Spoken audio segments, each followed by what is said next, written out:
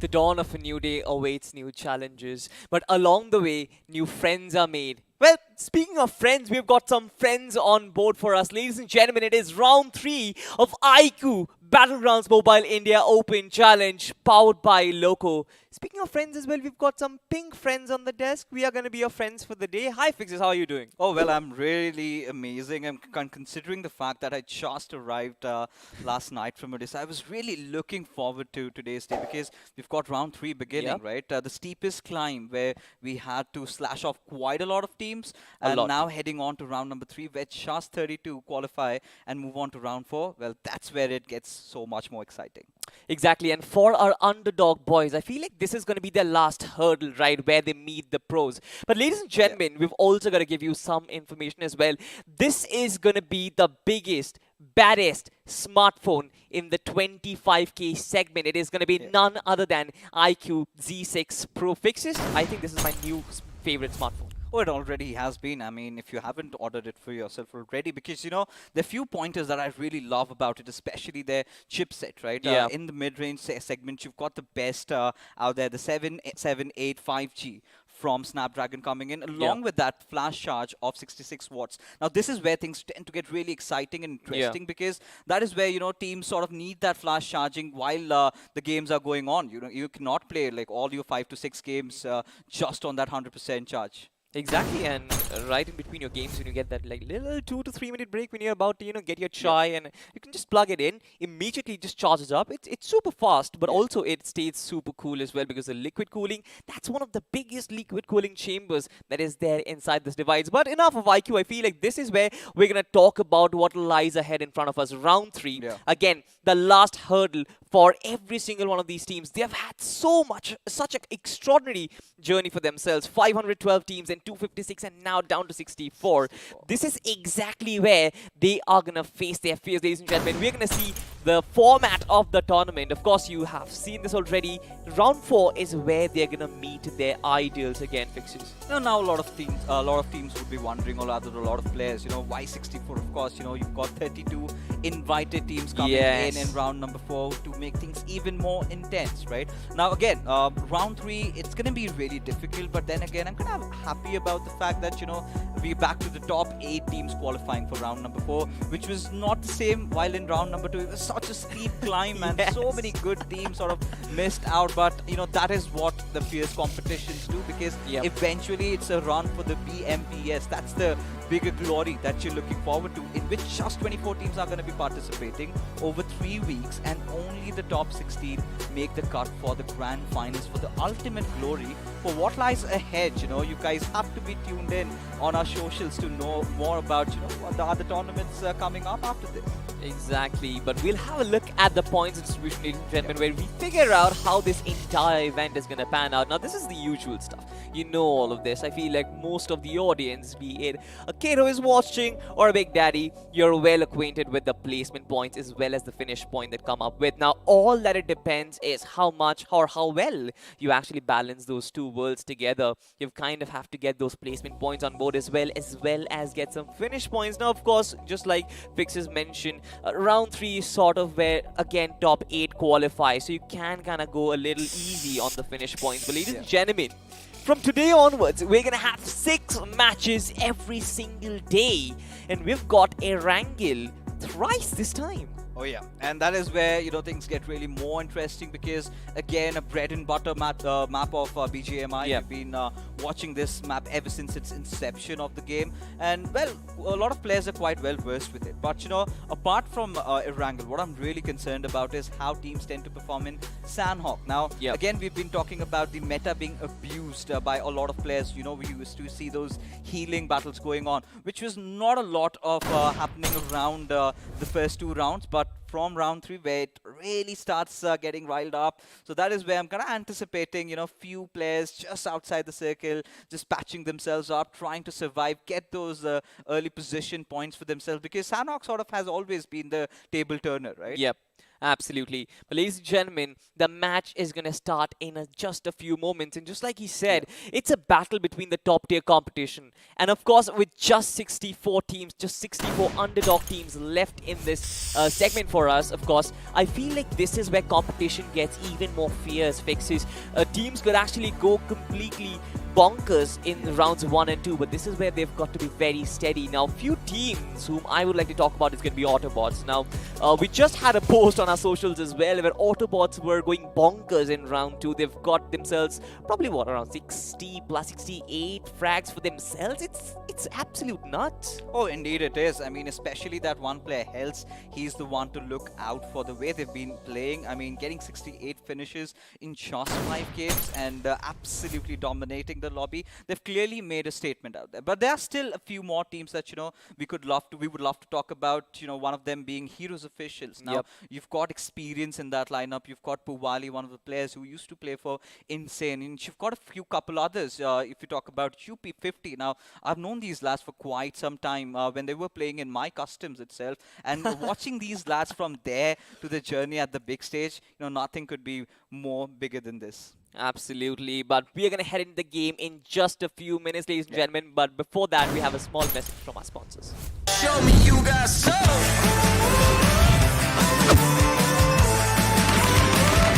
Just the way you like it. So good, so fresh. So good, so fresh. Woo! Crazy. Yeah. Yeah. To be honest, I'm not gonna lie. I kind of feel like opening up my phone and probably order one for myself because we were having this conversation last day that my device doesn't really support the hardcore mechanics of BGMI. I kind of get those lags and jittery movements in the final circle, and my friends kind of think that I'm a noob, but honestly, I'm not. That's a story with every other guy. I just have a bad device. So this is one for you guys out there because being a ex-competitive player, I always used to feel these problems with there, right? One of them being not having good battery over there, not having good charging because you had to plug in your charger and then like once you play while you're charging, it kind of heats up your phone. Yeah. You've got a really nice vapor cooling technology also over here, and then again, adding on to it, it sort of adapts and adjusts to your brightness, right? Yeah.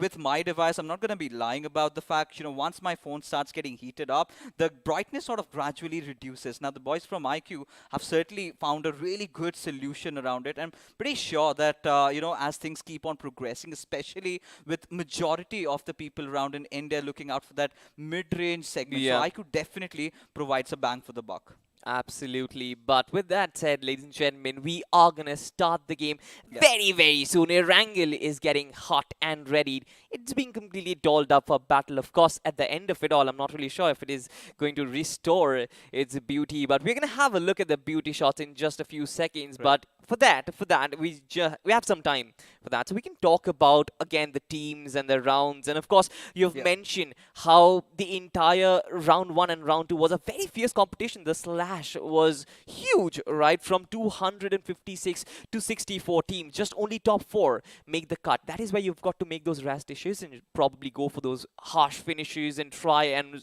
rush towards the squad whenever possible. But this is where you've got to kind of calm yourself down a little because you are facing fierce competition. These 64 teams, they're probably the best underdog 64 teams in the country right now. Exactly. I mean, if you take a look at all of them, they were top 4 of their groups in round number 2, Exactly. right? So this is where you kind of start wondering, maybe, this the top 8 teams are going, so it's going to be rather easier for us to qualify. But you need to understand who your competition is. Now, they have been dominating the lobbies. Now, we've got so many teams and a variety of players coming in. You've got teams like Autobots, like you just said, who tend to dominate the competition with a lot of finishes to their name. And then we have teams like Tenacity, who sort of tend to, prioritize a lot on the circle, look out for those position points. And, talking about Tenacity, we can also get in teams like P6, if you remember. Yep. We had it on the broadcast. And they were one of the teams, out of 5 games, in 3 of those games, they perfectly predicted the circle where it had to be, and it sort of went over there. So you have variety, you've got mixture. So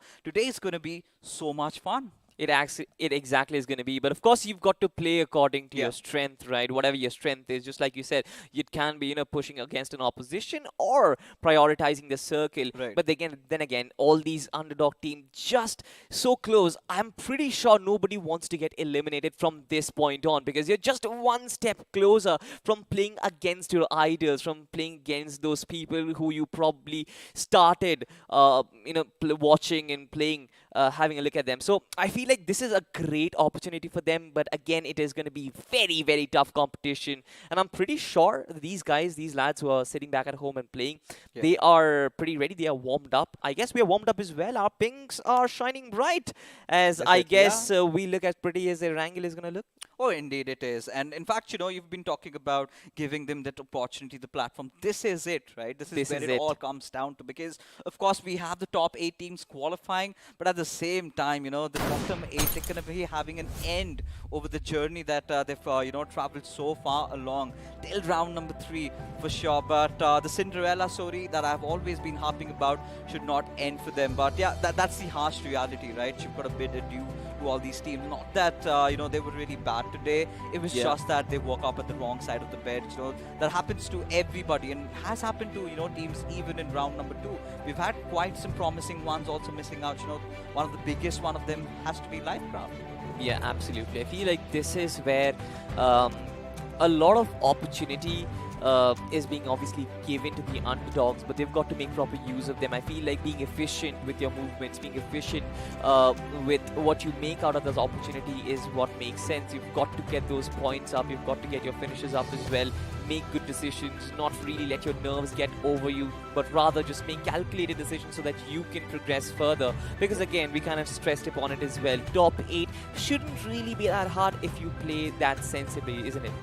Well, I mean, you've got to have a good mindset, first of all, right? Very And fresh mindset. there cannot be a substantial game plan that, you come with it and everything sort of works according to what you Exactly. think. Because, again, you're sort of kind of getting into the uncharted territories, right? You do not know how your opponents have played. Not a lot of teams have been broadcasted, right? So this is where we do not know if they're going to have those drop collisions early on. And these are the teams, these are the upper echelon teams that have sort of made it over here. So this is where you're sort of going to be anticipating that, they're not going to back out of a fight if it comes down to it. A few of them, the ones focusing a lot on position points, they certainly can, go for other measures. But the ones like Autobots who have been looking out a lot for those finishes, they certainly aren't the ones to back off. That being said, ladies and gentlemen, let's just have this big bird up in the skies as we have the flight path trajectory almost dissecting the map into 2 halves. It is from Siverny towards Susnovka military base. A fresh new week. It's going to be round number 3,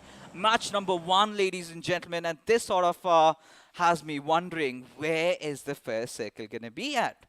Maybe towards Katka once again. May history repeat itself, but nobody knows actually. But I love this circle, to be honest. I absolutely love the flight path. It's just completely vertical. There is no trajectory to it as well.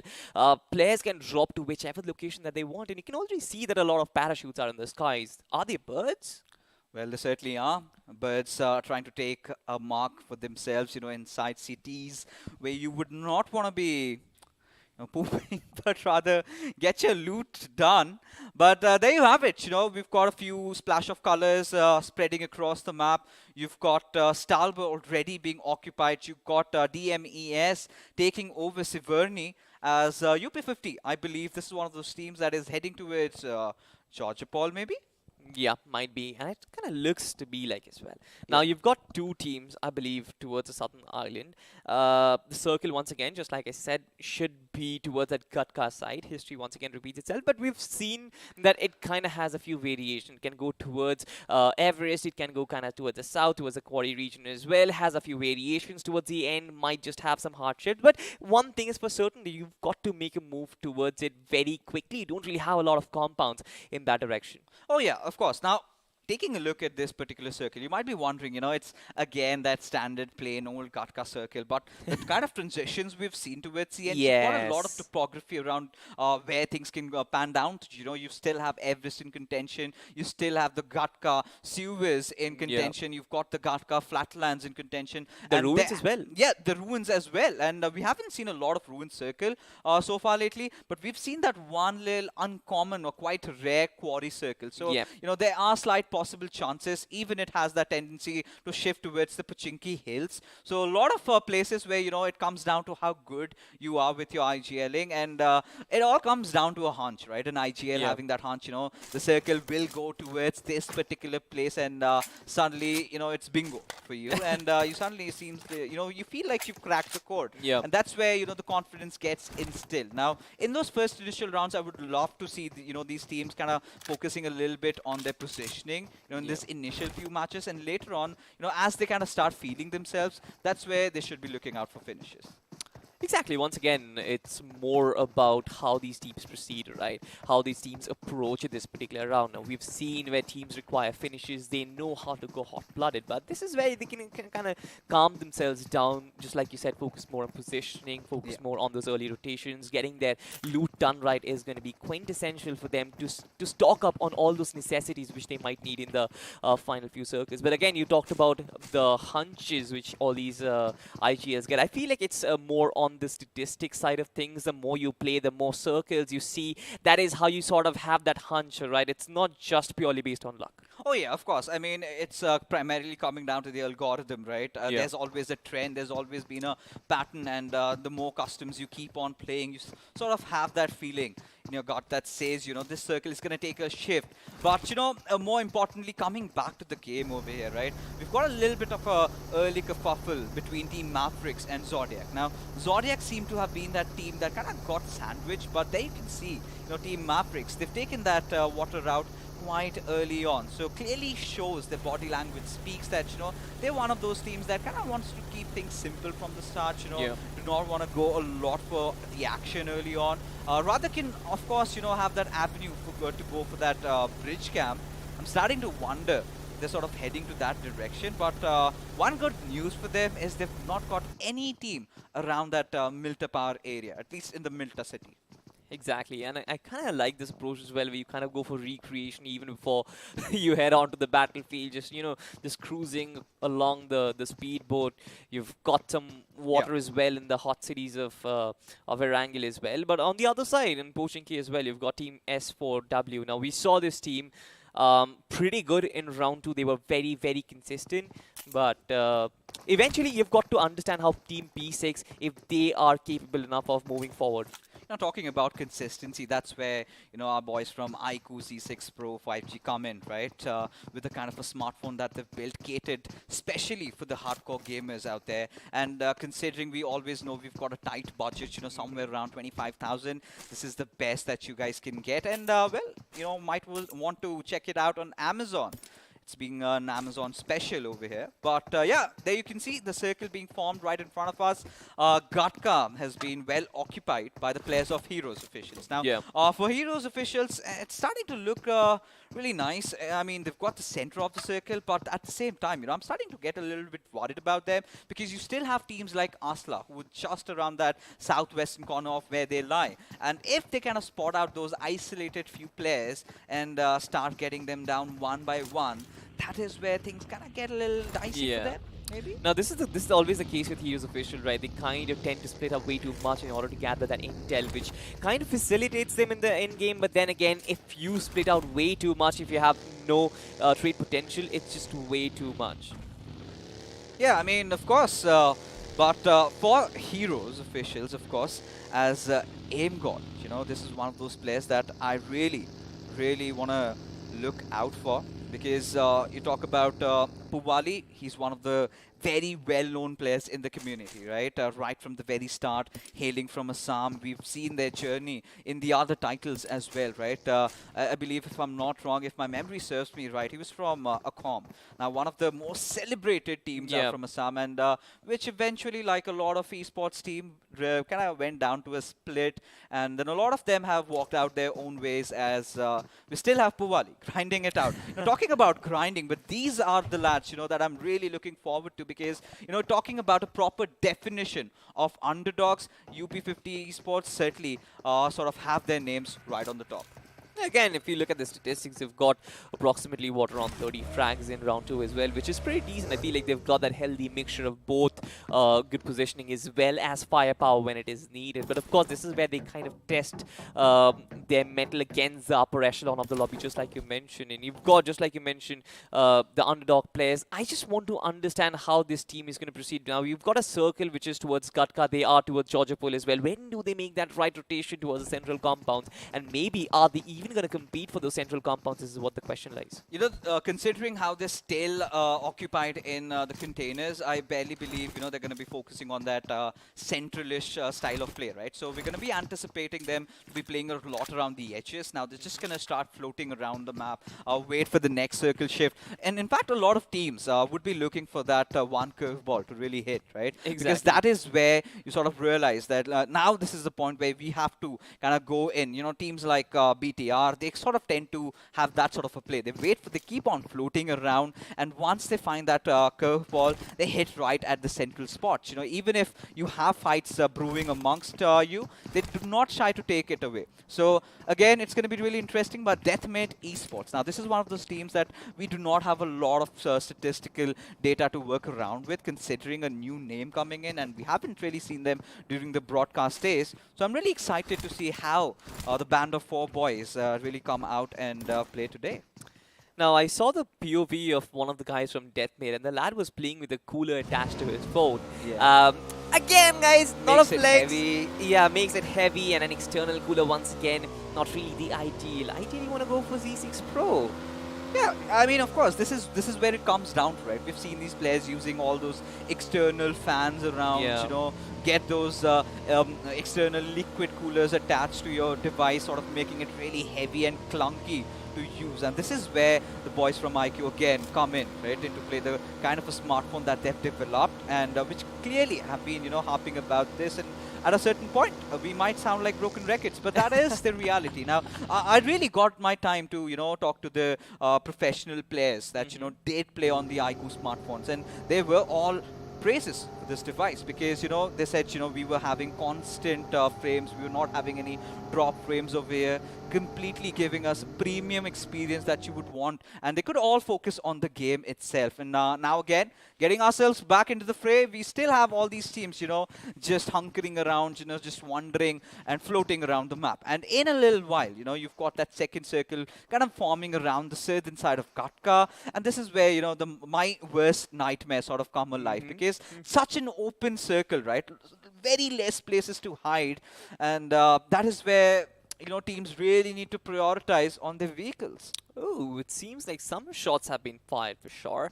I can Finally. Yeah, finally, right? The calm before the storm. I just hope the storm arrives, because this is what we want.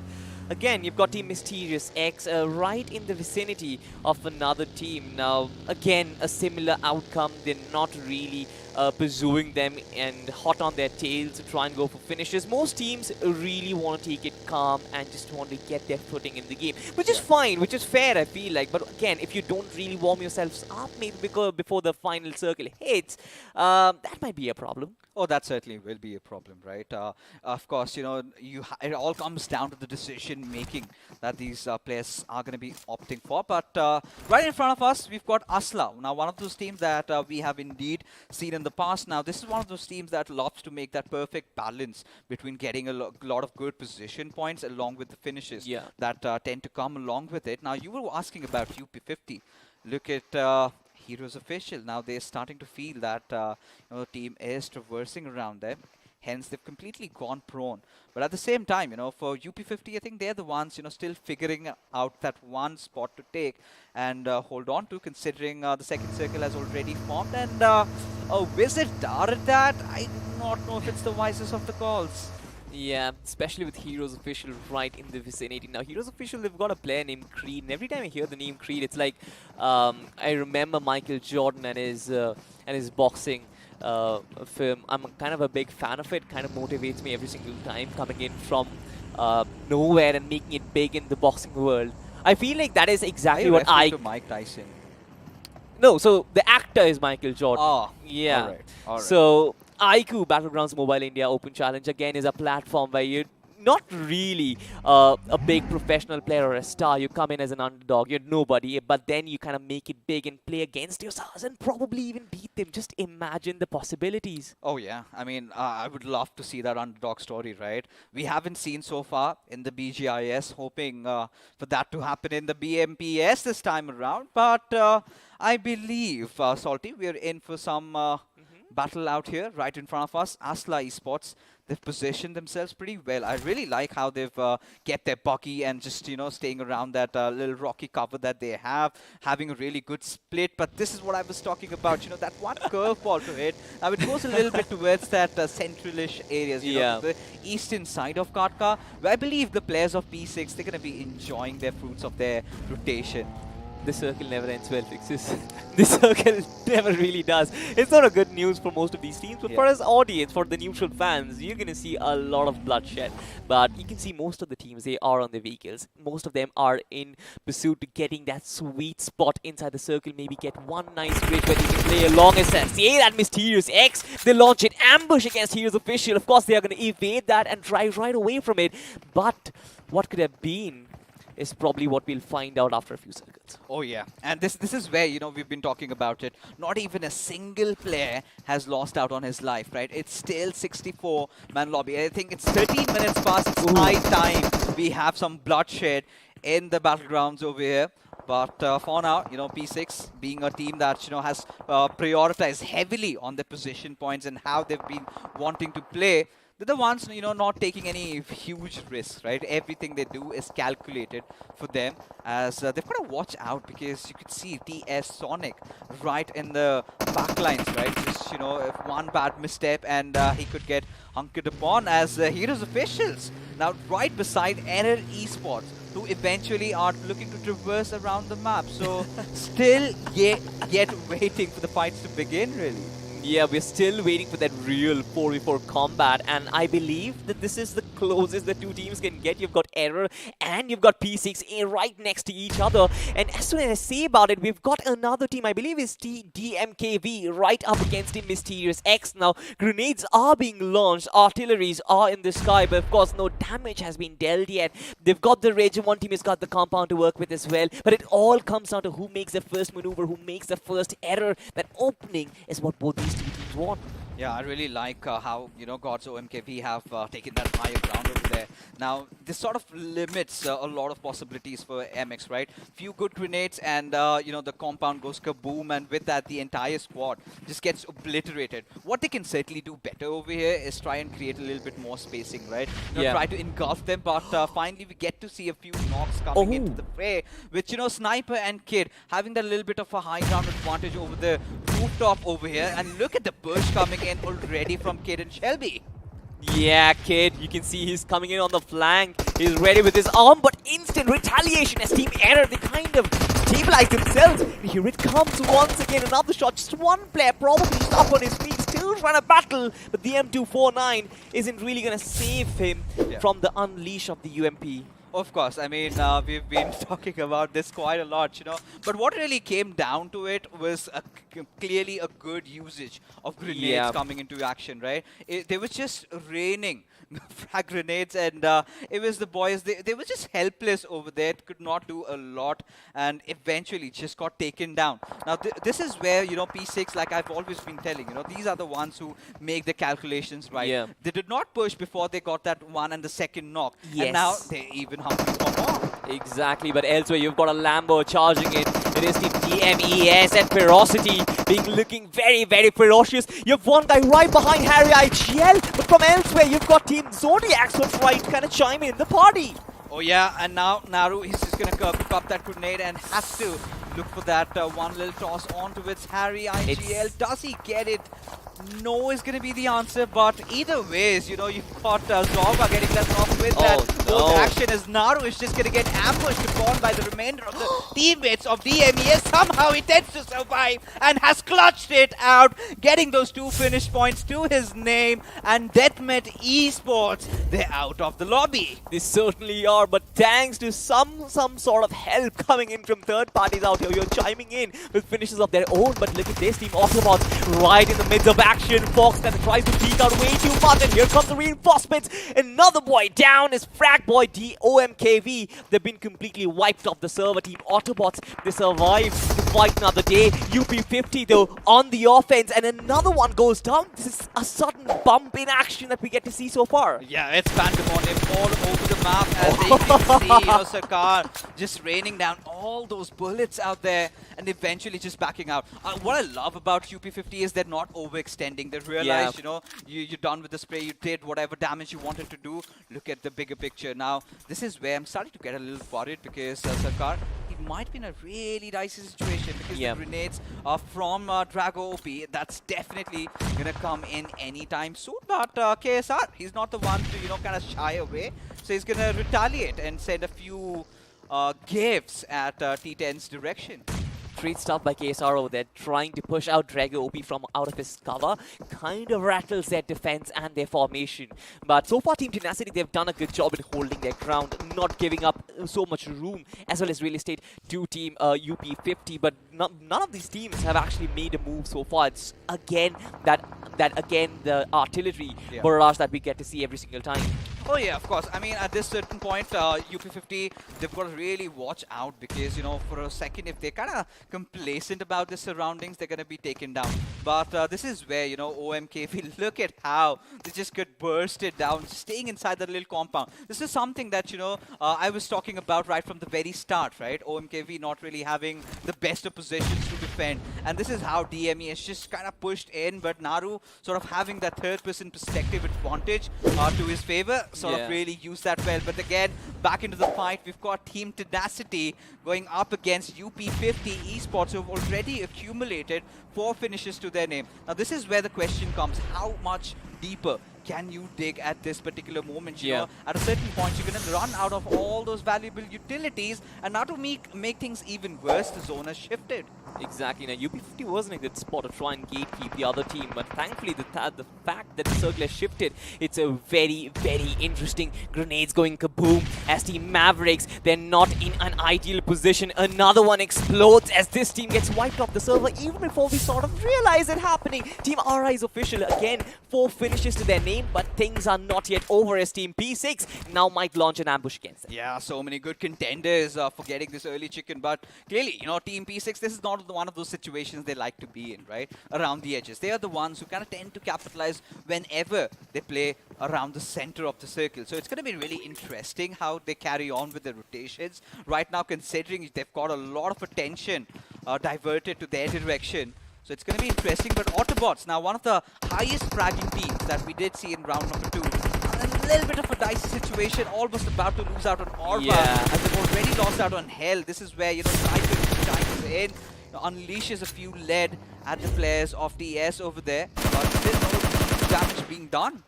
Good stuff done by Team Zodiac right now because they've got somewhat the center of the circle, but Spray, of course, kind of still trying to, you know, strengthen his footing right here. The smokes will give them some sort of cover to work with, but nothing as such. So far, the circle has got most of the teams inside, and it's completely in an open area as teams launch ambush right against each other. You can see the team, Drago's team, of course, both of them being just completely nailed the hammer behind the tree. Nobody's surviving. The spray coming in from UP50, and I love this strategy. Just trying to scavenge from the edges and cleaning up every single one before you actually move central. Yeah, you've got to be opportunistic, right? You know this has been a tough lobby. A lot of players have been surviving till the very end. So stay around the circle, stay around the edges, look out for those finishes coming up, and once you go for it, once you get it, just go for it. As I believe, Sarkar has taken a little bit of a left shift over there, has to spot out the players of SNN, and Tenacity somehow by the Viscous. I'm starting to wonder how on earth are they still alive? I have no clue what's happening, but we still have 8 teams and 25 players left inside the circle. It's a completely open circle. It's a death trap, right? Exactly. Green gets spotted, and Aditya just taps into his knees right now. Might just confirm that finish as well, but you've got so many teams on this eastern edge of the circle. It's very, very difficult for most of them to move in. You've got right teams sitting right at the center of it all. Asla, of course, being the first resistance for UP50 so far. I can see only Aditya who is trying to stop them from coming in. Now, this is a good gatekeeping situation. Complete open circle right in front of them. They have to push this guy if they have to move forward, and Sarkar is just denying them one by one. Oh, he certainly is. Now, UP50, we can certainly say one thing for sure, they are on fire, right? Doing everything right over here. As Asla is sort of going to be reduced down with the numbers. But yeah, the trades are definitely coming in for them. UP50 now, they've got 30 seconds on the clock, right? They need to get the rest back up, and they somehow need to also enter inside the circle. I believe Sarkar has already secured a good spot for them. It's all about dealing with the players of Asla and then moving on ahead. And this is where I'm starting to get a little worried about Aditya, because the way he's sort of roaming around right in the open, and at this particular point, if he gets knocked down, then this is it for him. For UP50, they've got to prioritize. Do they get to the circle, or do they keep back Asla and then keep them pinned down? Of course, they're taking their vehicles. They're trying to traverse from cover to cover. Is this a good decision to try and use a vehicle in the final circle? Something which we will find out. But Heroes Official, right at the 10th center of the circle, could have controlled the entirety of it. But there's no cover whatsoever. They've got to battle across multiple teams and garnering attention from every single one of them. It's a tough job. Tough job for Heroes Official as well, as Aim God gets taken down. Nades coming in, landing on top of them as Aim God is completely finished off. Oh yeah, indeed, as Pablo has started cooking up, and they need at God's direction, and finally God's lead has been proven by the players of P6, who aren't going to be stopping their march on taking on the center. But at the same time, you've got to wonder how many smokes do they have. Puwali somehow still surviving amidst those dense smokes, and Creed, I believe his position has also been compromised, as Shelby is just going to enter inside this murky cover and look out for places to scout around and get that finish. Eventually just gets punished by the players of Heroes Officials. A little too ambitious over there as Team P6. They're still on the offense. They've cornered Team Heroes Official from all directions. UP50 comes in from behind and land that final blow in the coffin. Just one player survives, but good stuff done by UP50. They still got those 4 players up and alive. Team SAW, or rather Team P6, not really the ideal situation. But you're going for that revive, paying the prices. 8 finishes to their name. UP50, they're abominating the lobby right now. Yeah, this is an absolute obliteration, but SNN are really love their spreads, considering how they've been playing on the edges, and now they've got a little bit of a high ground, so a lot of information being imparted to them. But I'm going to give it to the boys from Asla for how long they've really survived, considering that situation that they were in. But look at Tenacity's Cubby, who finds Maximus out of nowhere, gets that knock secured, and these are those little pesky buggers that completely just take away your chances of getting the chicken. Exactly, man is wearing a lemon gown, but it does not matter as long as it hides or disguises presence inside the circle. UP50 still looking very, very strong, going from cover to cover, but that little distraction from Asla is what might actually cost them. Asla buying themselves some sort of time to actually move inside, and that's exactly what they do. Use the buggy, but here it comes. Sarkar going on the offense. Reinforcement comes in from UP50 as they try and destroy Asla right in the face value. Is it going to happen? Fixes. Cyan quite low on HP. He gets knocked down. Only 1 player survives. Aditya, it's just about him who needs to search down Sean and take him out as well. I think he has a slight idea of where he could possibly be, but no! Sean completely spoiling the party over there, and now UP50 suddenly start bleeding, suddenly start losing out on the numbers as Cubby. He's gonna be that one guy who's gonna steal every little finish that he can find over here. Now, UP50, the numbers have dwindled. 11 finishes to their names, but just that one player surviving has to be Sarkar, who's going to do all that heavy lifting. And in the midst of it all, P6 finally got that room and space to breathe. Exactly, they've got that two players up and running. They've got 11 finishes to the name. All that they want to do is just close this game out on a victory. Now, I have to talk about tenacity because Gabi, he's just one guy in that team project who does not do anything but takes away all the credits for himself. But man has got himself 3 finishes and so many crucial placement points for his team. But have a look at this. Most of the teams, they're aware that their vicinity is full of snakes. You can't give away your positioning. Asla, they're still surviving. You've got Team SNN as well. You've got UP50. 3 teams surviving with just 1 player. Asla and P6 are the only ones with 2 players surviving. This is not the ideal time to show yourself, is it? Oh yeah, you've got to wait for the next circle shift, the 8th circle coming in. That is what all this silence is about. And again, it's going to be a little more chaotic. I believe Sarkar has been spotted out of his cover. Zero might go at him any single moment as he keeps on proning around. One with the natural ready. Shan has his helmet spotted out, but Sarkar, he's going to hold on to his triggers, not going to fire anytime soon. Finds a little bit of a space, does give away his position. I do not know if that's the smartest thing to do right now. Shan had his grenade cooked, had to toss in some other direction, otherwise would have shot right at his face. But now, Asla, having slowed everything down, you've got Sarkar just giving away his position with that pan being spotted out in the open. As Kabi, he's going to be so much more careful as Shan manages to get that first knock onto its gate with Pablo lobbing that Molotov in his direction, still having no damage dealt. That little airdrop gives him that little cushion, but here it comes. Pablo going on the offense, but risking his own presence and his disguise inside the cover. Everybody knows that Team P6 is here right behind the crate, but what can they do about it? Kabi once again, just insanely efficient with this guy's finishes. I don't know how this guy is still surviving. Might actually go for a heal battle to maybe go for those, fight for that second placement spot, but that's not happening. P6 as well as Asla, they are very comfortable inside the circle, even though Asla's position has sort of been revealed. You can see the spray coming in the general direction, and here they come. The patience is sort of taking a toll on them. 0 quite low on HP, and here it is. We have Team P6 getting that first winner chicken dinner of the day fixes. Oh, wow. Now, this is something that I honestly did not expect, because considering how the circle was panning out, we all really thought that, you know, this is going to be a Heroes Officials game. But then again, you've got P6 waiting for the right moment, because they had the first blood inside the game. They managed to get those quick squad wipe over there, and then they waited, right? They were really patient up to the point they took on that eastern area for themselves and had to pick up all their fights quite wisely, because at a certain point they were just getting pinched, they were getting hammered down by the boys from UP50, who again were one of the, you know, biggest contenders in getting this chicken, had they not been a little complacent about the surroundings. Absolutely. Asla Esports just hit them quite too hard. But ladies and gentlemen, we'll have a look at the highlights where we kind of witness this entirety of the map unfold right in front of us once again. Now, you mentioned about Team P6, right? This first 4v4 fight, the real fight in Erangel that we got to witness, it was just pure perfection, right? Just watch this nade bounce off of that little, I'm not really sure, the broken edge of the fence right there, and dealing so much damage. You've just got one player who's just surviving. You surround him from every single direction.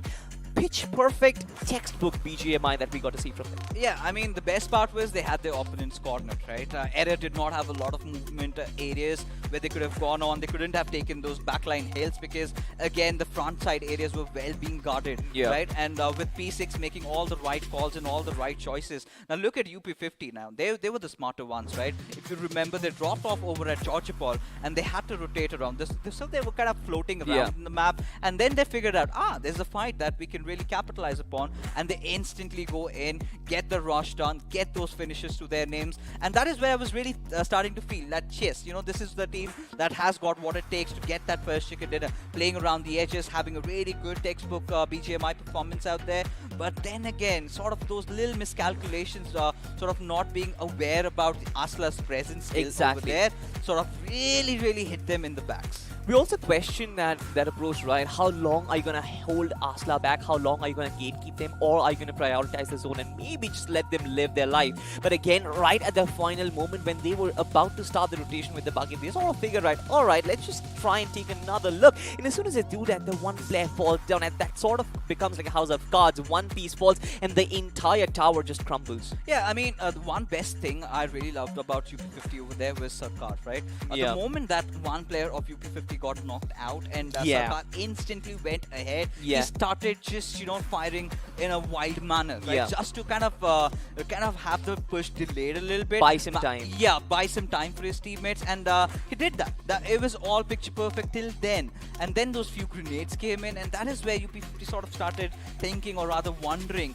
that maybe we're done with Asla. They're wiped out, because they had their attention shifted elsewhere towards the players of P6. Now that is where they dug their own graves, right? Shan YT just lying around prone, and suddenly comes out of his cover and just goes ratatata and absolutely starts shredding bodies left, right, and center. And this is where when you're playing around the center of the circles and not having a lot of vehicles to work around with, especially you do not have a compound. Now this is where Heroes officials went wrong. Had they got a few vehicles to their name, just blow it up, create some concrete cover for yourself, Yeah. then there would have been chances where they could have made it further into the standings, right? Especially considering they were the ones who were nearest to the circles. They were the ones who held on to the heart of the circle even after that fifth shift, right? This is where we were wondering now if they could have held themselves a little bit longer, could have gotten themselves a top 3 finish, if not the chicken did.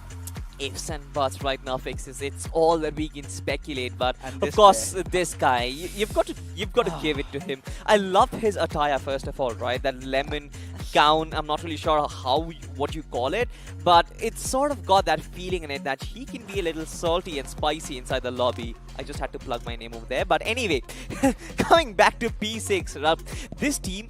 I kind of felt like when they ambushed Heroes official and got the central part of the circle, I felt like they could be in some sort of danger, because that central part of the circle, especially in the final iteration, was sort of like a lower ground, and you've got Exactly. the edges which are a little up higher, which kind of creates an easy open line of sight for your opposition to spray down upon. And that is when I felt like P6, they are being a little too ambitious, just should have stuck to the edges of it all. But then the circle shifts and they kind of recover from that very well.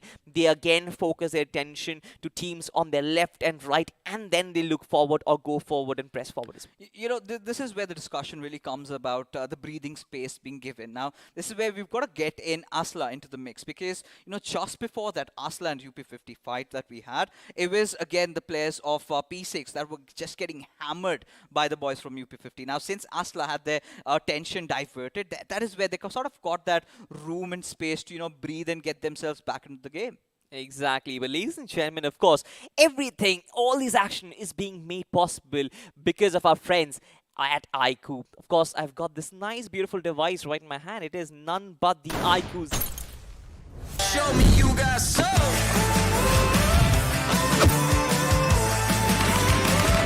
Just the way you like it.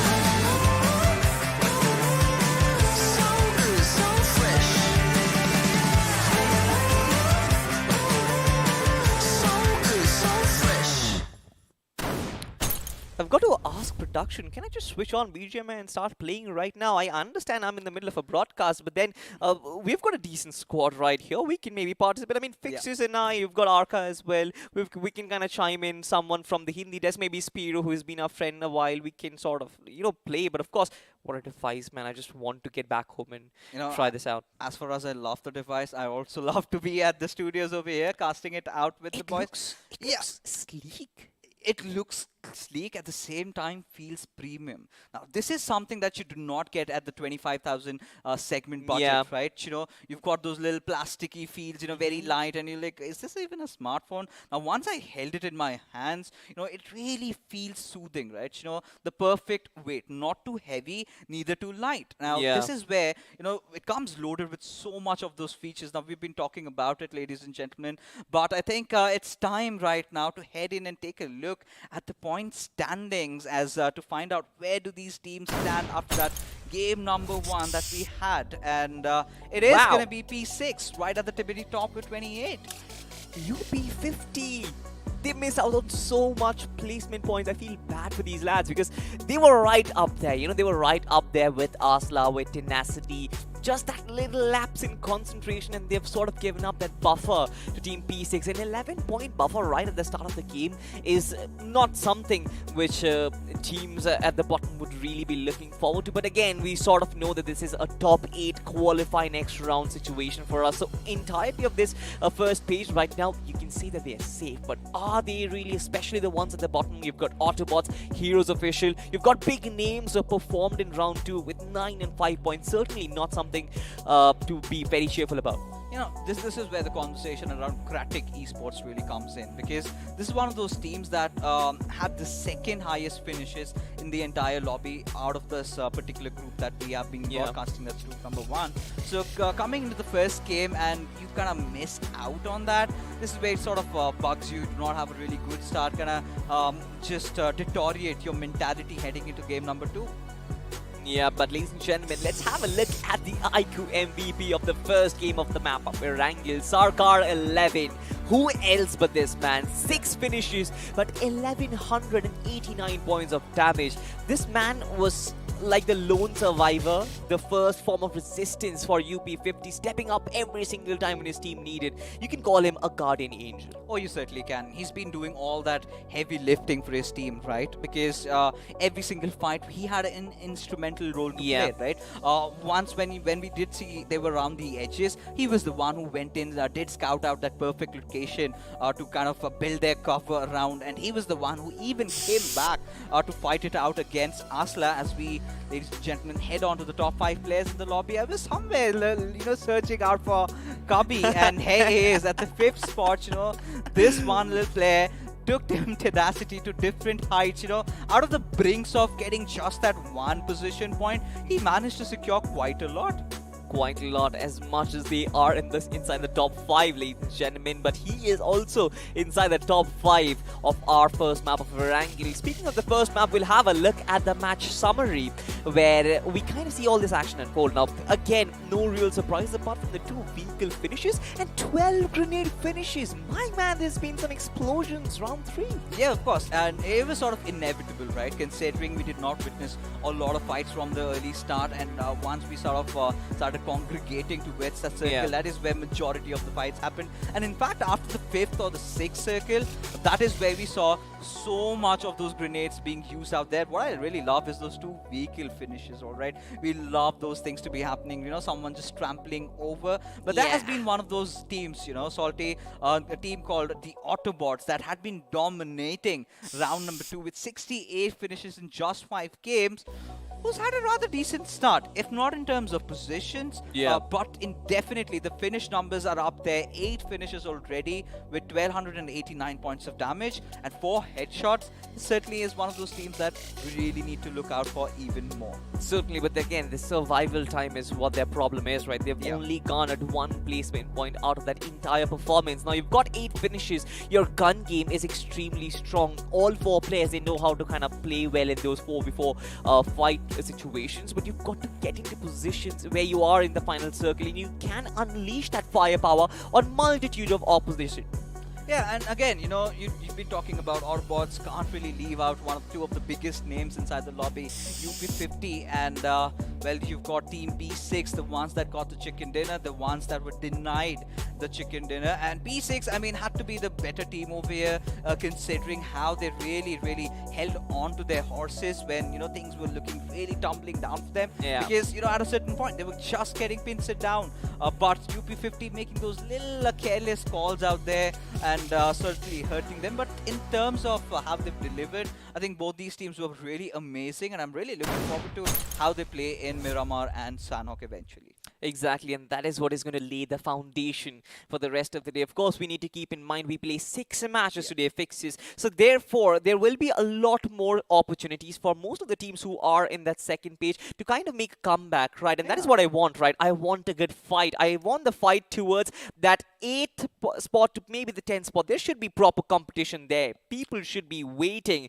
to get to the next of their opposition. But of course, as I say that, we are heading to the land of deserts. We are going to Miramar, ladies and gentlemen. And that is exactly where we'll find out if Team P6 can sort of keep this run going on, if they can keep this momentum for themselves, if they can get those finishes once again, get that chicken dinner once again. For Autobots, it's going to be a situation where they want to redeem themselves, right? For UP50 again, it's a similar storyline. But of course, speaking of storyline, we've sort of changed partners. My partner in pink has sort of been substituted. My partner in green. Arka, how are you? I'm absolutely fine. I'm pumped up. I really want to see, how many teams are going to be going in for finish points rather than anything else, because at this point of time, it's all visible on our screens that, the teams which has performed well with finish points in the previous rounds have got a very good chance to, perform in this round as well. So there are chances where we can expect, teams to actually take out an all-out brawl and try to get finish points earlier, so that one good game of winner-winner chicken dinner can give you that maximum number of placement points which you're looking for to make it into the top 8. And in the first game itself, we saw it was one team, in the spotlight who actually got that, finishes in their name. Exactly. Well, ladies and gentlemen, of course, all of this is going to come if you have a high-performing device in your hand right there. We're going to have a small word from our friends at iQOO, and after that, we're going to have a look at the game itself. Show me you got soul.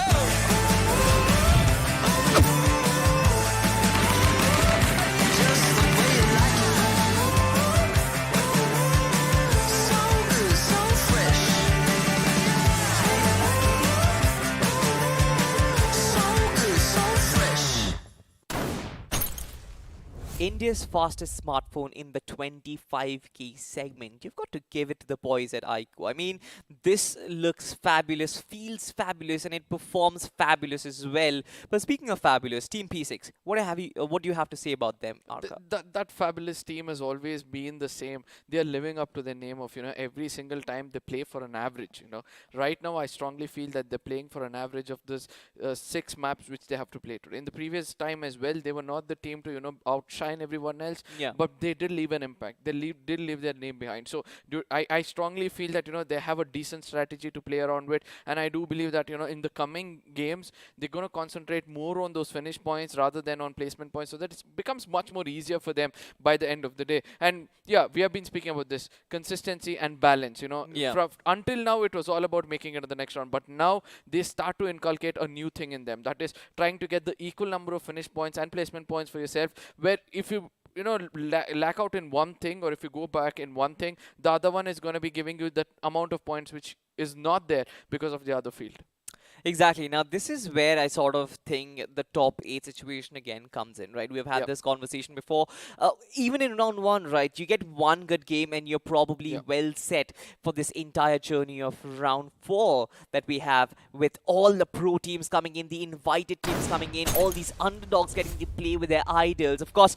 But ladies and gentlemen, Miramar is a map where we have seen a lot of tables turn, and that is exactly what I want to see. I want to see the teams who couldn't really perform on the map of Erangel kind of show their mettle and what they're made up of in this map itself, because this can sort of change, right? We generally say this in the map of Sanhok, but considering that you've got 6 opportunities to redeem yourself, and again, top 8 is what we are looking at. One good game, one big chicken dinner to your name. The road is very easy. It's a Cinderella run, right? You get that one 20-pointer or a 30-pointer. After that, you stay a little consistent, you're going to make it inside the top 8. No, that's the whole thing. Now, if you're going in for that big game right at the beginning of it, you have to make sure that you're not in the crosshairs of the others when it comes to the next games you play. So, we're speaking about the map of Miramar. Somewhere I would like to agree that, this could be that game-changing game for a lot of people, because at this point of time, there are teams in the bottom who will be looking out for some early skirmishes so that they can pick up some 3 to 4 placement points and then 3 to 4 finish points and then try to play for placement points. So I'll be looking forward to see whether few teams will be actually going in for such kind of strategy, because ultimately the goal is going to be this. You look out for the enemies who are having the highest number of finish points, try to target them, so that at the end of the day, only when you put the kings down, you'll be able to take the throne. Exactly. Again, it's a battle of thrones, right? It's a game of thrones, just like the series that we witnessed. You've got every single team coming in from north, east, south, and west, and they're gonna battle it out on the map of Miramar, ladies and gentlemen, as the big bird takes it in the sky, just like Fixes wants to call it. You've got Team P6 who are on your screen right now, the winners of the first map. But this is a different story. The flight path is very skewed, extremely subtle flight path that we get to see. It starts somewhere towards the north of Impala, towards the Prison Islands. Now it does cover Chumasera and Los Lunas directly under his trajectory, but Arca, what do you have to say about El Pozo, La Cabrera, and all the region it sort of avoids? I somewhere feel that, you know, the team which chooses to go to such places will be rewarded with a lot of placement points, because ultimately they have a long journey to travel. They'll have nobody to taunt them, so they can have the right kind of farming and slowly make it back into the circle in case it's shifting towards the flight path itself. But somewhere I feel the zone is going to be a little centric or towards the side of El Pozo itself, whereas I always pray for the zone to happen towards the side of Prison, because that is where the least, or probably not even once I've seen the zone happen over there. That small island below can challenge a lot of people even inside the side of Minas. So let's see what's going to happen, as the flight path is going to be coming on our screens any second soon. For now, we're able to see, as similar to the first map itself, all these teams are not choosing to go for any kind of early skirmishes. Rather, go to your respective drop locations, get the right kind of farmings in the beginning itself, so that you can have that final fight. You know, until the 5th circle, there was nothing whatsoever. And when it comes to the 6th circle, the kind of finishes we gained over there was so good. But as I said, if you choose to go to El Pozo, you're going to be rewarded with something like this. You certainly have to. I mean, Arca, once again, your circle predictions in you. This is an, I don't know, it's an immortal love that has sort of become very provident at this point right now, because most of the teams, they sort of understand that, yes, if Arca states that El Pozo is where the circle is going to be, then yeah, we better move towards that. And you can see most of the teams are still on their parachute, they're still gliding across, but a lot of teams have actually taken their drops towards the right hand side of the map itself. Now, a lot of rotations, a lot of traversing needs to be done, a lot of driving needs to be done as well, and that is where we sort of see those mid-rotation battles brew up, right? We get to see those mid-rotation 4v4 engagements where teams are just rotating on their vehicle and suddenly a spray down comes in. We've seen this quite a lot happen in round 1 and 2. I feel like this is where we'll get to see that relive once again.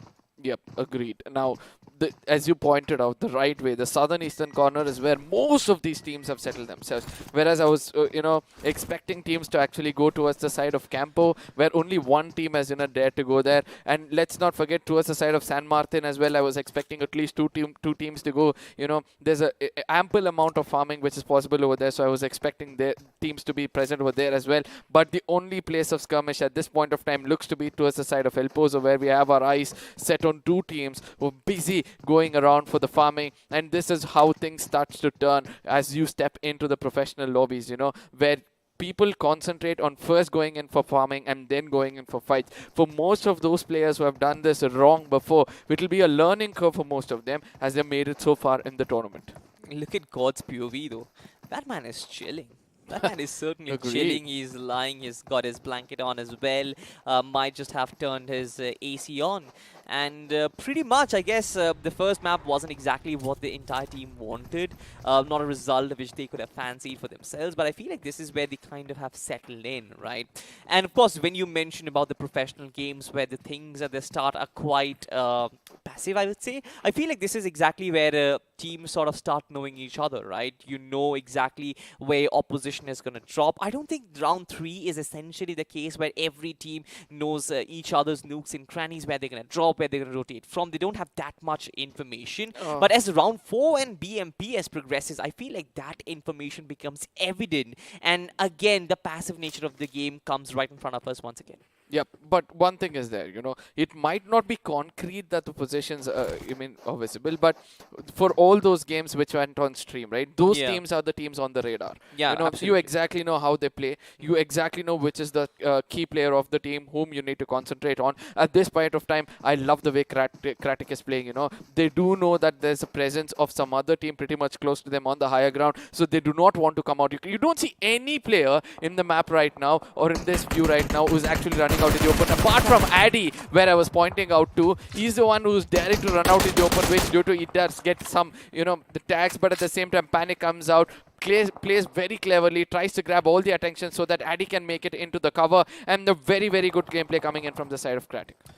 Again, for Heroes Official, their priority is clear. They want to get this land for themselves. They want to get this town for themselves so they can get their loot done, right? They need those meds, they need those bandages and health kits, etc. Again, the circle towards that far western part of the map itself. I feel like most of these teams, they're going to have some trouble because El Pozo is completely unoccupied. And when El Pozo goes unoccupied, one of the biggest cities inside the circle, you kind of know that there is going to be a lot of scaffing for a lot of scouting and a lot of skirmishes for those compounds and for those hard covers. Most of them are going to play it from the ridges. Speaking of Asla, you know, we've got to talk about them. Erangel, they played it out to perfection, right? Waiting it out right against UP50, lying underneath their nose and striking when the iron is hot. I feel like Asla did it really, really well, especially Sean Whitey. But I feel like for them, it's about continuing their performance, keeping the momentum up.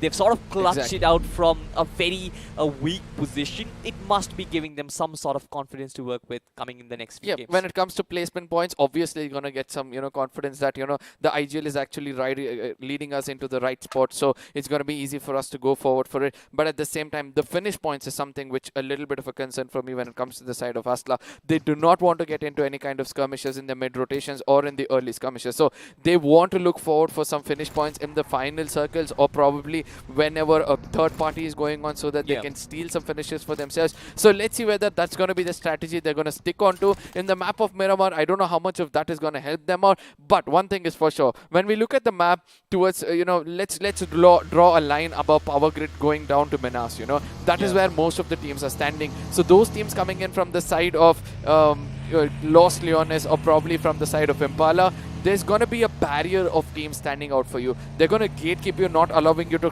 cross over that Power Grid mountains, and it's going to be hard for you to take it. So all they have to do is take a longer rotation to the northern side of the map and then come towards the side of Crate Fields or Crater Fields or probably towards the side of El Pozo. But for me, El Pozo is going to be that one place which is going to be rewarding you with a lot of placement points slowly. Might be, but this circle again, we've seen the circle before, never really is a very peaceful circle. Elsewhere, you've got Team Mysterious X. Now, I'm not really sure why Team SNN Maximus is caught in this weird position. He's all by himself. There is literally no cover, but of course, there are some sort of reinforcement coming in from a different region quite below. As you can see, Smash is there in the vicinity. Nade being lobbed in exchange, and Shinigami, with his Shinigami eyes, is going to take the life of Maximus. You don't really fool the Grim Reaper, do you? But of course, Team SNN, they would be looking for some revenge, don't they?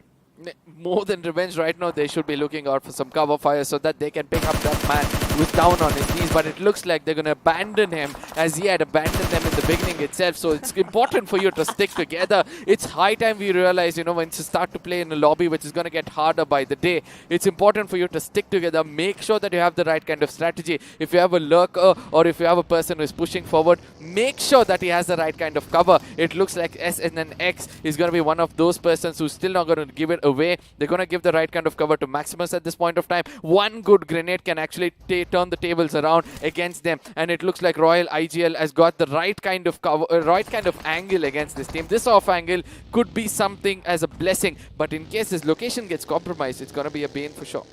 There's another flank coming in from Team MX as well. Have a look at this. Shinigami's already placed himself in this high region, right? He's got the topography to work with. He can have a look. He has a vantage point over the entirety of Team SSN. And I kind of like this, right?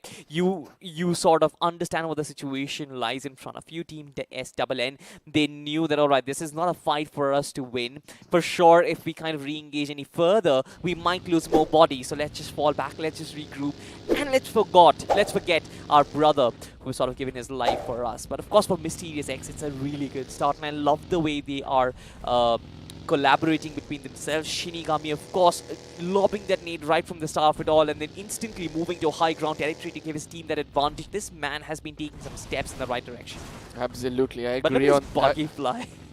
See, ultimately we all get to know that gravity is something which we have to rely on. Gravity is something which we have to respect, or else you're going to pull down so hard, and sometimes so hard that you might, take off with that vehicle It has blast. a definite number though, 9.8 Yeah, meter I'm per bad at second those. square. I'm bad at those for sure. That's why you find me over here. But ultimately, right now, looking at the circle shifting towards the side of El Pozo yet again, it's still gonna be, you know, the place for you to be. Try to be there as quickly as Whoa. possible, Wow. and some skills of climbing. Especially, we were speaking whether this vehicle can fly, Whoa. but rather it can defy gravity to an extent and try to take you to upper grounds at this, momentum because of that engine power. Probably UP50 is gonna be one team which is fighting out with the table toppers at this point of time.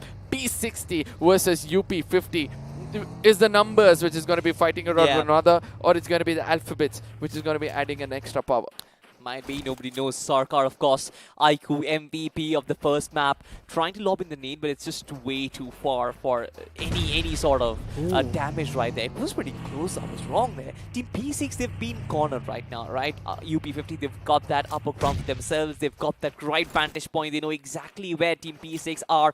Caught right behind, right? One small little edge after which you've got those nades being lobbed in. Sniper, of course, struggling quite a lot. Nades exploding just a little while. Where the rest of the teammates, they are in a 2-2 split. The rest of the teammates, they can't really do much right there, right? Even if you kind of lob in some smokes, try and get some cover bought in, it's not really going to help you because getting out of that situation only depends on UP50 and whether they're going to fall back. I strongly feel that UP50 can actually hold on to this position for a brief period of time.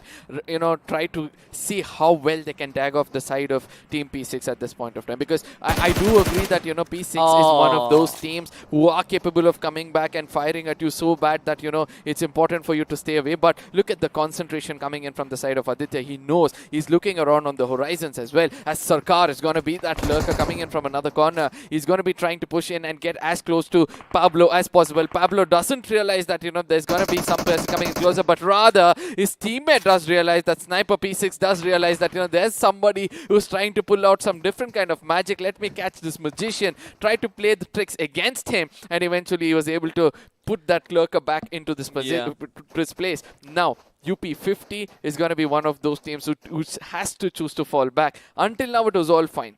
They're not having a view on the enemies. They have to look at the backlines as well. They have to prioritize the zone as well. So if they stick on a little more longer over here, I strongly feel it's not going to end well for them. Now again, just like UP50 and their playing patterns, they kind of try and occupy the right at the center of the circle itself, right? It's not the geometric center. You've got Monte Nuevo, and around which you've got a lot of teams closing in on them. You've got Team RIS closing in on Team P6. You've got Team Error Esports also closing in on them. Just like you mentioned, they've got to have a look at their backlines, but they can't really fall back because there's nowhere you want to fall back to. There's literally no compounds anywhere. It's just about being cautious about your surroundings. Shots are already being fired. I feel like Team SNN, they are in the midst of some battle as we can have a look at this beautiful drone shot showing us Error Esports closing in on UP50. Now, this is where they are in a sandwich situation. How do they survive from this? How do they disengage? Or how do they approach this particular fight is what I want to see. I don't think so. It's going to be easy for UP50 to run away from this. Being the patty in the sandwich, you know that you'll have to cross the corner of the burger to get away. But at this point of time, it's going to be hard. Somebody's going to chew hard on you, and that's going to be one person getting taken down. It's going to be EE at this point of time. Error gets a taste of their own medicine. They do not watch out for their back, and due to which one player actually gets down and gets finished off as well. TSX Purity on the other side is starting to cook up some mollies as well, as more players are getting taken down. It's Naru, one of the key players of the previous map itself, is burnt out in the beginning itself. Now, Zodiacs are one of those teams who played very, very well in the previous round. They did leave a big mark. I really expected a lot coming in from this team to perform much better, to try to stick together, because that was the key which they were undergoing. But ultimately, they choose not to stick together, due to which one card at a time falls until the complete pack is burnt off. Absolutely. Team Gods, though, for them, getting good position is really important. I love the fact that they have pushed back, but have a look at this. Frag Boy, OMKB, he's quite low into his opposition, but instant retaliation as Flash Ochi gets this nice quick finish for himself. Now, one man down sort of sets him up for the rest of them all, right? Now they can double down on the rest of Team Solitude and their players. Nades being cooked in, they really need that opening. Some sort of damage being done as Ferocity looks to go on the lurk, looks to go on the flank. It doesn't really work. Sonic is on his knees as well. This is exactly when Team Gods might actually launch an ambush, but have a look at this. One player of their team as well has been knocked out. It's not really looking all that healthy, is it?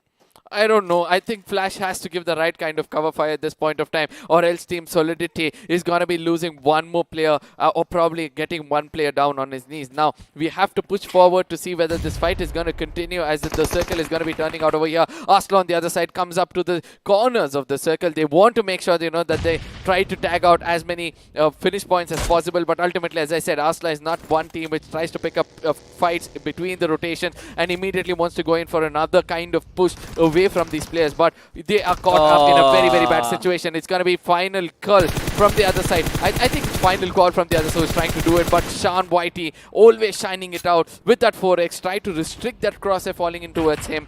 This fight is going to get intense. I love the fact that he deploys the smoke immediately and tries to go in the general direction. But Deathmatch Esports, for them, it's a very crucial. They've got this nice flank on final cell, final call, whatever you want to call him, on him. So I feel like his position is quintessential for them. But moving any further is not really in the best of their interest. They've got the mercy of the zone. They've got two players inside the zone already. It is Asla who actually has to push out towards them. But elsewhere, oh my god, Team Mavericks, they've actually been taken down by Team Solitude, and we did not really get to see that fight. It's disheartening, honestly.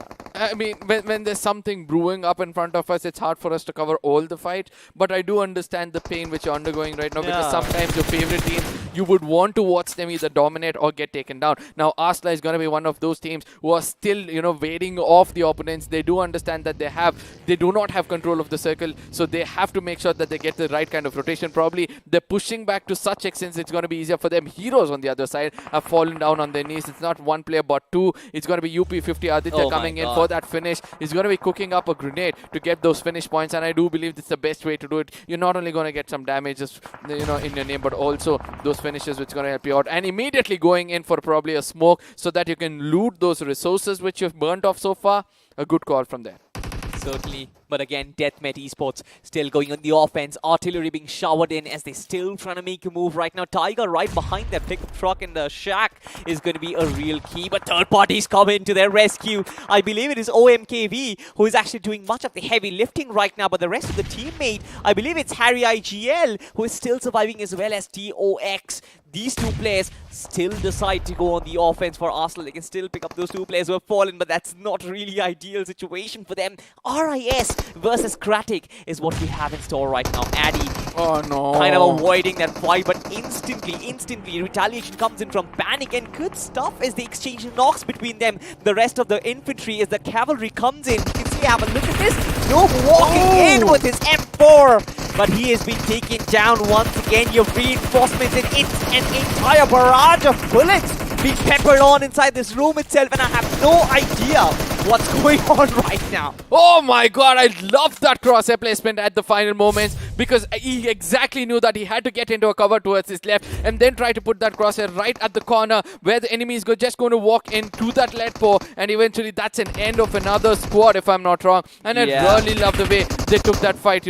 They just rushed in blank. But right now, another fight to look out for is going to be Deathmate versus Asla, as Asla's in the crosshair with that machine gun. I really thought that, there could be a point where we could have seen that, but Shan, living up to his name, yet again trying to shine out the best of what he can. He doesn't find that, peak head coming into his crosshairs. In case it had come, it would have been a different story. A stun grenade is going to be popped in. It's not going to be scaring anything, but Cyan is going to be losing his visibility for a few seconds. Sean Whitey on the other side is trying to cook up a grenade from the right corner. He does see the footsteps behind it. He does see the foot behind the car, but it's not going to be, of any use. Now, Lazy Boy is trying to pull this strings for a longer time. Sean is going to be pushing in. Can he pull the right kind of music and make sure? But rather, with that element of doubt, is going in for the revival, which could be possible at this point of time. No, Sean is still going to be playing around with the minds of Laser Boy. Let's see what's going to happen next. Oh my god, Sion and his presence right there in the final third. This man actually prevented Laser Boy from doing anything over there. And what a recovery from Asla over there. Sion and his presence. But ladies and gentlemen, we've got another fight that we've got to speak on. And Damager is just going berserk. His team Mysterious X is still on the offense. Team Tenacity. You've got Kami KK once again just showing his caliber. But this man falls as well, I believe. It's a 1v1 right now. You've got Reaper Jord versus damager. This guy looks to sort of finish in what's already been done right now. He's still looking to get those finishes to their name, probably recover a couple of players or two, but in turn he's also giving the opposition team some sort of time to get resurrected. One player certainly did get finished, but Team Tenacity, for them, it's it's not really job done. I'm so sorry, to cut you off in between, but that grenade just took away his own teammate, and that's not the right thing to do. I really want to see what Gami's got left out over here. He's been impressing us throughout the map itself, but from the other side comes off his teammates. Gabi was one person I was looking out for. He did clutch a 1v3, but ultimately the kind of cover fire which came in after that was not good enough, and due to which the whole squad had to hit the ground.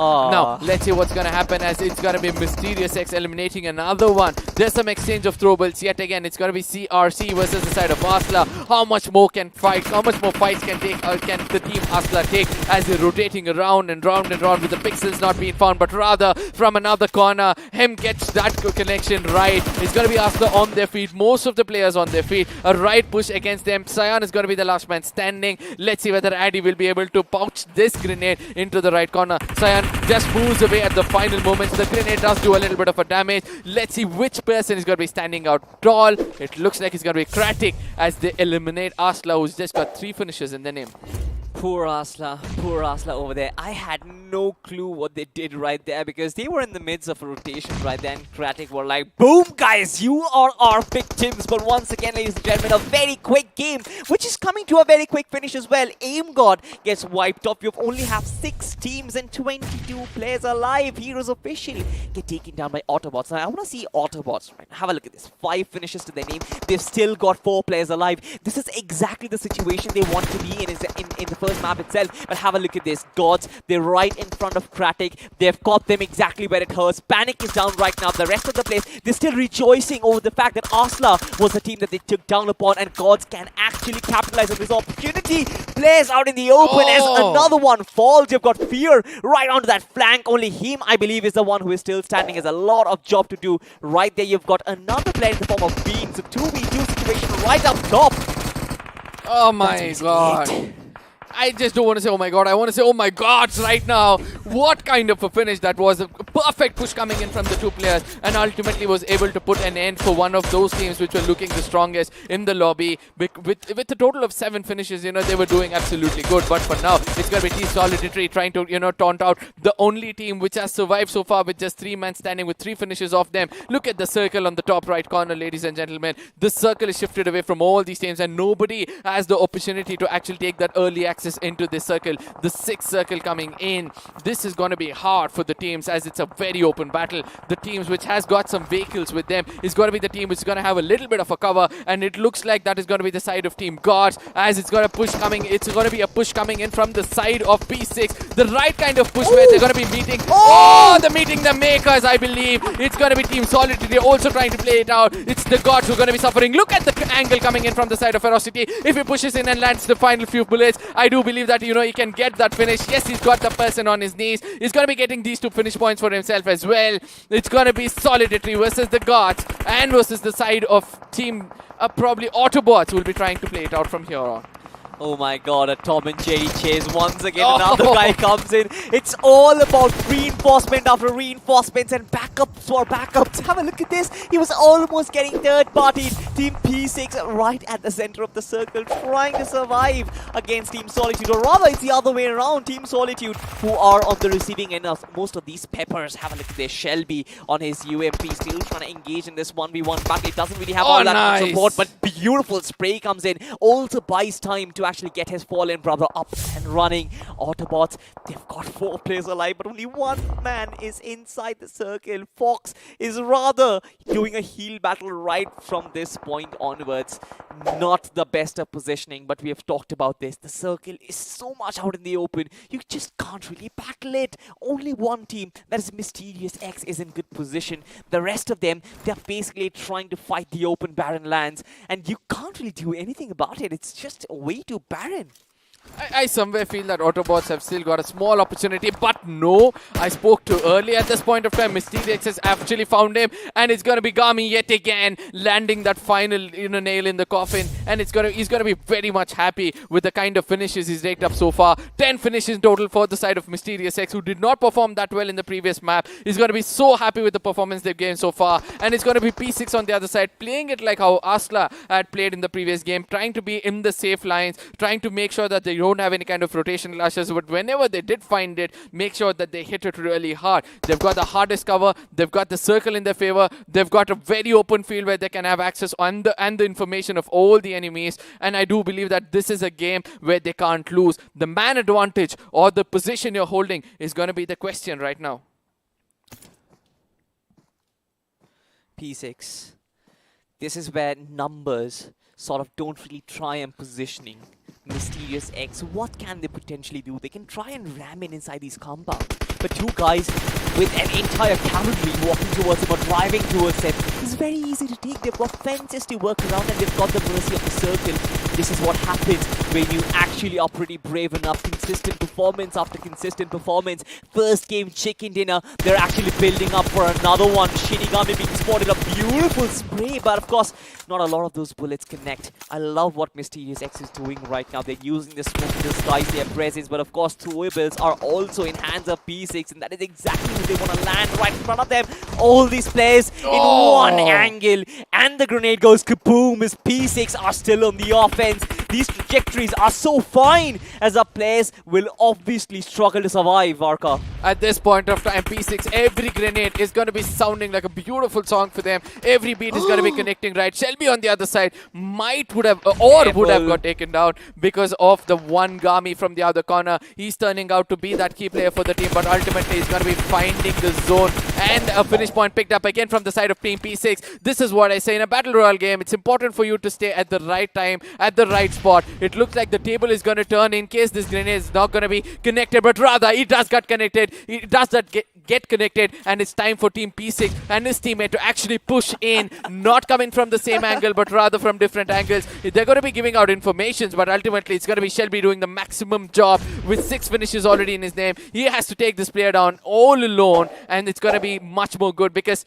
7 finishes in your name for a team which has got 10 finishes is a good thing for sure. They're certainly feeling very confident. Look at Team P6. They're feeling themselves. They're deploying the smokes, giving away their position to the opposition. We have seen this happen. We have seen throws happen from this point as well. Ares will be waiting for his opportunity. Now, for Mysteriox, the job is already done. They've got 10 finishes. They've got the second place. They've got a lot of points to work with. Just imagine 3 extra points from the chicken dinner and 2 more finishes. 5 more points can be game-changing for them. And that is exactly the job that Ares has been tasked with. Now for Team P6, this is a little too confident. Sniper still trying to go up top, trying to figure out where exactly Ares is, where they're just literally neighbors. Shelby and Ares, pretty close to each other, still not having spotted them. I guess he has. This is exactly where the offense comes in, and Team P6 get that winner. Consistent performance after consistent performance, just like Arca loves to put it. A good balance of finishes and positioning in the final circle. I just loved it, Mysteriox coming in from the other side. 10 finishes what they could gain with decent amount of finish points for themselves. 10 finish points also coming in. Autobots Esports on the other side. The team which was looking so strong with just one mistake which they had to make. They had to hit the ground so hard. But P6, I know that, they right now are going to play just for an average of few points in the next few games and making sure that they cement themselves into the next round. Now, P6 is going to be one of the watch-out teams for sure with 8 finish points and 15. With that 8, Shelby alone has got 7 in his name or 6 in his name. And that shows the kind of caliber this man carries. Absolutely, but have a look at this. Mysteriox, Team Solitude, all of them have decent positions for themselves, right? 22 points, 19 points, even for Autobots for that matter as well, 15 and 12.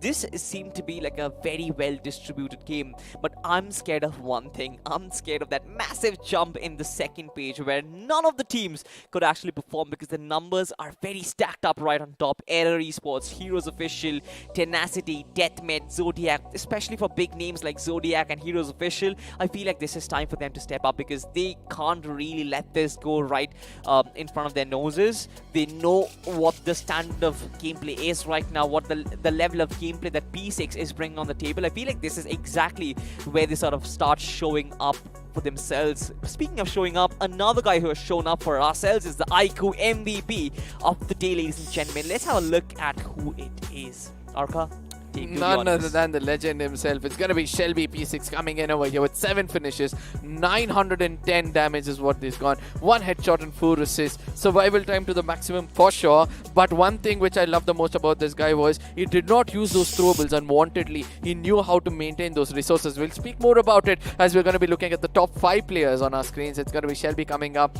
and Flashhawk coming in from the side of Team Solitude. He also played really well with 4 finishes. We can see the kind of damage he's gained over there. Sanhok is going to be coming in from the teammate is going to be catching up over there as well. It's going to be Mysterious X Damager coming in with 6 finishes. He's also done an amazing job keeping up a damage of 475 points. It's like he's done most of the clever work rather than the hard work. Exactly, but ladies and gentlemen, let's have a look at the match summary where we'll understand exactly what happened in this game itself. Now, healings again, we know Miramar generally tends to get a little more healing friendly. It's a little healing heavy as well. So 7,000, I would say it's a lower number as compared to round 2 and round 1 where you've got 8,500, 9,000 points of healing also done. But have a look at 10 the also. 10,000 as well, right? But grenade finishes, 6 grenade finishes, especially most of them being done in the final circle. I feel like most of them would actually go towards P6, but let's have a look at the FD graph, ladies and gentlemen, where we sort of understand what sort of towers these teams have built on the map of Miramar. Now, it's a desert region, like it's Dubai, and Team Solitude was feeding themselves. They've got a Burj Khalifa to their name. I don't know. I don't know how much of Burj Khalifa is going to be built after this because I can see it's all tight at this point of time. Each of these teams have dealt the right kind of damage against one another. So the fight is going to get even more tighter. This graph is going to be slowly decreasing when it comes to the damage and picking up when it comes to the side of finish points. So let's see what's going to happen as we're going to be stepping into the squad spotlight any second soon to see which is going to be that one team. None other than the team of Team P6 for performing so well. 8 finishes, 1,358 damage, 1 headshot and 7 assists. Most of it is done by one single man himself. It's going to be Shelby. It's not going to be enough. He's going to be the knight in the shining armor, right? So the more you speak about it, the lesser we're going to feel about it as well. But squad face-off is something which is going to get us a clearer picture. Exactly. Now, Team Solitude versus Mysterious X. Very, very close stats. You've got 11 finishes to Mysterious X's 10. There is a slight difference in damage, of course, with 400 points. But just like I always say, I want more statistics to be involved when you want to really want to assess performances and their playing style of a particular team. One single set piece doesn't really give you entire picture. But the fact that Mysterious X just could survive 6 minutes longer than Team Solitude gave them the edge, right?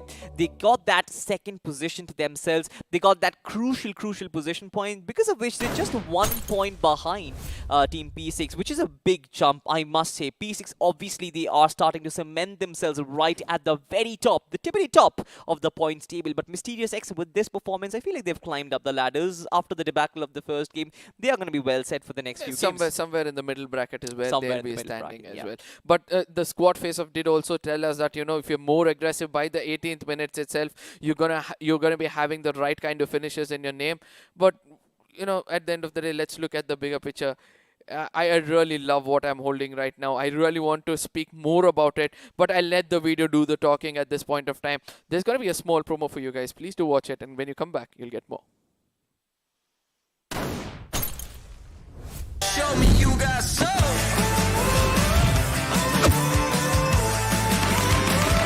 Just the way you like it. So good, so fresh. So good, so fresh. Where do you find this beauty? You're gonna find him on Amazon Special. I mean, the one thing which I love the most about this is gonna be that 4D game vibration. Now, Yeah. people are wondering, what is this 4D vibration all about? So when you're playing a game, holding it like this, and you get shot from the right side, you get a vibration coming in from the right side of the phone, and you're getting shot from the left side starts to vibrate. So even though you're playing in on mute at home and you're not listening, you don't want anybody to get to know, these vibrations are gonna help you, ladies and gentlemen. So get this thing, this is every time one more feature comes out of my mouth, you're going to be like, take my money. Absolutely. Take my money. But ladies and gentlemen, we'll have a look at the highlights where we sort of watch all these action unfold once again. Of course, you've talked about the vibrations. I feel like if I am playing this game on my device, my phone would always vibrate because I'm always being peppered with bullets, but bullets being peppered on Maximus as well because this man was sort of caught off guard. Now, his nade also did the talking. It was an exchange of knocks, but that doesn't really count because eventually you've got backup to actually help others up. This is exactly where Team Zodiacs also sort of struggled as well. Now, we sort of predicted this, didn't we, Arka, where this circle, which is so far away from the flight path, it's going to force these players to go on the rotation, and while they are on the rotate, you get to see most of these mid-rotation fights, which Team Solitude have actually come right on top of a lot of them.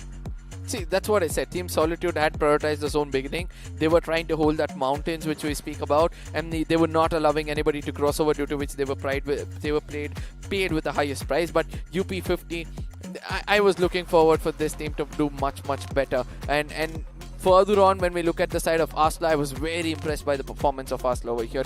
They took every single fight into their hands. They made sure that they reaped some benefits out of it, even though they costed them a little.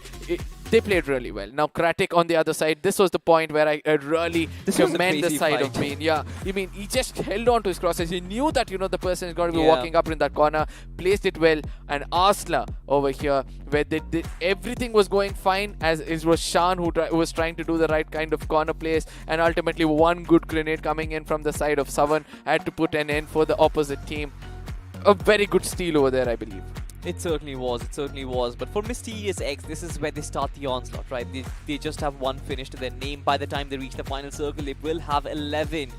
So that's a healthy bump. That's a very big bump. And having those 4 players alive inside the final circle is also a very good start. But yeah, you talked about it, right? He kind of blew his own teammate up with a nade. That's unfortunate, but sometimes you do stuff that you have to do. Rather a smoke. I still keep wondering, what did he think that it was a smoke rather? Might be.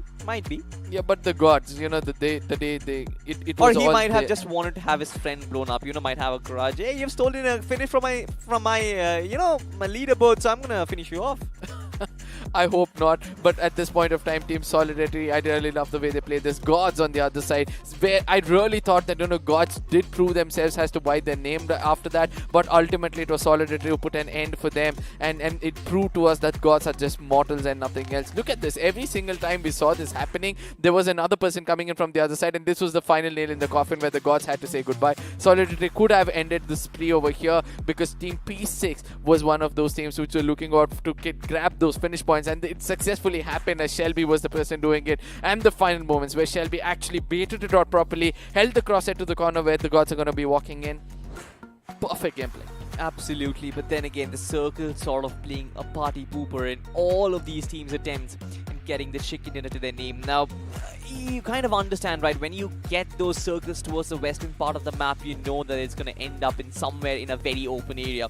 That has been the trend for us, even in Erangel, even in the map of Miramar. I'm not really sure what Sanhok is going to bring forth for us, but every single one of these nades, they're always going to land because, of course, have a look at this. They're throwing in so many out of them, and eventually it's just supposed to land on top of your head. There's no way you can dodge so many, especially when you're completely out in the open. There's literally no cover whatsoever. Now, you spoke of some sort of vehicles to work with, some sort of cover to work with as well, but when you are in this kind of position where you have the play zone right behind you, there's literally barren land in front of you, and a team who is your competitor, who is your contemporary inside the final circle, they've got a compound to work with, they've got a fence to work with. Your time is done. Yeah, ultimately, yes, I agree on that. But there are lessons for us to learn from the side of P6. I'm going to be as brief as possible. The one thing is going to be use the right kind of resources at the right time. Shelby, even though he had those, throwables, he didn't use it until he Yeah. understood that the projectile is going to be reaching the opponents. Point number one, make sure that your projectile properly. Point number two, the final moments when they had that enemy sleeping right in front of them, the teammates were all sleeping one behind the other. And that's a very clever gameplay. In case the opponent gets up and shoots one player down, the knock person is still going to be your cover, giving you an opportunity. And when this person is going to be taking all the hit in the front, the person behind is going to be making sure that he takes it. And I really love it when such gameplays come in. And these minute points can actually give you a lot of confidence. You can learn a lot from this. And I believe that this is what they did. Just don't want to, fluke it out for Yeah. them. Absolutely. I mean, I'm also learning a lot out of Arca's analysis because you are someone who's got a very minute attention to detail with Yep. every single basic that is there in the game. And I'm pretty sure that most of the professional players who are playing at a big level, they're sort of well versed with it. But for the young guns who are watching, for the ones who are sort of thinking like, all right, we will be one day there as well, you can take tips from Arca. You can also DM him on Instagram. Maybe he's going to give you private coaching. Do you do that? I'm not really sure if you do, but of course, this is where you can also learn a lot. Like you can watch these players who are playing in these lobbies. This is a very fierce lobby, right? I believe 64 are the best underdog teams in the country. This is as good as it gets, right? There's no time for stupidity. There's no time for Exactly. bad plays right here. You've got to be extremely skilled to reach this stage right now. And if you've done something for what P6 did, like that is getting back-to-back chicken dinners, you've got to be very skilled and your basics have to be very good. I mean, getting praised from a person who's got so much of fan following on socials, Um, I do feel a little, I'm not really sure about that. Yeah, but yeah, right now we're gonna be stepping into the next map. It's just pulling your leg, my friend, and I just hope that it doesn't hurt you at any given point. But Um, yes, we're gonna be looking at the matchup of the next game. It's gonna be round 3, which is happening over here. The next map is gonna be the map of Sanhok. Ladies and gentlemen, this is group 1 of this round 3. Just remember that things are gonna get more intensified as On The Desk is gonna be joining another analysis, and which I love to speak terms and numbers, as he's the best man there is in the market right now with the numbers. That's gonna be Fixes back On The Desk. What do you have to say about the last map? There was a lot of ups and downs. You would agree on this one point that there were teams which performed phenomenally well when it comes to Mysterious X, and there were times when Arsler was also taking a lot of hittings but still standing on their feet. What do you have to speak about such teams? These are the two teams that I really feel that they're going to be heading off to round number 4, right? Because the way they've been playing, the way they've been performing, it's on a whole different level. Exactly the kind of a performance that you guys need. But again, you're talking about performances, you're talking about keeping yourself cool. Our friends from iQOO have something to share.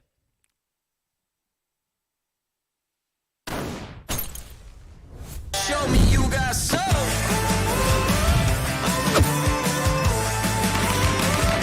Just the way you like it. So good, so fresh. So good, so fresh. Of course, there you have it, right? This beautiful phone right in my hands. And, well, this could be yours if you head on to Amazon right now and get yourself one. You've got some amazing colors also to go along with it. Now, you were having a really interesting point about the 4D vibration motor. And, certainly it could come handy because a lot of us do not really carry our earphones or headphones while we're playing. Getting those little bit of help, outside is certainly going to help you out. And it's feature packed, right? But yeah, of course, heading over And from, everything is below 25K. Exactly. That's what we've been talking about, right? That's what we're harping about. Around 25,000. This is premium rent specifications that we're talking about. And suddenly, iQOO comes up with it and gives everything that an esports player really needs. Now, if you are not hardcore esports player, you've got these amazing dual cameras to work around with, to get all those pictures out here along. And now we've got this recent trend of vlogging also coming around, and certainly one of the phones that will help you in achieving your endeavors in the field of social content creation. But right now, it's time to head in again. There you have it, right in front of us, the rainforest of Sanhok. And this is what I was getting a little, worried about, right? Now, we've seen teams perform really well in Erangel. A few of them somehow managed to hold on to their metal or started to, perform really well in Miramar as well. Now, the transition from Miramar to Sanhok, this is where it gets really, fishy for all these teams. How do they play it around considering the circles panning around like that? Now, this is where, Arka, I've got to ask you this. Do you think B6 has what it takes to get that hat trick? I strongly feel they have, let's look at one player at a time. Okay, starting off with Shelby at this point of time, you saw his close range battles. Yeah. He exactly knew when to strike, and he was also composed as well. He allowed the enemies to walk into his crosshairs, and that's the best part. When you have a wooden shark in front of you, all you have to do is, taunt your enemy and then start to fire in the corner, expecting him to walk him into your crosshairs. And when you have players like that thinking absolutely right in a close range battle in the map of Sanhok, where that is what is being demanded from you, I strongly feel that P6 really got the opportunity. Now they have to watch out for the throwables which was thrown in towards them, and that was the only point where they felt actually weak. And if in case they can get into the right kind of cover, watch their backlines, I think P6 can actually pull this off. I'm not really going to be very judgmental about P6 because in the game of Miramar, I really thought that this was not their game to win, but they still somehow managed to see it through beyond every other circumstances that did come upon them, ladies and gentlemen.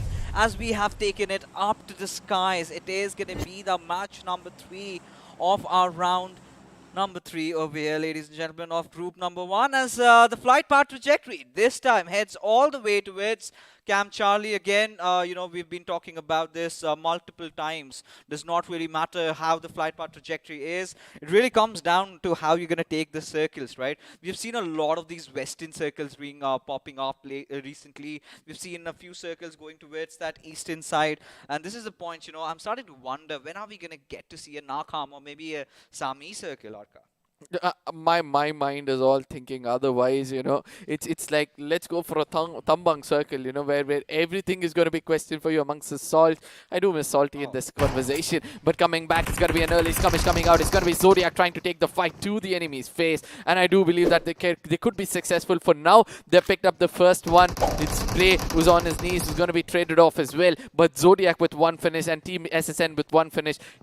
I know that, the punches are almost equal, but I can see there's another man down on his knees who's going to be picked up. That means Zodiac is going to be looking much more stronger. What a momentum that was built up by them. But ultimately, one man shows his back towards this team and ultimately has to pay the price for it. Oh, yeah, indeed. They have to, as Zodiac Esports really capitalizing on the fact that, Team SNN were feeling a little bit lost inside this huge paradise resort. Did not really know how to enter in, just being oblivious about the positioning of Zodiac, and had to pay that hefty price with them already clinching 2 finishes to their name. Of course, now Maximus and his teammate really need to back off from over here. Zodiac have established the supremacy, at least in the paradise resort for now. I strongly feel that Zodiac can actually scavenge the last player down. They do understand that they have pushed him to the corner where he's not looted. That's the point. He's not farmed any of these. So they do realize that this man can be, a person who's not have the right kind of armory. They can actually push in against him because they heard that person running away to that corner. But ultimately, a wise decision coming in from the side of the IGL. He's like, let's fall back. We've already lost Spray. Let's try to play for some placement points with that early finishes of 3, which is going to be confirmed any second soon. And I do believe that, Zodiac are doing the right things over here. It's such an important game for Zodiac, especially, having a really good start, because the first 2 games, they were sort of mediocre, especially how they played in round number 1, and heading on towards round number 2, the number of finishes sort of started reducing, right? Now, this has been one of those teams that's desperately trying to get a lot of good position points to their name. Haven't sort of been one of those teams that, is the one picking up a lot of fights, right? Now, this was sort of a message being sent out to the entire lobby. Now, if it comes down to taking fights, we're not the ones to back off, and Maximus just being thwarted off. Now, this is where, the mystery really coming along when you enter into Sanhok, do not know where your opponents are going to land, and are you going to have a drop clash. This is where the metals are going to be tested, right? This is again one of the other teams, Team Solitude, that was in such a good position in the map of Miramar just to give it away towards P6. Now they certainly are looking in for some redemption over here.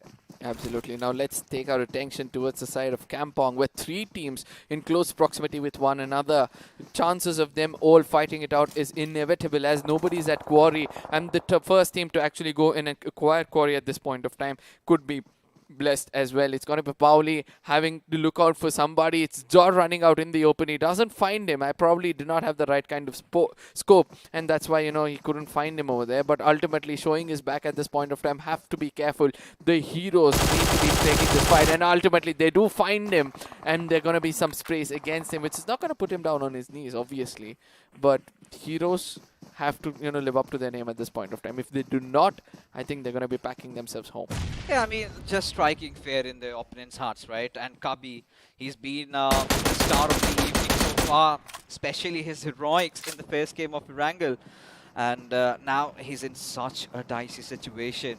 I mean, where does he go from around here? Because now for tenacity, they really showed that tenacity in that first game, you know, where they were not really in contention of achieving anything at all and still ending up top 3. Now Kabi has to make sure does not get hit again, because he's just one shot away from being taken down, and he's talking about taking really good shots. Again, this is one of the spawns that we've been talking about a lot lately. It's the iQOO Z6 Pro, ladies and gentlemen.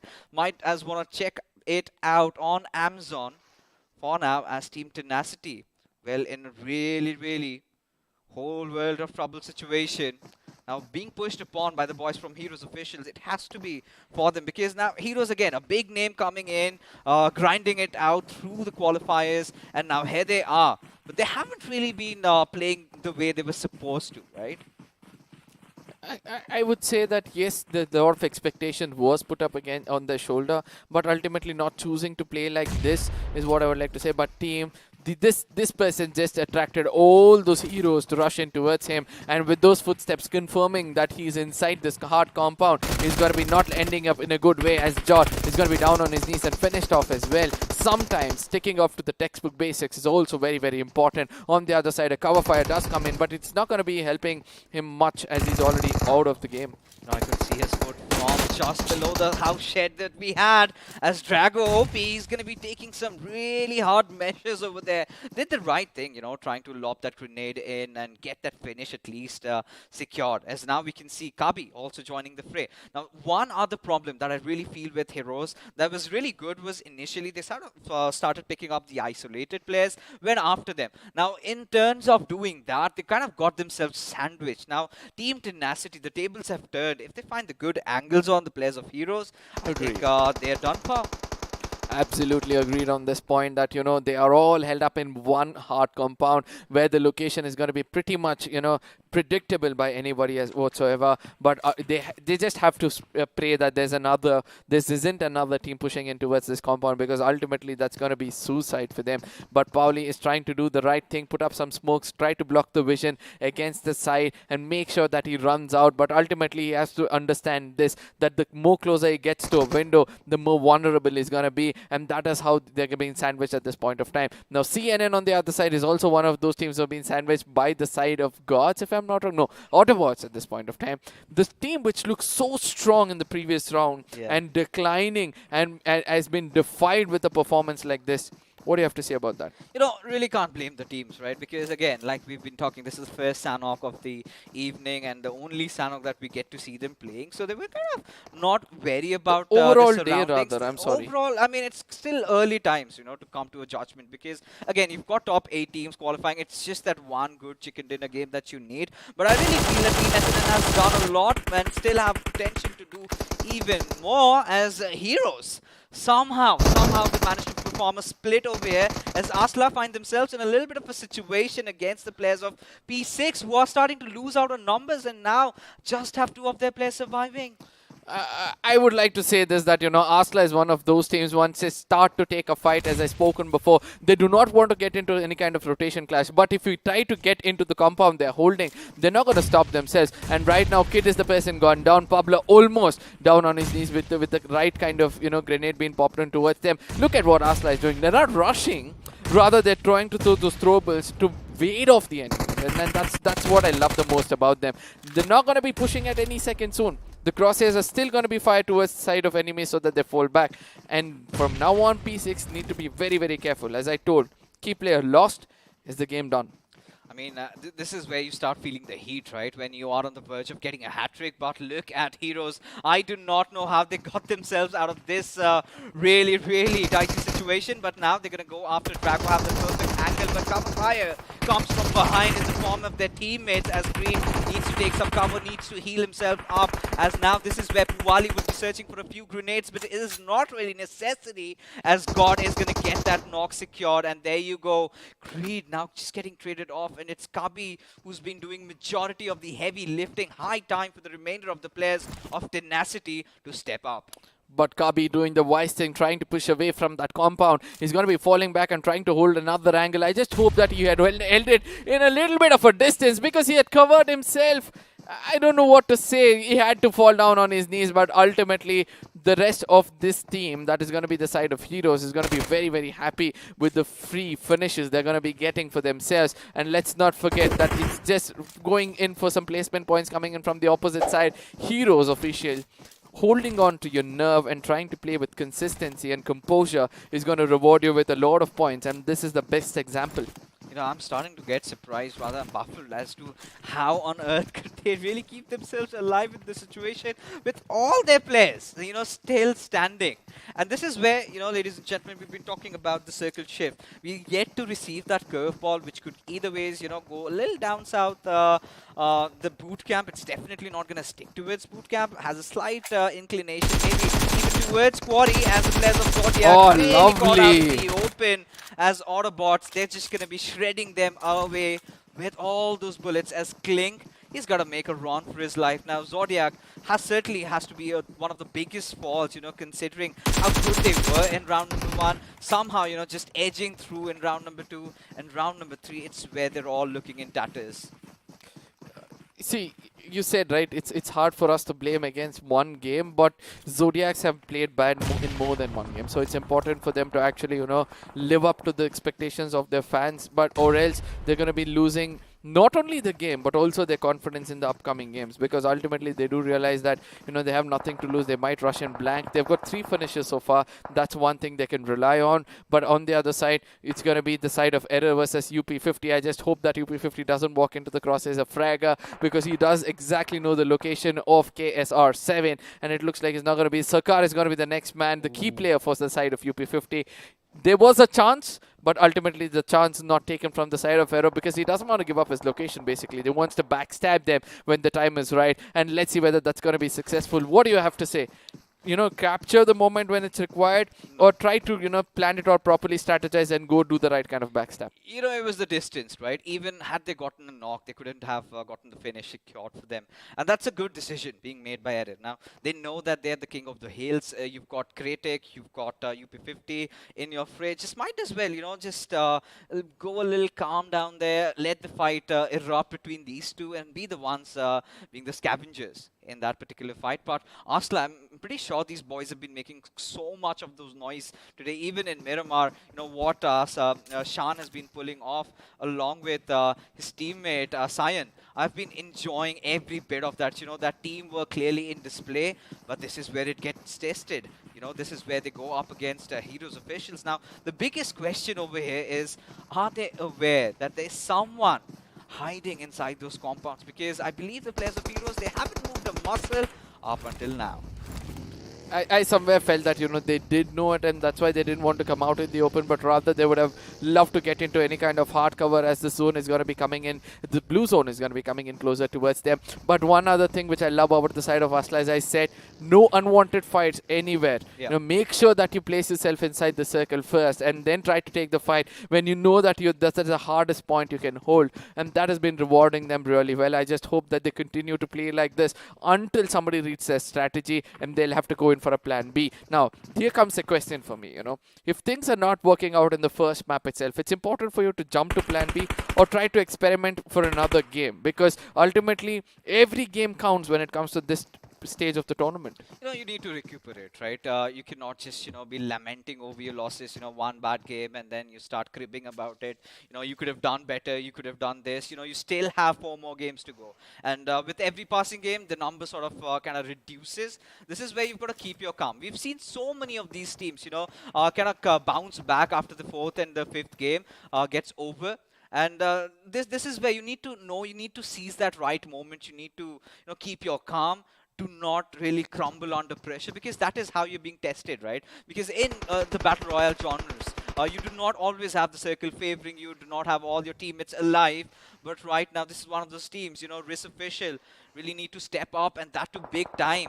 Have the best, hottest compound in Sanhok right now, the boot camp.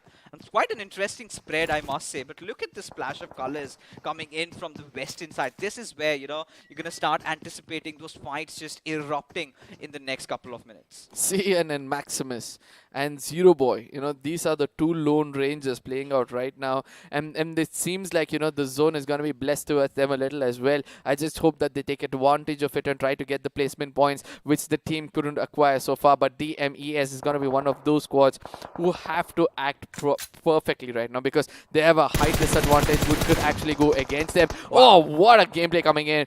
The right kind of placement of crosshair, the right kind of recoil control is going to be awarding them. Error Esports on the other side is going to be on the defensive side, giving an opportunity for the side of DMES to actually push in and grab those higher grounds, which has been going against them. But Basha OP on the other side wants to give the cover fire, avoid them from avoid them from actually coming in closer to them. But I don't know how far it's going to help them when it comes to this kind of a circle. This is where, the altitude advantage that you really have with Error Esports is coming in handy right now. Yep. With Fragger getting taken down, it was a beautiful knock coming out from Laserboy there.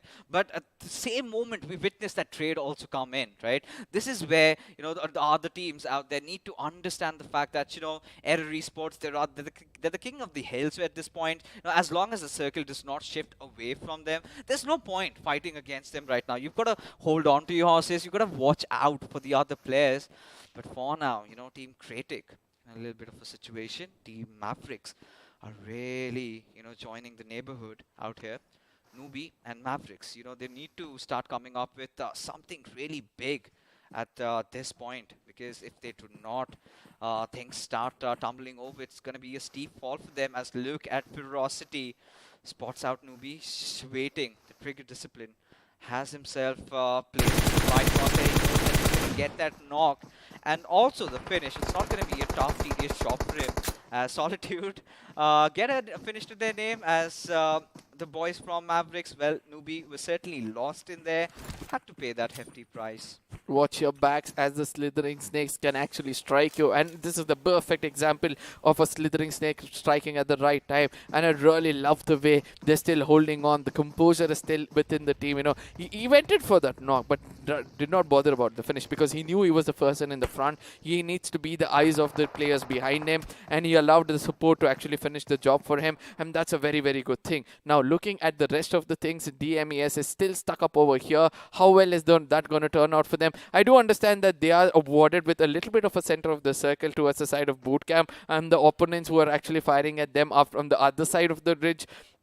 But still, sometimes you need to make sure you have the hard cover in the map of Sanhok, or else you might ruthlessly get taken down, as the circle is going to be shifting a little bit more towards the side of boot camp.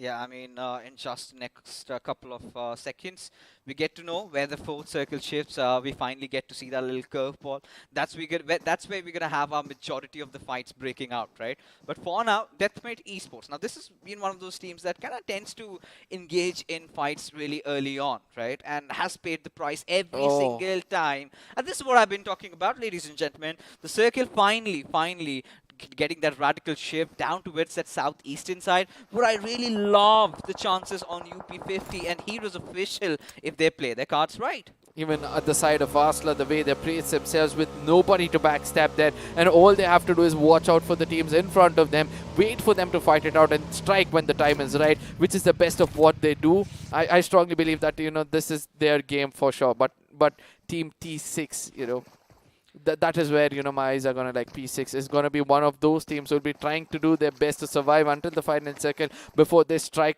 Even they are one team, you know, would love to strike the iron when it's hot, but ultimately here they don't have the right kind of you know, armory or artillery because of the man disadvantage they have. As Asla is gonna be trying to take the fight towards the side of UP50, but it's gonna be the heroes trying to put them down. It's gonna be Cyan also getting taken down.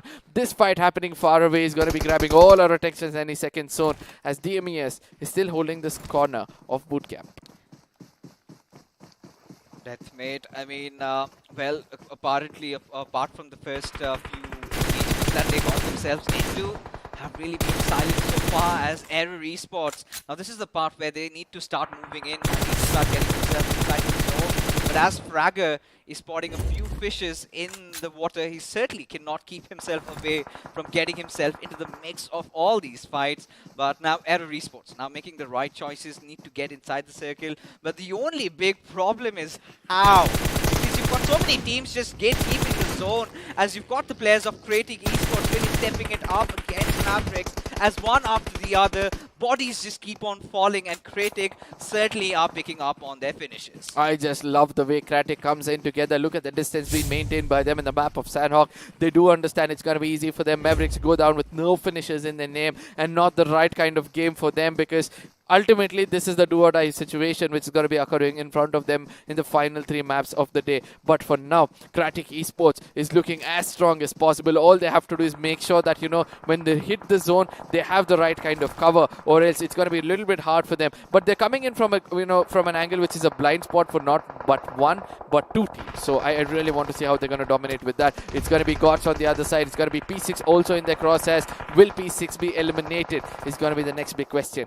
And there you have it, the smoke coming in, you know, just trying to protect the players, as hell have broken loose, ladies and gentlemen, as you've got Solitude. Sonic somehow has to fight the wrath of the circle, also try to enter inside the zone. A valiant effort from his side, but comes down to nothing, because Fragger somehow they managed to survive the onslaught over there, as now Error Esports have made themselves safe and secure on the peripheries of the circle, as they're going to be waiting out, you know, watching out for all the other players coming out from the blue, as this is what I've been talking about. Ferocity, 23 first aids. Now, welcome to BMOC, round number 3. This is the map of Sanhok, as UP50 under dire circumstances right now. I just hope that, you know, they know what they're doing is right at this point of time. This is what I was speaking about. DMES were too much in the crosshairs of Error. They exactly knew that this is the team. It's going to be walking in from these corners, and ultimately they struck when the time was right against this team. You shouldn't be holding a position for a long time, otherwise this is going to be the fate for you. It's going to be Fear on the other side. Oh, a good cover fire coming in. It's Frag Boy doing the right kind of job, but he has to touch his teammate, otherwise he'll be losing him out. It's going to be Leo coming out on his knees. It looks like, you know, everything is going right for this team. Somewhere I felt that one person was knocked out, which was not. Gots are trying to push in, trying to make sure that, you know, they live up to their name, but ultimately one grenade is going to be proving that one player from this team is actually a mortal, rather a god himself. It's going to be 100 bullets, and I do believe that, you know, the crosshair coming in from the other side is going to be putting an end, but that was a good try coming in from that corner. You know, while 2 cats were fighting, the dogs did come ahead, and in Mysterious X managing to get all those finishes to their name, as UP50, their compound has been challenged by the boys from Kratic, as they've got their attention shifted towards the players players of Aslas. Tiger finally falls with the grenade being cooked up by Zero as he's going to be stepping it up. Is he aware of someone lurking in his back lines as he needs to get in those revives coming in onto it? Addy, and this is what we were talking about. Zero coming in from the back lines has managed to get that knock, but is he going to successfully make it inside the circle safe and sound? That's the big question. And the answer is yes, if the players of Heroes do not pay heed to him.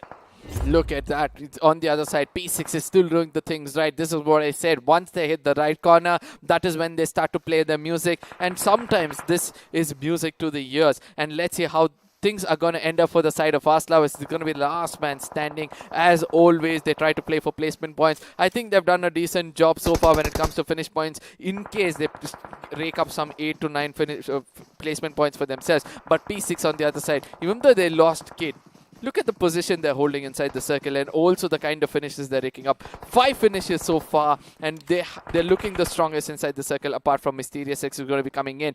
2 other teams are going to be coming in to backstab them or probably grab attention. So one is going to be Heroes, the other one probably is going to be the side of Autobots. What do you have to say about that? You know, right now all I'm thinking in my mind is, can they get the hat-trick as UP50 are going to be dealt with the brunt of all those shots being fired at their direction. It's going to be just Rage God going against the entire horde of Mysterious X as he's going to be cooking and tossing off the grenade. Is it going to connect? No is going to be the answer, as somehow he's managed to keep himself alive, but he still needs to go 40 meters inside the circle with so many players watching out for him. He's been making so much noise out there. Has got a little bit of a cover to play around with, but Mysterious X finally stepping out of their cover, have spotted him out, and there comes those shots with that UP50 will be biting the dust. I did not expect that to happen, but Mysterious X, as I said, is going to be one of those teams who's got the right corners to hold on for.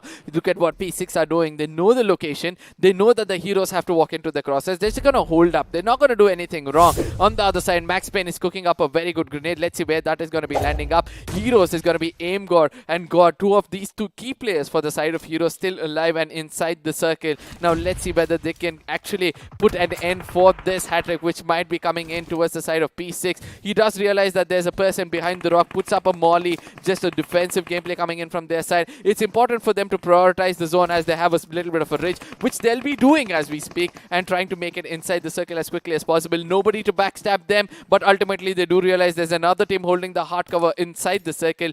Least is going to be this: do not walk into the crosshair at the beginning itself. Let the others do the job, and when the time is right, strike and make sure that you're getting at least the second position.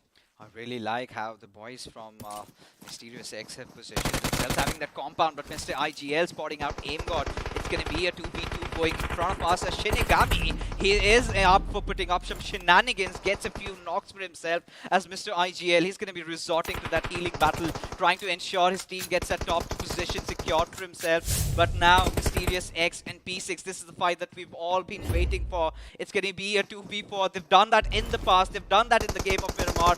Can they do it now is the big question, as no could be the answer, as Max Payne, not being at the right side of the circle, eventually gets taken down. As Shinigami, he's going to be lobbing this grenade at Pablo's direction, who's just going to be hiding behind that little tree over there. But for how long, that is the big question over here, as finally he's just going to get battered around with all that grenade. Finally gets that long one with Drama. Can he take it a little more deeper over there with Air is spotting him out? But no is going to be the answer, as the hat-trick has been taken away from them, as the boys from Mysterious X come out up top with that chicken dinner. Several times I felt that Mysterious X could actually done this. You know, as I said, Asla, Mysterious X, P6, these are the teams who have the similar kind of gameplay coming in from their pockets. So I do believe that Mysterious X are going to be very, very happy and pleased that they put up a 12 finish winner chicken dinner for themselves. And from here on, with the heavy work already done and the pressure off their shoulder, they can play for some averages. Look at that, 27 points in total is what they've raked up. Team P6 on the other side, I feel that this team has already cemented themselves, with 2 games of winner chicken dinner, and the third one going in with 18 points.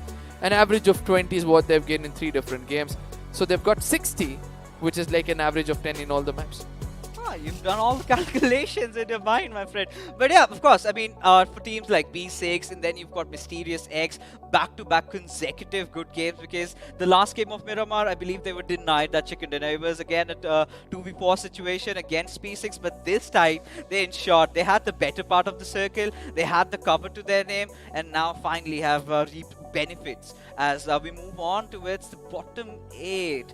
And this is where you start asking questions over your team tenacity, and the sort of a tenacity that was in display in that first game has certainly has been taken down, right? It hasn't been the way that we really even thought to be, and the same goes with a lot of teams like Zodiac Esports. Now Team Solitude had such a good game in Miramar, now earning just 3. This is where they're starting to kind of fumble a little bit, this is where they're starting to get a little tense about what's going to happen, because now 3 matches are already done. You just have 3 more remaining as we head in and look out and find out who the iQOO MVP is going to be, and it's going to be Fragger from Error Esports. Now that little bit of an altitude advantage that they had to themselves managed to get a lot of damage being dealt. I'm really happy for them, to be frank. There was a point of time where we really felt that Errors could get wiped out because of the kind of position they were holding, not prioritizing the zone, always looking at another team in front of them. It was the heroes probably were in the crosshairs. It took a lot of time for them. I really thought that they might get erased off, but somehow they managed to be over there. It's going to be Fragger on the top with 4 finishes, 813 damage. Then we have Erox with 4, Sniper is 6 with 3. This is where, when your key player doesn't play and your team falls down a little, the best example comes in from the side of P6, where it's no more of Shelby playing around, and that's why they had to place themselves in the second. It's still all right, considering the situation that they were in from the very start, losing out on 2 of their players and eventually just coming back into the game and still managing a P2. That is where they have earned our respect. As we head on to the match summary, ladies and gentlemen, and it's typical Sanhok, right, where we were sort of hoping that Ferocity comes up with those 23 first aids, and then we get to see those healing rumbas rising up. Has certainly done so in terms of how the old Sanhoks were, but now this is going to keep on increasing by the day, as anything apart from that is pretty much standard what I've been witnessing in the match summary. I wanted to see some a lot of grenade finishes coming in, something that we were really not privy to. 2 grenade finishes. I think that was the mistake of the player itself. One amongst them, we did see Kabi went and put himself inside a room, welcomed the opponents to throw a grenade and get finished off. So I think these 2 grenade finishes, we wouldn't consider it has to be one of those wow factors, but it was just given it to them, so I won't consider those 2 as well. So, but FD Graph is going to give us a clearer picture. In the previous game, I said that FD Graph, the Burj Khalifas, is going to slowly fall down and equalize amongst one another, and it looks like that's starting off 1200, 1500, 1300 and 1400 is just become a new common. It's sort of like we're in Hyderabad, right? All these high-rise buildings are sort of in this urban city scenario, and that has been the case, right? And what's interesting is that every single team has pitched in, just barring a few over there. But now moving on ahead with the squad spotlight, we've got Mysterious X, a team that did miss out on the chicken dinner in Miramar, but somehow successfully managed to get it in their names this time around in Sanhok, and with 12 finishes to their name with 1485 points of damage. I really loved it. However, the tipping point where I really felt that Mysterious X do have a shot at winning this one out was when they took down the players of UP50 Esports. Agreed, completely agreed, because in case that was not going in their favor, I don't think Mysterious X would have been placed where they are right now. But squad face off yet again, P6 was the side of Autobots, same amount of finishes, but this is what I say whenever we look at a squad face off and people wonder what's happening, it shows the aggressive and the defensive gameplay coming in from 2 different teams. Autobot relying on trying to survive until the end, 23 minutes of survival, but still getting 6 finish points, whereas the team which is a little bit aggressive gets 6 finishes with 1500 damage, but just alive for just 19 minutes in the game. So it shows a difference, but it shows a maturity as well, the kind of finish points, placement points Autobots would have raked up with the kind of finish points they've got. This is quite different, this is quite specific to Sanhok right now. But because, overall, generically, if you're speaking, P6 has always been one of those teams that kind of plays a little defensive in Autobots, they go ham in the lobby. But we're going to talk about them a little while later as we come down to yet another squad face-off. Yes, we do have COTS, OMKV, and Critic Esports. Now, when we entered into the lobby, right, this was the discussion. Now, Critic Esports did accrue the highest finishes after Autobots, around 45 in round number 2. Now, going up against a team like COTS, OMKV, which we did not have a lot of statistical data to talk about, have certainly been, holding themselves absolutely fine. Now, we have to pay a huge attention to that average survival time, in which I believe, the boys from Critic did manage to get a lot going in their favor. Starting on, they had a lot of fights going on. They were in a little bit of a spot. Somehow, got themselves out here. But, for all you guys out there, you're enjoying the plays, you're watching your stars. Now, might as well watch it on Loco. And it is indeed India's biggest gaming and esports platform. You've been loving all your BGMI players. You've been watching their streams. And sometimes you get that feeling, right? I might possibly be better. So might as well, start off your journey with Loco and start off your streaming career over there. You never know. You might just be the next big thing. But that being said, it's just not Loco that we have to be thanking about. Our friends from iQOO also have a very beautiful promotional video up for you guys just about now. Show me you got soul.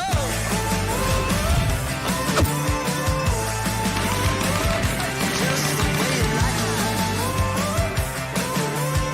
So good, so fresh. So good, so fresh. Those visuals always keep giving us new views on this phone. Now, we spoke about the 4D, and now it's time to speak about the cooling. Just imagine. Yeah. There was a time when we used to grind and we used to keep a small fan below, and we used to we still have that going on, and then you expect it to go a little bit lower. And with the cooling system in this, it's going to bring down 12 degrees internally and 2 degrees on the outside. I mean, this is what I said. Every time you listen to one feature, you're going to be like, take my money.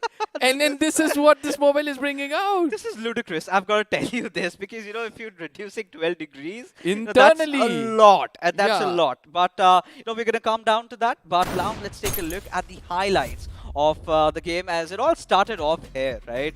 Team SNN just being oblivious about, unfriendly neighbors dropping up right ahead of them, and Zodiac really sees the opportunity, but later on, deep into the game, could not do much. Yeah, we keep speaking about this every single time. Be not overconfident with the kind of finishes you've gained earlier. Make sure that you play for placement points, but rather keep your fingers warm to pick up some finish points here and there. But for now, Asla, after losing the one player which we speak about, the way they had survived until then was also good. But the composure coming in from the side of Hero, where Kabi had an opportunity to strike when the Hiron was out, couldn't do it, and due to which, because of this one grenade, which was timed perfectly, he had to say a goodbye. But yes, Heroes did play it absolutely well from here on. I expected them to perform much more better, but they were caught off somewhere in between. But Autobots on the other side found the right kind of Zodiac symbol, and they played the astrology well. Yeah, I mean, I really liked what Autobots did. Now, Zodiac, if you're going to take a look, that, they were the ones rotating from Paradise, right? And I believe the players of Autobots went all the way up towards Hatin, and they were the ones right on their backs. So, it was quite obvious, they are going to get picked off, which did happen eventually. But Team Mavericks, throughout the entire game, sort of looked lost, right? Especially with, just newbie meddling around affairs, getting shot from behind. I think it was one of the boys from Solitude that did manage to get that knock and finish up. But this is where even things did not work out for Solitude, sort of trying to enter inside the circle where you've got so many teams kind of gatekeeping the zone, and eventually got picked off. Now the Gods on the other corner. This is where I really felt that, Gods have a very good chance, but ultimately from far away, they do need to look out for the backlines. Otherwise, this is not going to be happening to them. It was the last man. Frag Boy was just busy spraying this out, but from behind comes a shot, and it's goodbye for the whole squad. Oh yeah, indeed it was. Now, this is where, it really comes down when you kind of take those fights very late into the game. You do not have a lot of places to hide or create cover. Now, a lot of the circle did not have a lot of compounds to play around with. I think it was the boys boys from Mysterious X that had it to their name, and quite clearly were the ones who came out as the victors. But again, for Autobots, I've been loving what they've been doing so Oh, far. beautiful. The first game, they managed to do a lot of finishes to their name, eventually transitioning the same with a little bit of more position points, and now they're looking so much more better. Certainly has to be one of the more consistent teams in the lobby. Yep, and this was the point where I actually felt P60 could actually take it home, but ultimately did not find the right kind of fights. They did not have the right kind of crosshair placement. It's very hard to take an uphill battle. We have been speaking about it, and ultimately with Mysterious X holding the hardest cover possible with the man advantage, being placed at the right time at the right moment. I do believe that it was written all over there. Yeah, it certainly was. For P6, had they been in the best spot of it all, had Yep. they had a little bit of a spread, maybe a few extra numbers, Yeah. or a few grenades to work around with, because you saw all those smokes coming in, just lob a few over there, and suddenly the entire lobby goes kaboom, and Mysterious X could have been reduced to smithereens, but it is what it is, right? The hat-trick being denied by the team that you denied their hat-trick, their first chicken dinner from Yep, in yep. the map of Miramar. It's such a spicy story that's been building up for us now. Now, with 3 games already done, now we're going to have the final 3 remaining. 50% of the games done and dusted. Now, heading into Erangel again, Arka, I've got to ask you this. Who do you think is going to back this one home?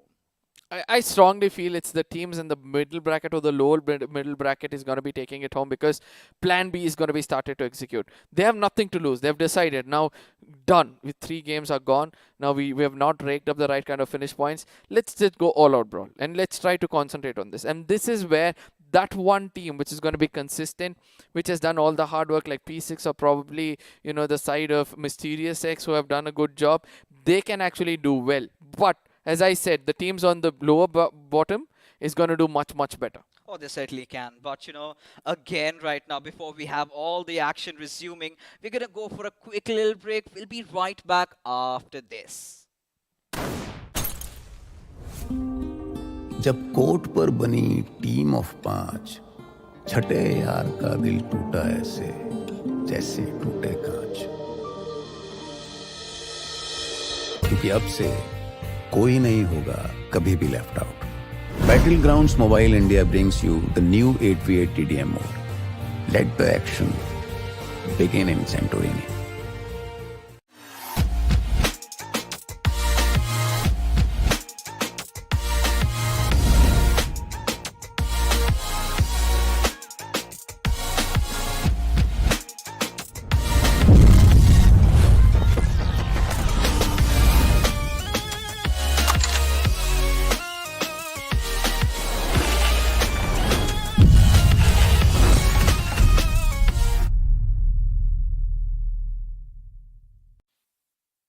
What's your biggest weakness? My biggest weakness? If I had to pick one, I'd say that my biggest weakness is That I'm a real giver, I give more than I should. Are you going to keep all the loot for yourself, huh? We don't need glory hunters on the team. I'm firing on all cylinders 100% of the time. Gives others a huge complex. Arey bhai, can't find any guns here. I'll be toast if I have to carry on with this frying pan. I'm too calm and composed for my own good. Nothing can rattle me. I'm in constant zen mode. Beast mode, guys, come on, let's go. I scout ride hai yaar. Hello, respond. I just can't push people against their will, even if it's for their own good. Seeing people uncomfortable just doesn't sit right with me. अबे तुम red zone के बाहर नहीं निकल सकते, comfort zone के बाहर कैसे निकलोगे? चिकन डिनर के सपने भूल जाओ, तुम्हारी किस्मत में भूखा मरना लिखा है. Pick the game, drop the act. All new Battlegrounds Mobile India with new modes and maps. Download now. This car won't drive itself, right? Where to go, when to stop, read the map. अब ये सब तो in-game leader ही कर सकता है. And danger rarely announces itself. इसलिए आगे बढ़ने के लिए एक स्काउट भी जरूरी है.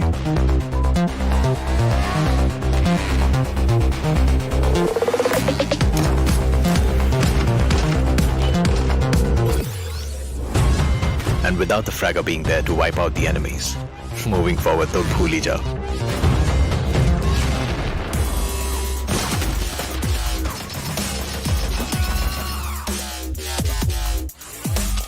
Or finally, गाड़ी आगे बढ़ाने के लिए सिर्फ पहिए नहीं, जैक भी जरूरी है। कोई भी मैप हो और कोई भी रास्ता, जैक ऑफ ऑल ट्रेड्स के बिना टीम नहीं बनती। Without you as the support ये गेम नहीं चलती। Your friends are waiting for you on the battle grounds. फिर से अपने यारों के साथ चिकन डिनर करोगे, साथ मिलके रैंक पुश करोगे। Battle grounds mobile India, download now. It's not about being like everyone else.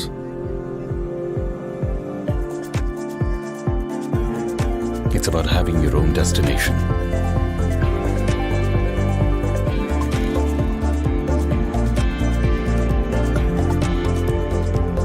It's not about how you fit in. It's about the skin you choose to fit in.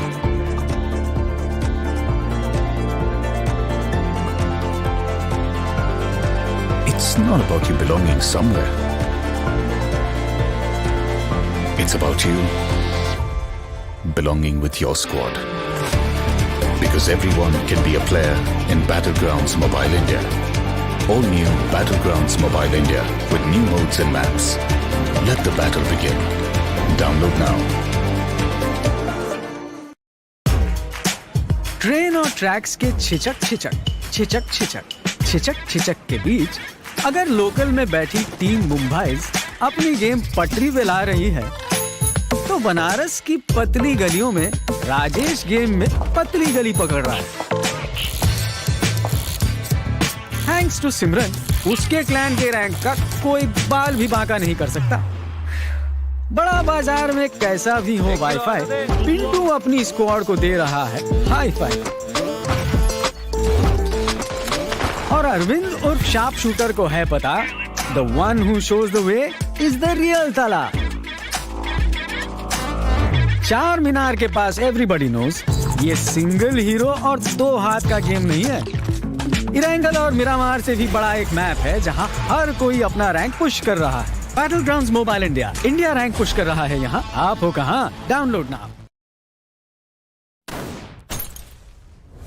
As always, we are back once again, ladies and gentlemen, after a very short break, and the Ping brothers are on. Fixes, I love that look on you, even though it's a slightly different shade of pink, isn't it? Right? Yeah, a little bit of a lighter shade, which I kind of have to carry it off. But yeah, I mean, the pink and the black really goes along well. And you can let us know in the chat, who's the one better looking. Do not judge me with all those sexy curves that I have. Apart from that, rocking that pink shoe as well. Just having it over there, but not about us anymore. Yeah. Now let's directly take a look at the matchups that we have lined up for you guys again. And from few of these teams, I already find Autobots, P6, you've got Heroes, UP50 making the cut. But barring them, and even Mysterious X by all means, but barring them, who do you think is going to make a comeback right now in this game? I feel like there's immense potential in Asla Esports. Every single time they've sort of built up that positioning, built up that situation where they can go and get that big chicken. They're sort of in that position where they might just get a big chicken in the next couple of games that we have for us. But of course, it's not just about big chickens. It's also about big and bad performing phones. Big and baddie performing phone. This one is a real baddie in that. We have some more from our sponsors right there.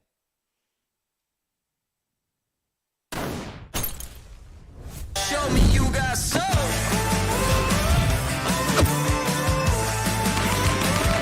Just the way you like it. So good, so fresh. So good, so fresh. Coming back to that point again, this is a real baddie when it comes to gaming. You've got that fast processor, Snapdragon 778G. It is 5G enabled, so you've got that ping issue sorted out as well. Now you have a hugely 550k plus Antutu score, which is literally amazing. It's insane, right? It is indeed. I mean, with all these new chipsets coming into the market, and in the mid-range, being a techie, I must tell you, this is the best that money can buy right now.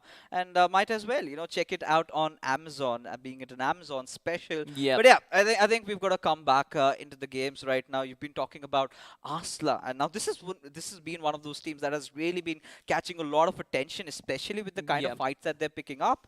Exactly. Now, they've always kind of lying in the shadows. They're not someone who kind of is known for their fancy plays. They would kind of lie in a position where you would not expect them to and suddenly hit when their iron is hot. Now, I love how they're patient about their gameplay. I love how they're approaching every single game, trying to rack up those consistent points, trying to rack up that average 15 to 10 placement points, right? And I've always said when it's about finishing top 8 in a group of 16, getting those average 10 points in 6 games, it's more than enough. Yeah, of course. I mean, especially when the cutoff is around just top 8. I find Asla to be in a really good position. In fact, considering how they've been fighting, now we've been this is one of those teams that really does not shy away from a fight, but at the same time does not overstep. I think we got that visual in that first game of Erangel, right, where they absolutely were the party poopers for UP50, I believe. You know, just denying them that chicken dinner. Like, nah, not on our watch. You're gonna get to do that. So again, a very interesting team out there. But again, going out from Asla Esports, there's been another team, Team Tenacity. Now, their first game was really good, right? Especially Kabi sort of carrying their team. I have to be blunt on my words because he was the lonesome survivor. And we sort of transitioned into the next and the next, but they were kind of looking heavily reliant on this player. What is your take on that, Salty? I feel like for them, it's about getting into that position once again, right? I seem to be like a broken record, but they lose a lot of players in the early skirmishes. Right. For Tenacity, I feel like it's about kind of reducing that loss right at the start of the game to probably have some sort of support that Kabi can play around in the final circle and let that man go wild, right? When he can go ham, you want him to be in his strongest position and not his weakest. He should not be kind of tasked with clutching and giving the bare minimum points. That man should be tasked with probably going ham on his opposition, basically just trying to get those extra 5-6 finish points that you can get from the final circle itself. Yeah, of course. I mean, you're as strong as your weakest link. You know, that is something that we're all aware of. And that is where, Team Tenacity need to show and live up to their name, right? That ever-fighting attitude of never giving up is where you need it desperately right now, especially with just 3 games remaining. And it's so interesting because, Mysterious X has also joined the fray, who have had a really rough start, They were the first team to get eliminated in the first game, suddenly getting a P2 and then a P1 finish in game number 3. Now have sort of solidified their position in the top over here. And now here onwards, they're going to have a little bit of a freedom. But while we are at it, it's a little bit of a squad face-off between Autobots and Team Solitude. Now, Team Autobots has, of course, been one of the most dominating teams, getting 19 finishes, and Team Solitude do not look far behind. They certainly don't, and their damage numbers kind of say otherwise. They are ahead of Autobots in that regard, but have a look at their survival time, right? This is what Team Solitude has sort of lacked upon, even for Autobots as well, right? Autobots, they're the team who sort of gets most of those finishes in the early stages of the game, where they, I still remember in the first game itself, they had 8 finishes, but they only had 1 placement points to back it up. So again, for both of these teams, it's about finding that right combination of placement points as well as getting those finish points up and running. But considering the performance that they have shown for us, and considering the fact that, again, top 8 is what we are focusing on, I feel like both those two teams have sort of done a decent job. Now, again, we come back to the conversation where we've had 6 games that we are playing today, right? You've mentioned that certain teams are there who are sort of solidifying their position, but the risk with having 6 games is also the fact that the other teams who are in the second page as well, they also have the opportunity of overshadowing you. And if you sort of take your foot off the pedal, it's bad news. It's bad news, certainly. It certainly is. Now, talking about bad news, we're going to get to that. But now a team that is absolutely enjoying themselves in every single lobby. P6, ladies and gentlemen, right here for you guys. 27 finishes, back-to-back consistent games throughout. The best team so far in the lobby, I must say. The sort of, calm demeanor they sort of tend to maintain in those clutch situations. And somehow have managed to see it through, especially sort of have a really rough start into the game.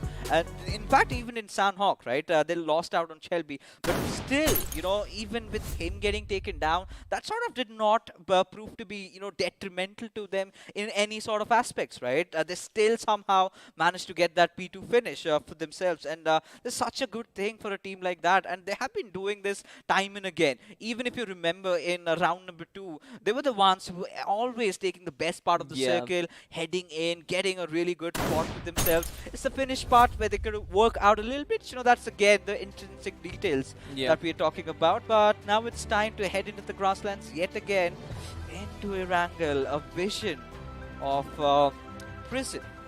And certainly one of those places where you would not want to have yourselves landing onto in real life. But in the battlegrounds, it's A-okay.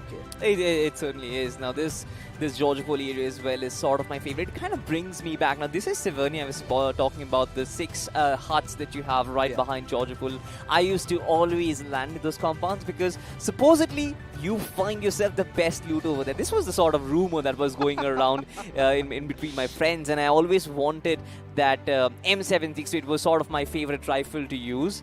Of course, players have other choices. Players have sort of evolved to love the UMP, which we never really liked.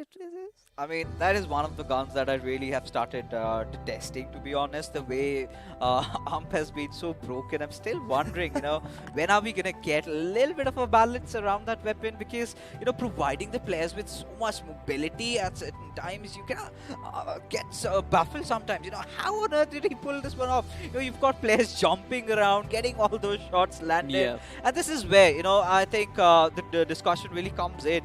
The Beryl, one of the weapons that was used a lot at a certain time, you know, that fire rate it provides, even with that 7.62 chamber damage, sort of, you know, pulls you into thinking, are the days numbered for, you know, the 7.62 weapons? Because even with AKM, we're having reduced usage. But putting all that aside, ladies and gentlemen, we've finally taken it up to the skies yet again.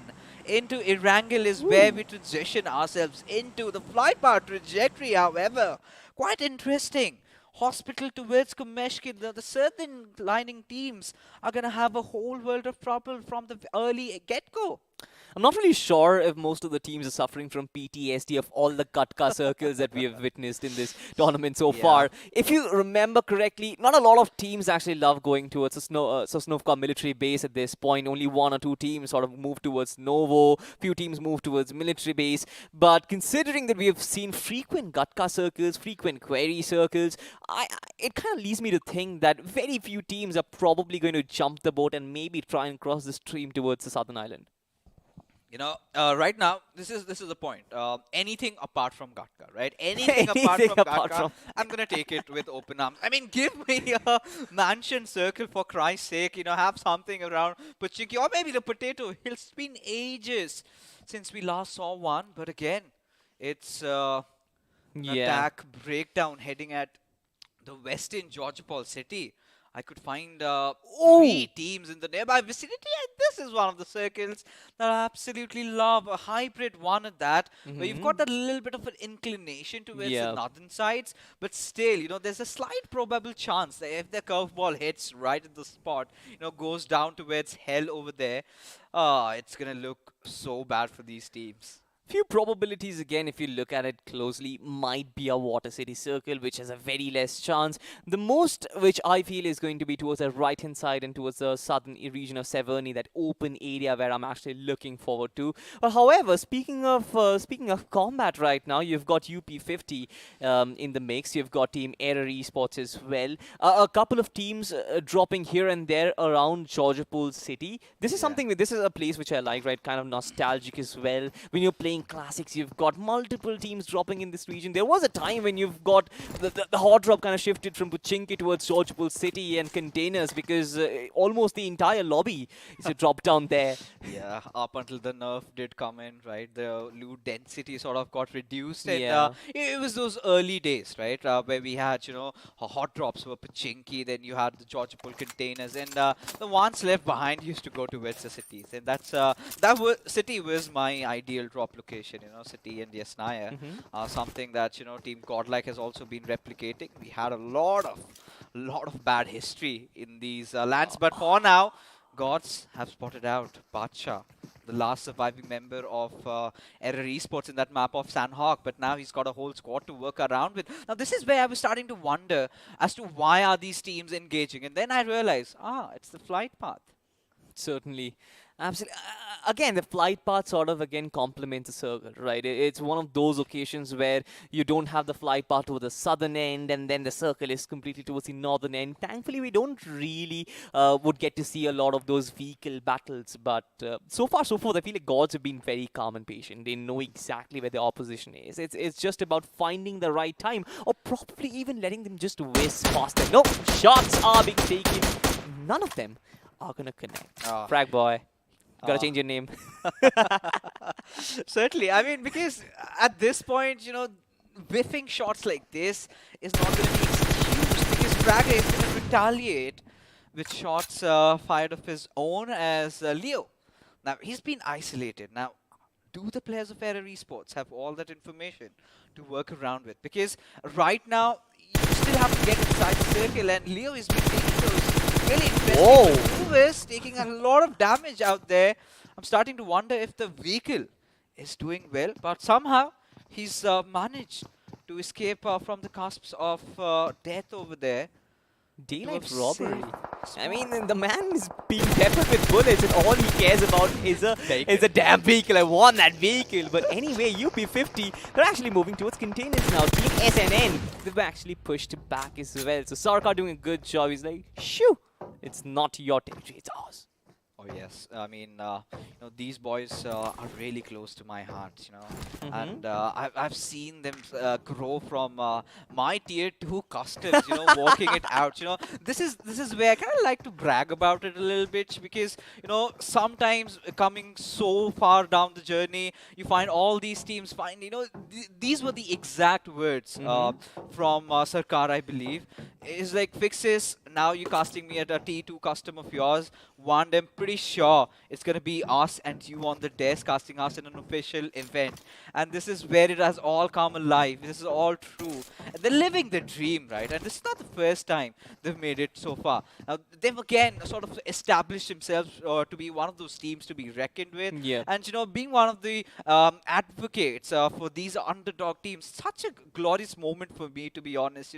Watching them from nothing to absolutely, achieving everything and perform so well, kind of fills your heart up. It's not just UP50. I feel like every single one of the teams who are in this lobby, everyone in the 64 who are in round 3 as well, I feel like it's a victory for them as well. Because considering the fact that you've made it out of a multitude of teams all across the country coming in and participating at this huge competition, making it to round 3 where only a handful are there trying to compete in front of the country itself with so many people watching. It's a dream come true for every single one of these players. Yeah, it's a dream come true, but this is where you need to make sure that your diamonds being forced under extreme pressure from Cole, or are you just gonna brittle down the pressure? That's the big question, right? A lot of big names have crumbled, right? And from part few, we've got teams like Autobots, P6 come in, Mysterious X, all of them just riling it down, making a name for themselves as Critic. Now, this is one of those teams. Now, Critic Esports. Now, I've been talking about them quite a lot because, again, when you come into round number 3 being the second highest fraggers inside the lobby, and certainly not being able to deliver in the same manner, kind of has to come down to this. Has the cookie crumbled for them? Again, it's a lot of pressure. I kind of understand that you sort of feel the same heat when you are in round 1, round 2, specifically because the cutoff is just way too big. But have a look at this, though. Team Error Esports is sort of closing in on UP50, and I'm not really sure if Rage God has sort of an idea. They've got a vantage point as well, and Fragger is just waiting for that right opportunity. In fact, it's not just Fragger, the rest of the players as well. They've closed in the distance. They really want to occupy the containers region, maybe try and corner Rage God, but Fixes, I think the first battle is just about to begin. Look at Error Esports. They have blood in their minds, just sniffing out Rage God. And I really love what Rage God did with all those smokes, trying to create a little bit of a diversion and head away, get into a better position, have himself positioned in a good locality or maybe behind some boxes to play around with, because now with Error just missing out on that little high ground advantage that they had, I really am starting to doubt their chances right now. I love this approach from Error because they sort of knew, right? This is a good stuff. Badsha OP just trying to go in for a huge look. This man can actually catch Team UP off guard. But I love this approach from Error. They know that they are on the second page. They've got to go in for it. UP50 also might be thinking about the same thing. They have an idea that there might be some sort of lurk coming in as well. So both the teams, it's a mental warfare from them, apart from being a gunfare at this point of time. And it's not difficult to fight around in the containers, right? Yeah. But I think UP50 making the right choices over here just to back off from over there. Because once you are inside that container areas, it gets so 50-50 for you. Because, you know, there's so many multiple angles that can be created. But this is the right time for Badsha to really strike. And still some hurt, as now he knows the players are really amidst him. He's closing up. Great spot spotting out. Badsha right out in the open. It has all gone into tatters as Error esports. That's a huge error, if not a blunder. That certainly is a huge error, and I love the fact that UP50 had that sense, the sixth sense coming in, the spidey sense, whatever you want to call it. They sort of knew that there is a huge open territory on the right-hand side where the opposition can counter upon, and they instantly got back and reinforced that territory so that they can give back the compounds. It's yours, Error Esports. You can take all the compound that you want, but we are going to take a player for you as we see the circle shift towards the northern end. Once again, shooting range and Severny being the first two priorities.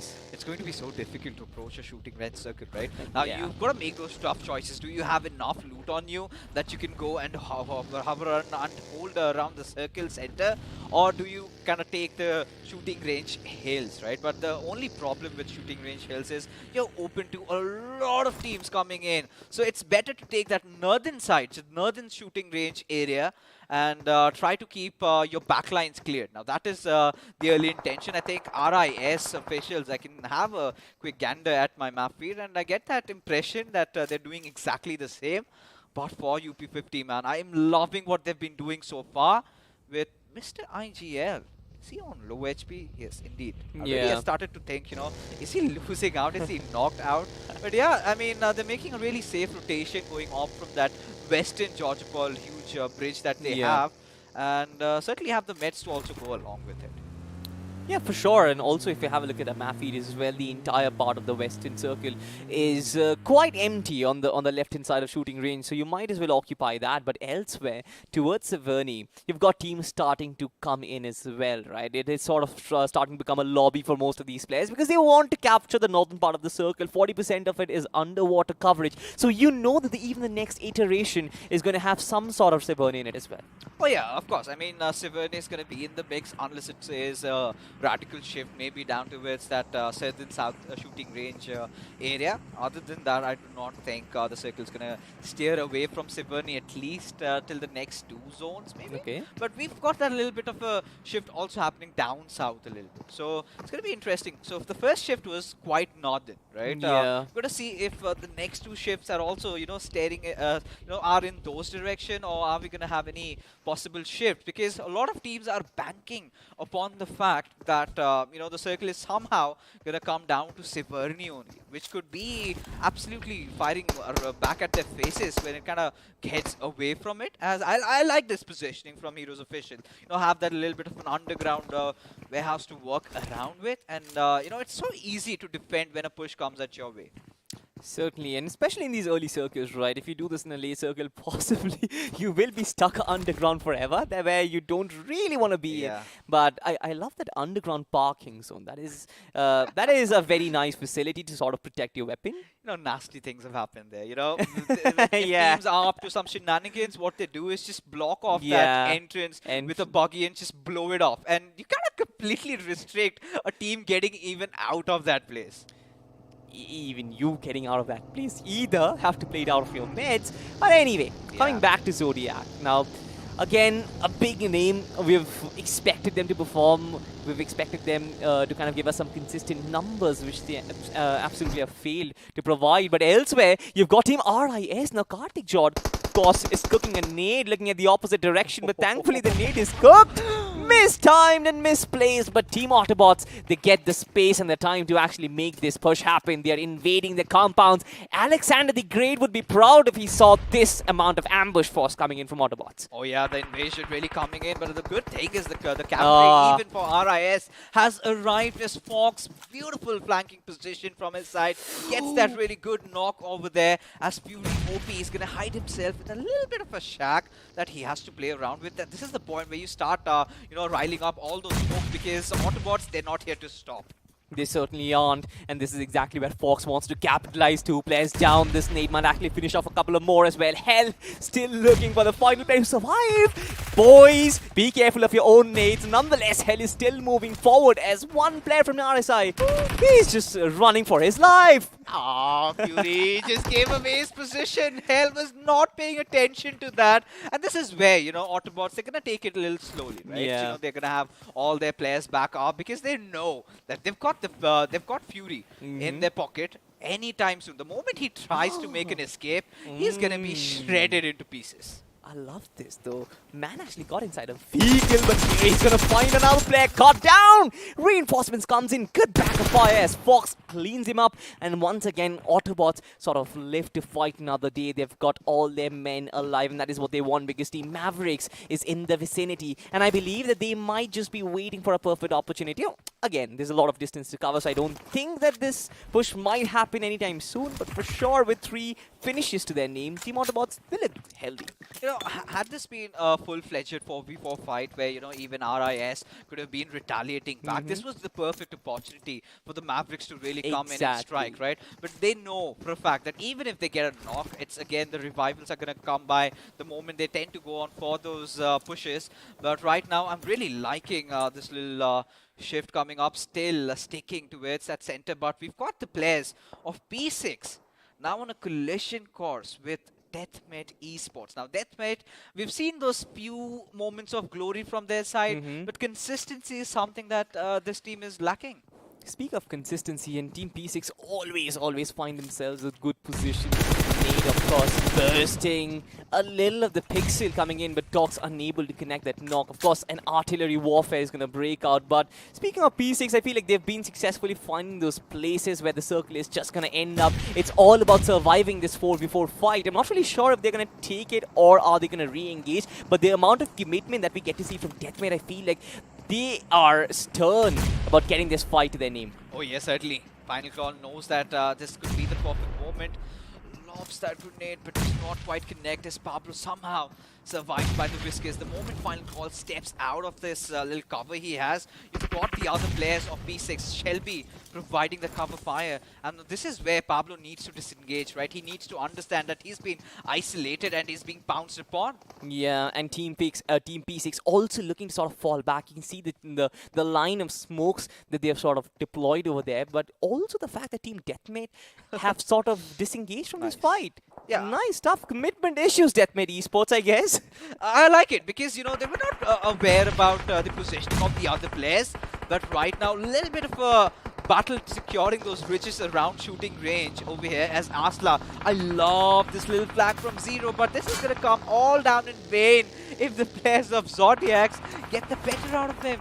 And this man might just be peppered with bullets of teams left, right, at center, especially Team Solitude, as well as another team in the vicinity might just be Team Tenacity. Knocks are being flooded as our finish feed goes berserk. Cyan from the right-hand side being invited to a third party, certainly not the party where he wants to be invited upon. Shan just trying to resurrect his fallen brother with the smokes, but this region is just starting to get lit up. Oh yes, indeed it is, and this is the curveball shift that we've been waiting for. We're going to talk about it a little while later because Solitude have a lot on their hands right now to deal.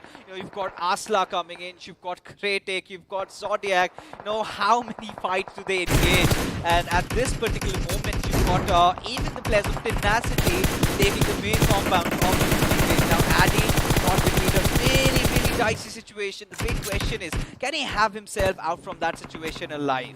Team Tenacity, they've got the mercy of the circle as well as some sort of hard cover as well. And I feel like they can rule the entire region. They can kind of scavenge upon those finishes. But have a look at this. You talked about Kratik. A nice high ground advantage. But for how long? This man has to move 90 meters northward, especially with Zodiac in the backline. This is certainly not going to be easy. Tries to kind of dish out some sort of damage to them to maybe discourage them from maybe backstabbing him. But it's not just going to be that easy. You've got teams right in front. You've got teams right behind. Left and right. It's just players and players. Just like we predicted. Shooting range. Just being the center of all the attraction. I really like how SNN have positioned themselves, but Kratik would find themselves in a whole world of trouble if they do not find themselves a different location to hold on to. For now, Tenacity nodding out players of Asla are going to be few bullets at this direction. And Reaper Jord, he's going to be safeguarding the players of Kratik over here. Now, for Kratik, the big question is how do they escape? And the same goes for Team Solitude as well. It certainly is. It's the early stages of the dating phase right now. All the teams just flirting with each other, just try and take little flying kisses left, right and center. It's before the final action begins again. Kavi, the man who will be tasked with a lot to do, obviously. But Team Solitude just surviving by the skin of their teeth. They are in the midst of a smoke on a vehicle. Certainly not an ideal position. Get the hell away from here, sir. You know, I think he was, trying to spot out the other players because of the little bit of an advantage you can get through that TPP mode. You can get to see those top east corners of around that smoke, right? So a little bit of a visual advantage is what they've been getting. And as long as it's fair and legal, might as well use it to your favor. They're going to be going ham up the players of Kratik as Sonic falls down as Kratik are prepared for this assault at their direction as Ferocity and Pekka are the two players surviving out of this. Can they get the better out of the situation? Only time shall tell. Team Kratik welcomed them with open arms. They were like, come at us, show us what you got. And now Ferocity, poor guy as well as Pekka, just surviving and probably will be looking for some placement points. They certainly can't go ham against Kratik, whose recovery in that situation was utterly beautiful, but they've got to move forward. The circle is not going to be at their mercy. Team Asla certainly just crawling in open lands because they've got no cover to work around. I'm still not sure, but the final player is still surviving. A 1v1 between Error Esports and UP50. Certainly not a situation where we expect UP50 to be. Artillery is still being thrown at. These players don't really want to take the risk. Here comes Sharkar from the backlines. And beautiful sandwich. But most importantly, they're going to resurrect both their players. Still 4 players up and running for UP50. This is amazing what UP50 did over there. And Sarkar has been at the center of it all as we find ourselves in another fight. And this time it's going to be the gods going up against Mavericks. Jigen somehow surviving just for the courtesy around that box, a little cover that he has to play around with. But for how long, Salty? That's the big question over here. One more grenade and he is basically done. He certainly is, but this Valley region, not really the best for both of these teams, especially with inviting a lot more attention from the rest of the parties. Fear trying to close in, trying to clean up every single one who still is surviving. Nobi, he's being taken down, and there's just one player, Biscuit. I'm not really sure what do I think of this name, but still trying to stabilize himself with some meds. But the entire team will be cleaned up. Godzo MKV get their first 4 finishes to their name, but they've got to move out of this location. This is not safe at all. I had to risk it for the Biscuit, but for now, Biscuit does fall down. But for Heroes officials over here, they're stuck in such a bad place. Again, the little shack to cover to work around with as Aim God gets picked off by Hell. Those grenades are going to keep coming in as Zorba, IGL and Fox, they're all going to push in tandem with each other. And now this is the point where Heroes are helpless and certainly could use their sidekicks. But I could not spot out any as one after the other numbers keep on dwindling and up to a point where they're going to get extinct. Autobots just making their presence felt inside the circle. Systematic destruction from them. Deploying the smoke, making that space, disguise their presence, and they push in forward. This is how they've got to enter the circle as well, but it's not going to be easy. Just have a look at the minimap with so many dots that you can see. Even for Deathmate Esports as well, the circle is sort of ended in a very open region. The TP and the prone spray. We all know how devastating it can be, and this is exactly what is coming down upon, raining upon Team Autobots. Certainly not the best place. Creed will be taken out, and that is Heroes Official, who have been wiped off the server. And now for Autobots, they've got to make that tough call, right? They've got to get inside the circle with a lot of eyes watching out for them. Is it even a stark possibility? But for now, Deathmate Esports, this has to be the game that they've been eyeing out for so long, right? A good top 3 finish can ensure their position in the top 8 overall right now, as Team Solitude is trying to make themselves inside the circle. Will be facing off some heavy fire by the players of Deathmate Esports, but somehow they've responded, they've retaliated. But Harry IGL, he's not the one to give up. Leading the team from the front is going to be racking up a lot of finishes to his name. Gabby once again will be targeted with a lot of responsibility as Final Call just charging in at Autobots, and barely a player survives as the entire team has been cleaned up. We speak about this team making it to the top 8. Deathmate just reply in kind. They're like, alright boys, not this game, try our luck next time as well. Deathmate Esports though, for them troubled times are not over yet, because this steep slope is not something they're gonna fancy. No, Final Call, he spotted out Royal IGL, but Royal IGL, he's got the better situation, the better high ground vantage, and one good grenade could change the courses for Deathmate Esports, as now the gods have been attacked, and this is by the players of UP50. Ashi is stuck between a rock and a hard place, nowhere to run and hide. He's been barraged with those plethora of grenades coming in at his direction, but somehow this man survives. But here comes a Molotov. The floor is gonna turn into lava, but this man still survives. I have no clue. He's basically a living fire body, but alright, Ghost Rider would be proud of him. But we only have 4 teams and 11 players left. Zodiacs are still surviving with 3 players, and they've got 7 finishes to their name. Deathmate with 12 finishes though, they get taken out. 3 teams, most of them inside the circle. It's all about searching and finishing them one by one. Who is going to do that first is going to be the question. Again, sort of a calm phase where we might get a breather, but the vehicle might explode any second. Team SNN, a big ballsy move as Royal just steps up to the time. Yeah, I mean, they have the best part of the circle for now, but which has been taken away from them. Now Spray getting spotted out. Smash, he's not going to be stepping on his gun. He's not going to be making those risky movements, because this is UP50 circle. This is their game to lose. Yeah. And they had been denied their chicken dinner in the first game of Erangel. Certainly want to secure this time around, as they're going to be scouring the entire zone over here for any unwanted enemies, as it is just the players of SNN right in front of them with nowhere to run or hide. It's that nade coming in from Sarkar, which could spark that final battle between them. Absolutely. Any sort of movement would sort of give away their position, and that is exactly what you want. This is exactly what the aggression is for, right? You want to understand where your opposition is. Smash though has been spotted. He's been peppering some nice nades. Sarkar on the offense, and here he comes. One line player, Royal IGL, just going in ham with his M4. Few players from UP50, they're actually down. It's basically a 1v2 right now. In case Royal IGL can get his player back up, I feel that would be half the job done. But Sarkar is just doing a good job, sacrificing his own body to reveal his opponent's position. Yeah, indeed. And that was all that, you know, Rage God and KSR needed at this particular moment. Because Royal IGL, he needs to change his position. He still has his teammate bleeding on his knees, but has no chance to go in for that revive anytime soon. But for now, KSR, he's formed that beautiful flank, just waiting it out for Royal IGL. But it has to come down to Royal IGL, has to make the first moves, needs to get that first knock. But a crossfire setup is already inevitable for him, as he's just waiting to meet his makers.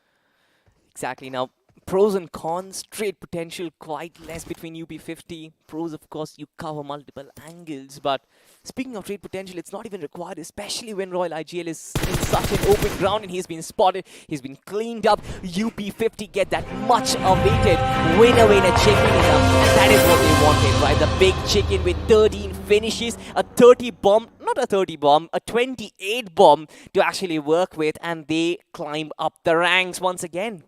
Good points even for Team SNN and much needed for Zodiac, right? Especially when we've been talking about the second half finally, entering into the fourth game and you pick up a few positions and this was sort of coming in for UP50, right? You already saw this every time. They were being consistent, getting a lot of finishes to their name, but the conviction somewhere down was lacking. But this time, being blessed with how the circle transitioned to their favor, those big fights that they took, I think the biggest one had to be against Error, where they were on the brink of getting extinct, but still somehow managed to clutch it out, and from there onwards they never saw behind.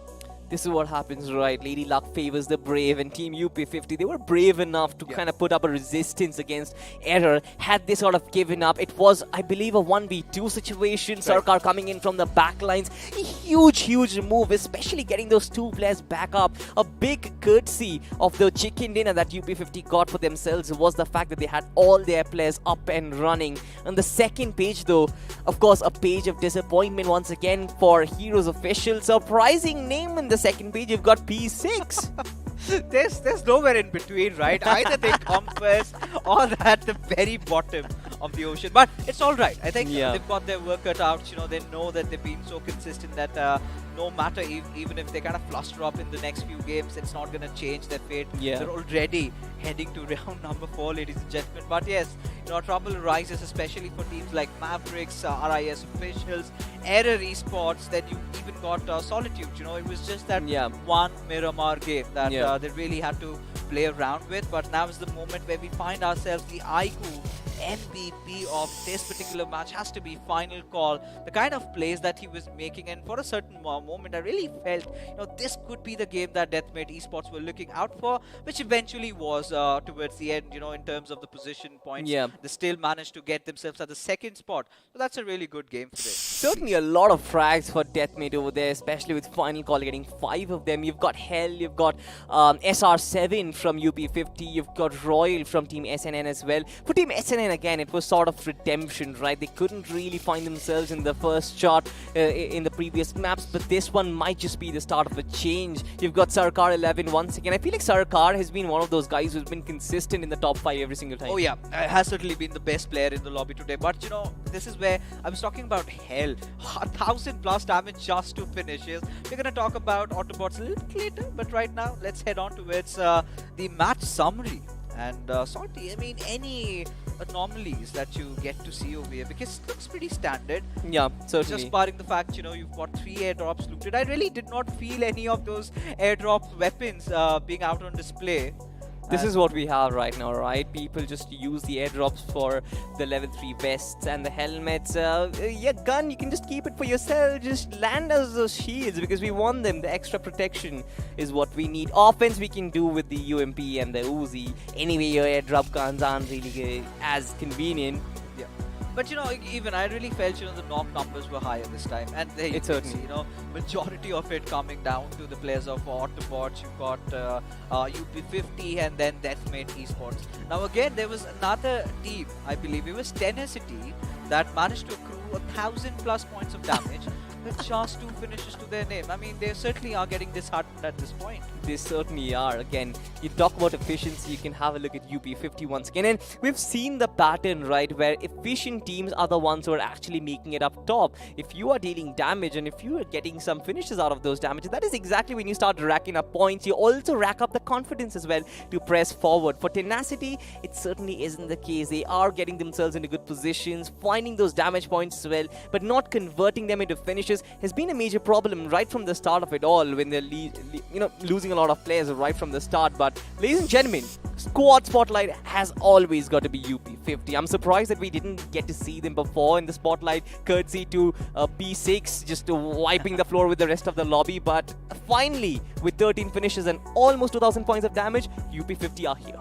Oh yeah, and this is just one match statistics, ladies and gentlemen, because getting 13 finishes, it was a team effort, right? Yeah. It was, I think KSR or Sarkar, one of them had 4 finishes. Barring him, all of them had 3 to their name. So it's not just that one man who's been pulling his team. It's a whole team effort. The way they've been positioning, the way they've been picking up fights, the way they've been backing off from it as well. The biggest fight that we got when Error sort of dashed in upon them, and George Paul still kind of resigned it from that. but now a little bit of a squad face-off between Team SNN and Autobots Esports. Now this is primarily pertaining to this particular game. So I really felt, Autobots were the more aggressive team, but they kind of got themselves pincered in that little bit of a shack where they kind of got obliterated absolutely by the competition. Whereas in contrast, we had Team SNN who were just waiting it out, were very chill around the peripheries of the circle. They were like, once the circle forms, that is where we're gonna strike, and that is where they did that. 23 minutes of average survival time. That's really good numbers on board. That certainly is, but I'm not really sure if it's good enough for them to actually catapult them inside the top 8. Now we only have 2 more maps to go, ladies and gentlemen, and we're sort of starting to wrap up the day. 2 more matches, 2 more maps, Erangel and Miramar once again. 3 Erangel, by the way, which is sort of crazy to think. I hope we get some icy warfare in the near future. I hope. Not really stating anything. We're gonna be dreamers. We're gonna be dreamers. Dreamers, yeah. But anyway, with 2 maps more to go, I feel like this is where the teams have to step up. There's a lot of competition going on between Asla, Solitude. The region that I told you would be hot, right? The places 8 to 10. That is where most of the shifts are going to happen. Teams at the top P6, they're just going to chill out right now. They're going to watch Netflix in the background and be like, all right, we're just going to land inside the servers, inside the maps, and do anything that they want. They can get away with it. They've done the hard work right at the start of it all. But yeah, teams at the bottom, they've got to really buckle up. Oh yeah, they certainly have to. But you've been talking about performance. We cannot really resist ourselves from this beautiful phone out here. And the boys from iQOO have a message for you guys just about now. Show me you got soul.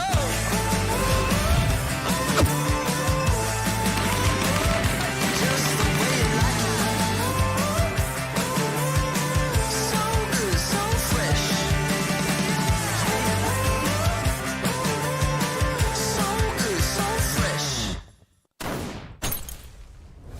550k plus highest AnTuTu score. I hope it kind of results in higher position and finish points for me when I kind of get into my competitive games as well. I'm not really sure if I would be successful with this device, but certainly it kind of gives me more chances, right? At least you're going to give me that. I mean, of course, with the kind of a performance that we get from that phone, you can choose out all it out inside the lobby, right? And, have your performance at the very best. And iQOO ensures that you're not going to feel a hiccup while you're inside this lobby, especially when things are getting started heated up, right? You've got that liquid cooling also to go along with it. But that being said, let's take a look at the highlights of this beautiful match that we had. And it all began over here, right? UP50 anticipating that little bit of a flank and then getting on gun and wiping out the teams out here. It was amazing. It certainly was, and unlike the first Erangel game, we had that early skirmish, right? And this is something which I like, when you don't really get that standard circle, when you have something which kind of shifts the team and kind of sets them like, all right, what just happened? So that is when you start getting to see all these early skirmishes and all these early eliminations. This was one fight, right? This is exactly where UP50 are going to push up quite a little later. Error is just going to hold onto their ground and eventually they would get wiped off the floor. And the next fight that we get to see is pretty late into the game, right? Yeah. It was everybody just confused about how the zone's going to pan out. It's one of those uncommon circles that we got to witness. Because honestly, how often have we seen, the shooting range circles coming in, this little bit of a valley also coming into play, a little bit of ridges to play around with. And this is where I really felt, the gods were holding on to their horses so for a long time, up until the point the boys from UP50 just come in out of nowhere and absolutely obliterate them. It's sort of expected, right? When you get to see these shooting range circles, you know that there aren't really going to be a lot of compounds. Most of them are going to be out in the open, and especially the type of terrain that we get to see in this region, right? The steep slope that there is sort of always gives the upper hand to the teams right at the top, at the higher ground, obviously. We always talk about higher ground versus lower ground, but even then, the amount of cover that we get to see, the amount of teams who are out in the open with just a single buggy or a Lambo to actually work with certainly is not ideal. And therefore, a lot of teams who actually dropped towards the Northern Island or who dropped towards Georgiapol and rotated quickly to a shooting range kind of got that advantage to go with. And yeah, it all came down to, like you said, to the early rotations being made, picking up the right fights. And towards the end, it was so chaotic, especially for Deathmate Esports, because it was just bodies flying around left, right, and center. And at a certain point, it did come down to the fact that, who are we gonna shoot at? Everybody's an enemy. Rack up as many finishes as you can while it lasts. Now, this is what I was talking about, right? This is where, you know, UP50 found the players of Gods at a very vulnerable position and really capitalized upon it. And, you know, even we've been talking about Final Call, he was the MVP, yes. But, you know, Harry IGL, the kind of situations from which he's gotten his team out of, you know, that is commendable. It certainly is. And Deathmate Esports, for them, the performance has been really good. This was one Ghost Rider moment that we got to see a man burning alive but still moving.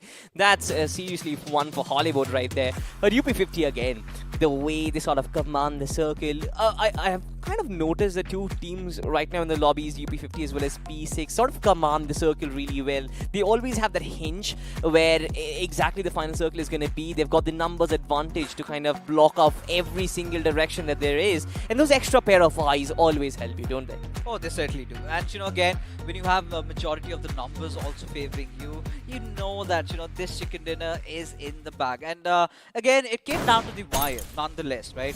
Boys from SNN really put up quite a fight over there. Yep. Really wanted to get that chicken dinner. But again, you know, UP50 had the blessings of the circle, did have a majority of the players, but they've sort of got that little bit of a freedom also, right? Because, again, you know, they've been one of the more consistent teams, getting a lot of finishes, getting a lot of good position points. We know for sure that this is one of those teams that we are also going to see a lot more of, even once the round number 4 also starts off with. But, you know, with just final 2 games to go, you know, this also is sort of heartbreaking because you've got a bit ado to the other 8 teams that have made it so far. Absolutely. I mean, dude, it kind of is hard to sink in, right? We started off with 512, and then we're just left with barely a few, and even then we're sort of going to bid goodbye to a lot more of these people. It kind of starts off like a phenomenon, right? This big tournament, the underdogs coming in. It's a festival, right? iQOO BMOC right now, at this point, it's a festival. Thousands watching it from their home. We've got sponsors coming in. We've got iQOO coming in as well, Loco coming in. It just turns out to be a huge affair, and all these teams, it's a dream come true for them to be at this event. But for now, I feel like for them, the next target is actually to live their dream, to basically play against the professional players, to play against their idols, of course, which round 4 is going to bring us. And of course, there are invited teams. Again, talking about the format, 32 invited teams come in. 32 teams proceed from this round, couple up with a 32, which makes it 64. Maths, guys. I'm kind of a little math genius, you know. Wow. I mean, I've got to take my tuition of my math daily classes from Salted, seems like. But yeah, I mean, of course, I'm getting really excited even for round number 4. We still have 3 more days of action in round number 3, especially with what we're really witnessing right in front of us, right? It's just not one team dominating. It's again, you know, it was just not looking like to be a P6 lobby. Again, we had Mysterious X coming in. We have UP50 also, you know, giving them a run for their money. You've even got Autobots. Now, this was one of those teams, you know, that I really had huge expectations from, considering, you know, you're getting 60 plus finishes out of your just 5 games that you get to play, and really ludicrous standings on the board. And when you thought that, you know, this was going to be the team that tends to dominate, and they still are getting a lot of finishes to their name, but, you know, the decision making towards the very end has been a little bit off. And you're not talking about off decision making. This is where we can also get Critic Esports also into the scene. Exactly. You know, Critic Esports, you were also talking about it during the matchup as well, right? Where the decision making wasn't really enabling them to get inside those final fights. Would you want to like to actually elaborate that a little more as well? I mean, I would love to do that, but you know, I'm gonna take a little bit of a breather right now because my friend Arka is gonna come in and give you all your answers. Alright then, Arca it is. But of course, ladies and gentlemen, we are getting ready for the map of Miramar. And just like last time, I kind of think where there are a few contenders right now. You've got Autobots, you've got P6, you've got Heroes Official as well for that matter. Now, Heroes Official Arca has been a strong contender. In my eyes specifically, they were always a big name that we were sort of considering. And the fact that they haven't really showed their true colors right now just kind of reinforces the fact that these 2 matches might just go in their favor. What do you think? Like, is Heroes Official a contender in your eyes for the top 8 right now? See, the same question was asked previously, where they asked me what can you expect from the second half of the day. Yeah. The second 3 maps. I said the lower middle bracket, you can expect them to explode, and it's eventually happening. So they have nothing to lose. They still need to play that do or die situation, and I still feel that these teams are the teams to watch out for. Heroes Official do fall in the same sector, but at the same time, sometimes when they get in a situation where they have more than something we can chew. But yeah, I really want to get to know more about this. Absolutely. Ladies and gentlemen, a small word from our sponsors right now. Show me you got soul.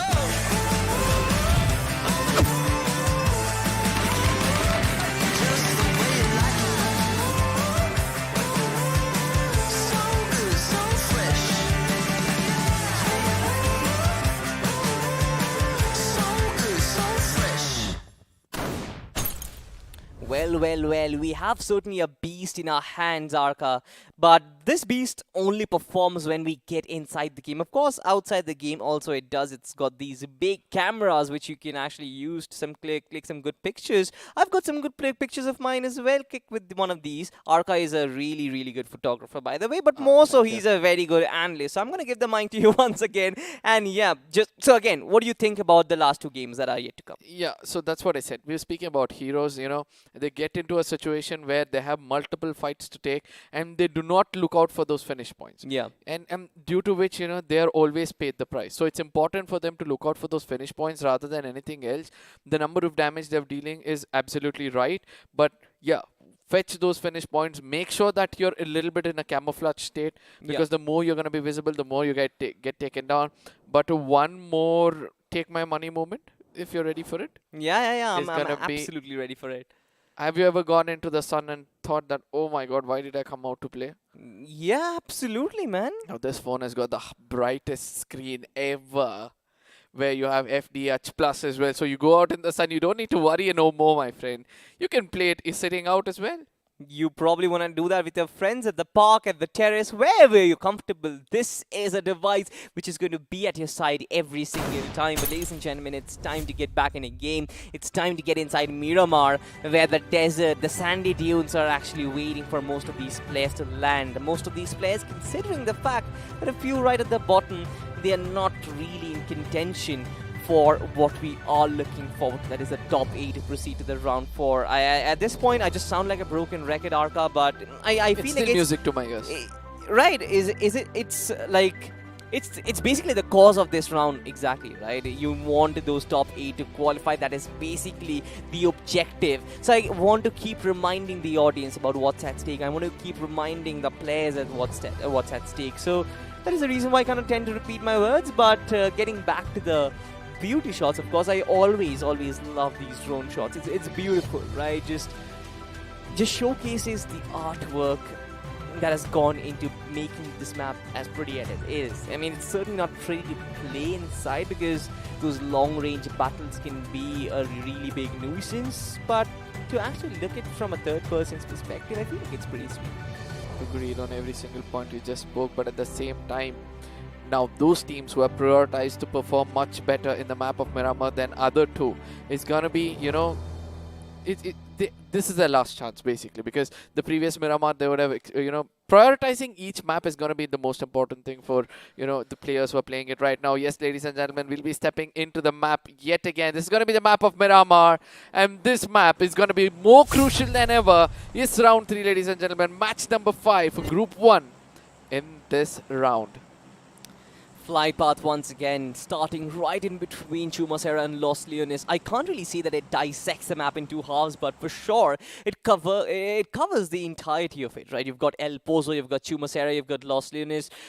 Campo Militar will be far avoided, but of course teams don't really want to take it so deep inside the map itself, inside the deserts, because rotating from there kind of gets a little too difficult. It covers most of the important regions. You've got Impala nearby as well. El Azhar might be a region where you don't really want to go, but most of the regions, right, Chumacera, Los Leones, just like I said, it's under the radar.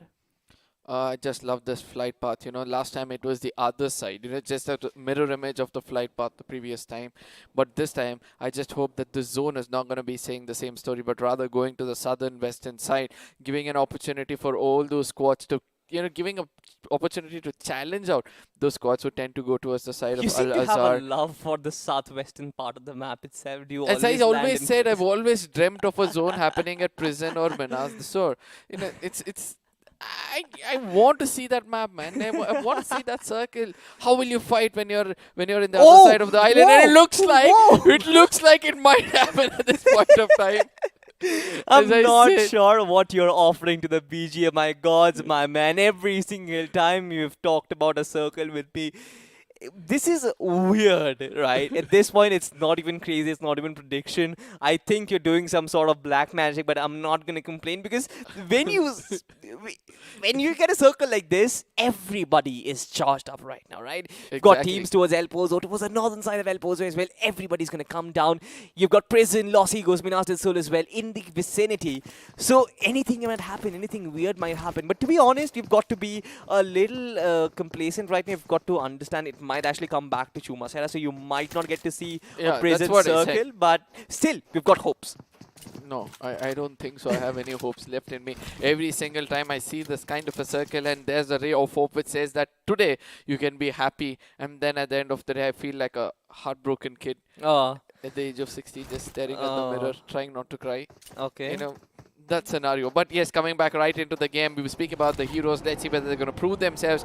They've got a decent spot in the map of Miramar at the spot of Los Leones. All they have to do is make sure they go a little southern, stay away from all these things, go towards the valley of Menas and make sure they stick in over there. And also the most important thing for us to see is how many teams are not inside the circle right now. There are very countable number of teams not inside the circle, so we can expect a little bit of a rotation clash. Yeah, absolutely. I mean, you've got the circle in a position where, of course, there are a lot of hardcores. You've got a lot of cities as well. So most of these teams, when they start rotating, they would probably get themselves some cover. Now, had the circle been towards the northern side, towards, let's say, El Pozo, towards the far western part of the map itself, where there's nothing really much out there. It's just plain desert lands. That is when a lot of those vehicle clashes start to happen, right? Those spray downs tend to happen. But rightfully said, I mean, even when the teams who are outside the circle, they'll try and probably enter in from towards, let's say, Power Grade or towards Monte Nuevo, there might be some shots happening. There might be some urban warfare happening. But so far, we've got Autobots in front of our screen right now. And the kind of expectations that we had from them with 68 finishes in round 2 to not really the best of performances, what do you have to say about them? I think this is the game they'll be looking out for, because slowly the graph is picking up from Yeah, the side of for sure. Autobots. With Sanhok, they did perform well. The previous map was decent for them. So in this map, if they perform well, in the final 2 maps, just one map of winner, winner, chicken dinner, and a They'll do decent that. 10 to 12 finishes, cementing themselves into the next round. Most of these teams will be looking for it, because they've done most of the hard work, according to me. Yeah. In the previous round, where they had to come into the top 4 rather than top 8, they came out of that, and when they've done the harder job, I think it's going to be easy for them. It's just that consistency is the key for all these things, so try to maintain that team intensity on the other side. I don't know, I strongly feel that this team is kind of taking it a little lightly, trying to do the math a little wrong. I just hope they realize it soon and pick up the pace.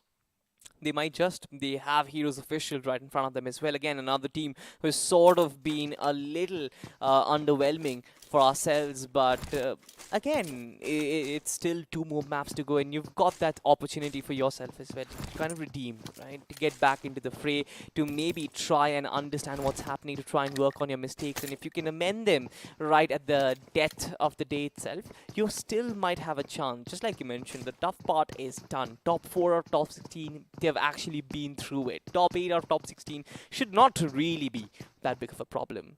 The problem would be the circle in this one, because this circle is going to cause a lot of ruckus, because teams have already dropped in at Chumasera. Chumasera compounds, they're probably occupied right now. Teams trying to rotate late might actually pay the price for it. I just hope that people do realize the momentum of the game, like how prioritizing the zone at this point of time helps them a lot, but still the southern western side of the map completely abandoned. nobody's daring to go towards that side, even though they'll have control of the zone, they'll have control of everything else. That seems to be shocking a little for me. But at this point of time, let's one last time look at the teams which are present over here.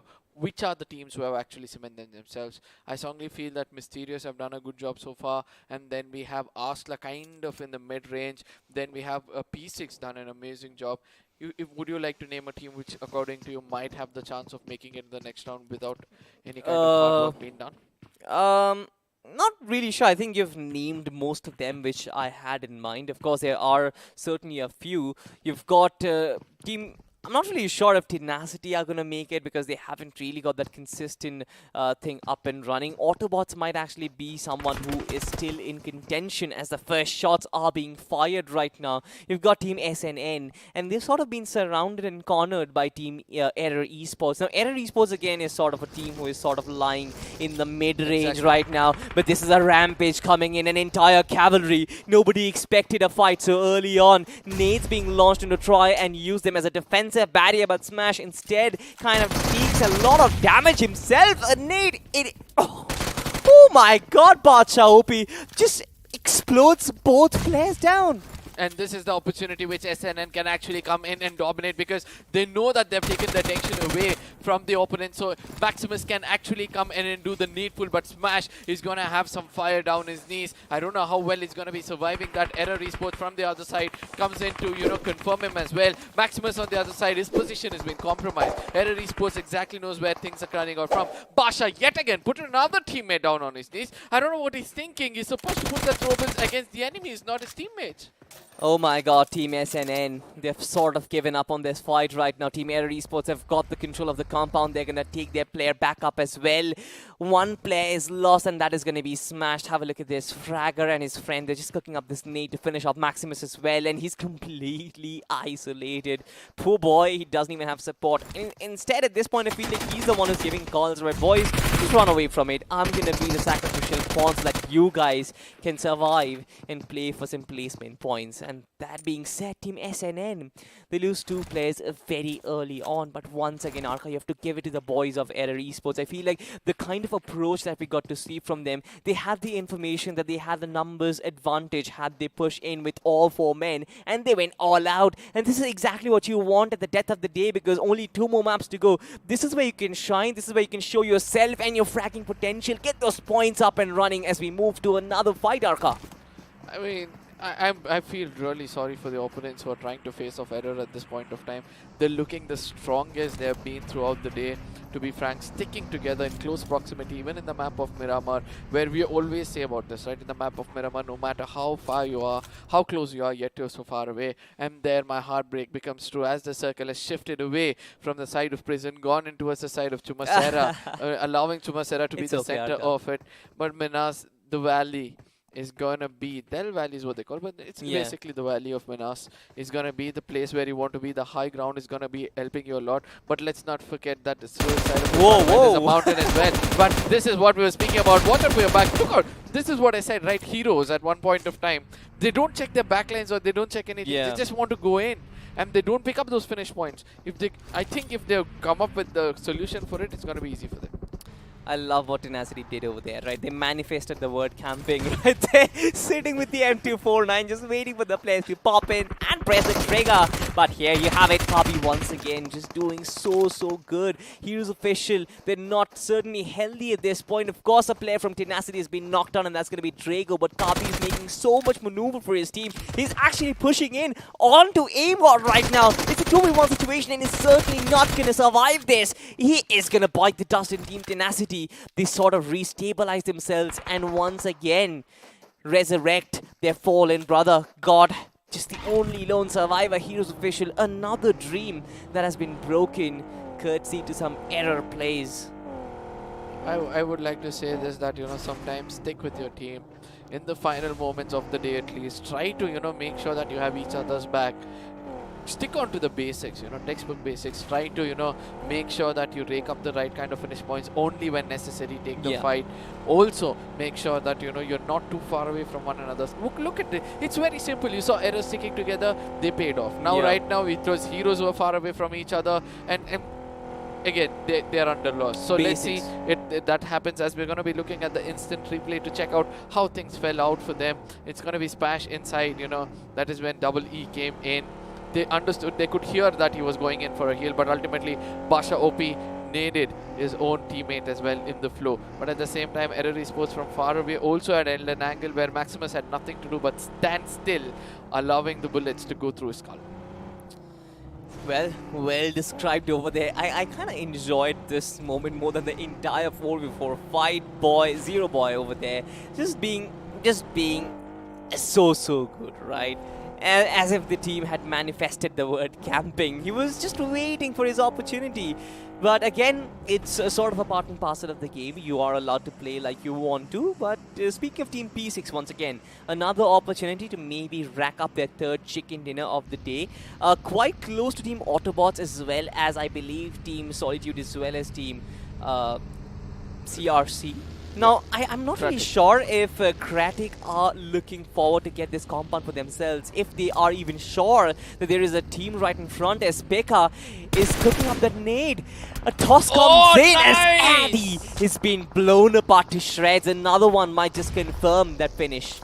I just hope that, you know, Addy gets the right kind of backup at this point of time. But what a well-timed, well-placed grenade. Oh, look at that. The second one connects in as well. And this is the time Solitude is just going to rush in. They're going to be like, let's convert this into 2-4, you know. 2-4. And then they're going to rush in with the pre-fire. They're going to be finding that one man, the last man standing, even though, you know, it was Ferocity trying to give away a bit of his location, had to pay a little bit of a price on being knocked off. But ultimately, 4 finish points is what they've raked up. And there's going to be another party coming up. It's going to be Error coming in from the other side, hoping that, you know, this team is actually doing the error. The smoke grenade did not be timed properly, due to which it just left a trail of smoke in the air. But at this point of time, Error, what an opportunity they had to convert that 3-4 into a complete 0-4. But ultimately, a small delay has stopped this fight. It certainly is, but so far I feel like it's just all about Fragga trying to get a good position for himself. He always loves to go for those flank Team Solitude. They're probably not prepared for it. Sonic is completely oblivious of his position. Fragga is just waiting for the perfect opportunity as knocks go down. This one player who's been completely wiped off. If Fragga gets a first knock for himself, I believe it's just Pekka who is still up there at this point. Players of Team Solitude, they're completely bolstered by this move, but of course Fragga has to sort of take a breather at this point. Error Esports doing so much heavy lifting. They're not really focusing on their strengths right now. Fragga once again has to get inside the party as the entire hard work that they did right at the start of the fight has sort of died down. Team Solitude get the time to get their players back up once again as the fight is going to resume. But for how long, Arca? I mean, this is what I said. When you split in the map of Miramar, never take an uphill battle. You know, when you try to take an uphill battle, 1 or 2 players of yours get taken down. The face of the fight is going to shift towards the enemies, and they're going to be taking advantage of it. Team Solitary, they've been given 2 finish points. You know, Error gave 2 finish points to them, and they're just moving away. Asta is going to be the next team inside the crosshairs with the kind of, you know, warm up they got over here. They're going to be trying to push in as much as possible with the Scar. Does do a little bit of a damage, and I think that is where they're going to hold themselves as of now. It's certainly, but Team Solitude right now, all that they've got to do is restore their players and keep all of them alive. They've sort of dished away the aggression coming in from Error Esports. Error Esports paid the price for it, right? They were a little too confident that they might just get away from every single 4v4 fight that they participate in. But of course, Team Solitude, they just paid them off very heavily. But of course, Mysterious X, you've got to talk about them, right? Right underneath their nose, you've got Arsla. They enter right in Team SNN's compound where they are starting to cook up nades, defensive nades set up already as SN... I'm not really sure if it's something the Japanese name. He's preparing to go on a defensive onslaught right now. Absolutely, but at the same time, Asla does realize that, you know, it's not going to be easy for him to actually grenade this right into the pockets of Team SNN. But it's important for SNN to actually fall back from this fight rather than taking it up, because it's a 2v4 and it's going to be hard for them to pull them off. But I still don't understand how they want to take this fight. Asla is going to be as strong as ever. You know, we have been speaking about how good it is, but a good grenade has just been tossed in. Doesn't do much of a damage. It certainly is. They're just waiting for that perfect opportunity. But Mysterious X once again coming in from the shadows. This is exactly what they like to do, right? Getting in for those third parties. And this is where they can hurt Team SNN very, very heavily. But of course, Arsla and Team Mysterious X might just willing to go for a tag team party right now and feast upon those finishes. What do you think, Arka? Oh, look at that. It was Arsla who actually stole that finish, you know, and I really love the way they do it. SNN final player inside this shack where it's going to be Kazama trying to put up a nade, but doesn't realize that there's a player right behind him. That's going to be a free finish point coming in for the side of Team SSN before they get erased off. But I do believe that, you know, he has done the job of taking a player with him. It's going to be Shinigami at this point of time. We'll be getting a lot of shots from far away. That's going to be Arsla expecting it to do much more better. It's going to be Arsla Cyan doing the job. It's time for them to actually push in because they would have seen that, you know, finish feed coming in over there. Probably take another angle and immediately strike against this. Getting an opportunity to take down Mysterious X earlier itself gives an opportunity for the side of Arsla for a winner-winner chicken dinner for themselves. It certainly is. Shinigami, not really usual when the Grim Reaper himself is a victim of the Death Note, but Mysterious X so far, you've talked about them, you know exactly what awaits them, right? They've got to move on to inside the circle. But oh my god, God's OMKB, they come in from the back lines and suddenly it's Arsla who's actually completely in a sandwich position. Of course, God's OMKB, they've got some sort of distance between them, but I love this. They're taking away their escape strategies, destroy their vehicles. They're not going to be able to move, and as soon as they try and walk out of this rocky terrain, just shoot them down.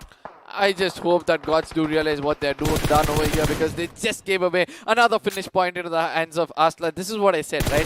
Arsla knows how to, you know, build their territory. They know how to make the defense and ultimately take finishes as the defense is going to be infiltrated, and that's been a big advantage for them at this point of time. I don't think so they've lost any of their players. Even if they've done, they've raked up enough number of finish points. That's going to be 3 as of now, but Team Solitude is going to be the team who has done the same kind of job as well. They've held on for a long time, and they've also been awarded for being a little defensive. As the game is going to progress, it's important for you to understand this, that unwanted push and unwanted fight taken by any team is not going to be rewarded by anything but a loss from their side. Certainly is. This territory is not safe. The vehicle breaks apart, it explodes, and probably he's locked himself inside the shack. I'm not sure if he's going to get out of it, but this time around, UP50, what an entry, because OP, this is one way to enter, my friend, into a compound, confident as hell. His team RIS look to abominate and take the hell out of team UP50, but there's only one player surviving. I think it should be an easy job to kind of clean the floor for them. It's about being like the doll, right? Only 0.1% of the germ is alive, and you've got to be that efficient that you kind of take out the rest as well.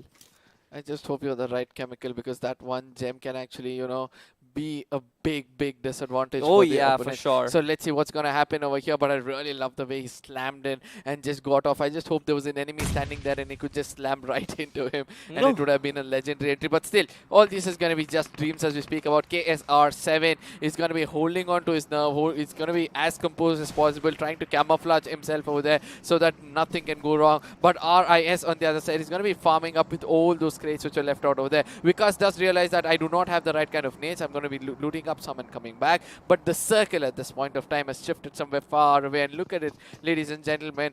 The hard cover, those low ridges is where you want to be at this point of time. But with so many teams coming in from the western side of the map, this is going to be a challenge for the teams gatekeeping them.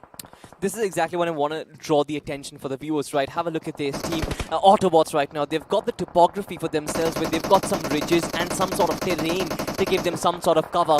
Most of the teams coming in from the western side have basically open barren lands. Team P6 once again going on the offense, just going for a knock, and beautiful stuff as the vehicle explodes once again. We've seen a lot of vehicle explosions at this point, but Team P6, they've got to be very wary, right? If they want that third chicken dinner for themselves, they can't just give away their finishes. It's very hard entering a circle like this, especially when you've got Deathmate Esports as well as Team Mysterious X in the vicinity. Have a look at this. Shelby and Kid still trying to eliminate Mysterious X first, right? They are going to be their first form of resistance. Had those two players been taken out, they can slowly push forward towards that ridge. But here you've got another duel setting up, right? Zodiac Esports is still going up against Mavericks, and I believe this might just be the end because another player has been taken down from that team.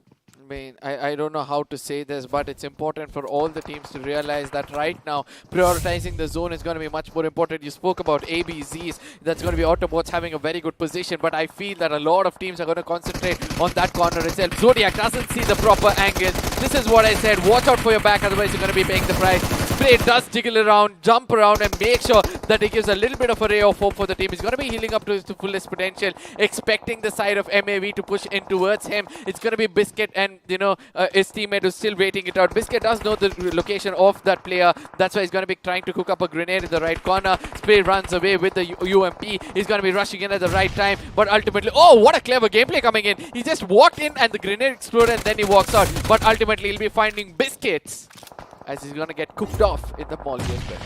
He's going to find Biscuits and kind of cook him off as well. Good stuff right there, Arca. I see the wordplay right there. But you've got Team P6 right now completely stranded in a compound. You've got Team RIS who's still trying to push in, right? All of these action is happening inside the circle. So none of them actually have the compulsion of pushing in or probably make a maneuver.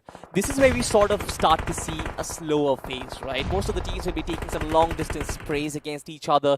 They'll be looking to get as much finishes as they possibly can. Maybe flirt with the opposition as well a little. But they would rather be safe and sound instead of pushing out in the open and getting more advanced territory. Speaking of territory, Autobots, the circle is like a magnet on top of them. And again, the entirety. But oh my god, Arsla, once again. Ladies and gentlemen, it was a spectator's glitch. I'm pretty sure about it. But you've got Kate P6 once again going for those jump sprays.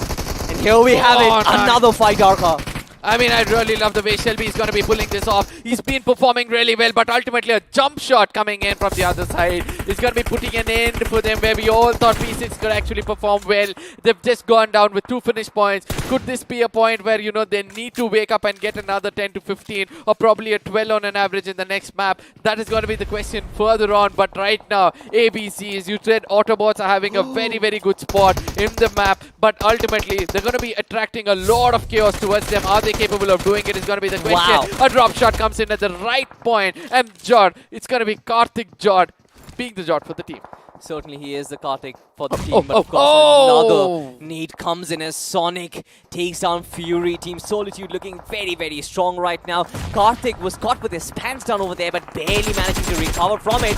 Few finishes to their name. Team Solitude, Sonic is still pressing forward. Just one player survives, but decides to disengage at the worst possible time. Again, majority of the action is happening outside the circle where Team Autobots are just waiting. Have a look at their numbers, 4 players, but just 3 finishes to their name. I love what Sonic is doing right now, right? He's gathering finishes from left, right, and center. It's also that the fact that they've got 13 finishes to their name. This is just scavenging for them. They're looking for dead players left, right, and center, just naming it to themselves and racking up the points for themselves. Absolutely, and this is what you have to do when you know that you have nothing to lose. You have just one man left out on your squad. All you have to do is clear out finish points. Look at the number of finish points being raked out at this point of time. Autobots esports are looking as strong as possible. All your prediction is coming out right. Mr. IGL with that uphill battle is played the perfect gameplay with the cross has been played in the right corner. It's going to be them. It's going to be Orva, probably the last man standing out for his team in the closest possible way. Jod on the other side. It's going to be Reaper Jod, who has a lot of job to do as well. Team Tantality on the other side has to make sure that they give the right kind of backup to one another. A 1v2 situation. Can this be the fight which Autobots will be looking out to finish so that they can take this winner chicken dinner for themselves, as a revival is going to be coming in from all different corners? A little bit of time, a breather for most of these teams right now. Autobots, they've got the time to resurrect and restabilize once again. They've got Team Solitude in the background who is not even participating in this fight, but here they come. Sonic tries to make some noise. I love the fact that Tenacity also disengaged, but Autobots, they're doing something completely outrageous. Here comes a nade. It was not even from Team Tenacity. They are tag teaming to take down Autobots, and they're doing a good job, but Mr. IGL somehow survives that onslaught, and now their next opposition is going to be Team Solitude. One player just against the 3 of them all. It's a world against him, but Autobots are looking to find their first winner chicken dinner. Solitude, they've done the job already. 12 finishes versus 14 finishes. Who is going to find the final lane in the coffin, Arca? I strongly feel that, it's going to be Autobots. it's very simple for them. All 4 men standing, and that's the best part. All they have to do is rush in together. It's going to be just a basic game coming in from their side. All they have to do is, make sure that they enjoy this final finish, which they can acquire for themselves. It's going to be the lead pour coming in behind the tree, and a winner chicken, an expected and a very well planned winner chicken dinner coming in from the side of Autobots. And they're going to be so happy with that 13 finishes coming in their name. From here on, they can play a peaceful game. They certainly can. And I love the fact that I predicted the Autobots would be very much. I was about to, give that to you, because somewhere I felt that they could have got taken down because of the push coming in from either sides of the circle. But yeah, they've held on to it really well. They certainly did, and that is one of the reasons why they rack up 28 points from this game of Miramar. Of course, Team Solitude very close behind. Now, I'm very happy personally, to be honest, because these are the teams who are looking like they would finish somewhere in the mid-table region. You said it correctly, where mid-table teams would actually shine pretty well. RI is official as well. Another team, Tenacity as well. Another team, Deathmate with 6 points. I feel like entirety of the middle segment, they've sort the lower middle and the middle segment. Yeah, right. This is what's going to happen, When you have nothing to lose, that's the mindset you need to carry when you have nothing to lose. Absolutely. 13 finish points for Autobots and 28 points. They sort of solidify that position inside the top 8. But as we look towards the second page, this is where you start understanding how the top teams couldn't really make a mark. You've got Team P6, the team who might just be very well at the tippity top of it all, with just 3 total points to work with. Mysterious X, Error Esports, Team UP50, the entirety of the upper echelon of today's lobby has sort of been dwindled down towards the bottom. And this is where you mentioned, right, the do or die gameplay comes into play. Teams at the bottom, they start channelizing the inner aggression. A man who has got nothing to lose is the fiercest of them all.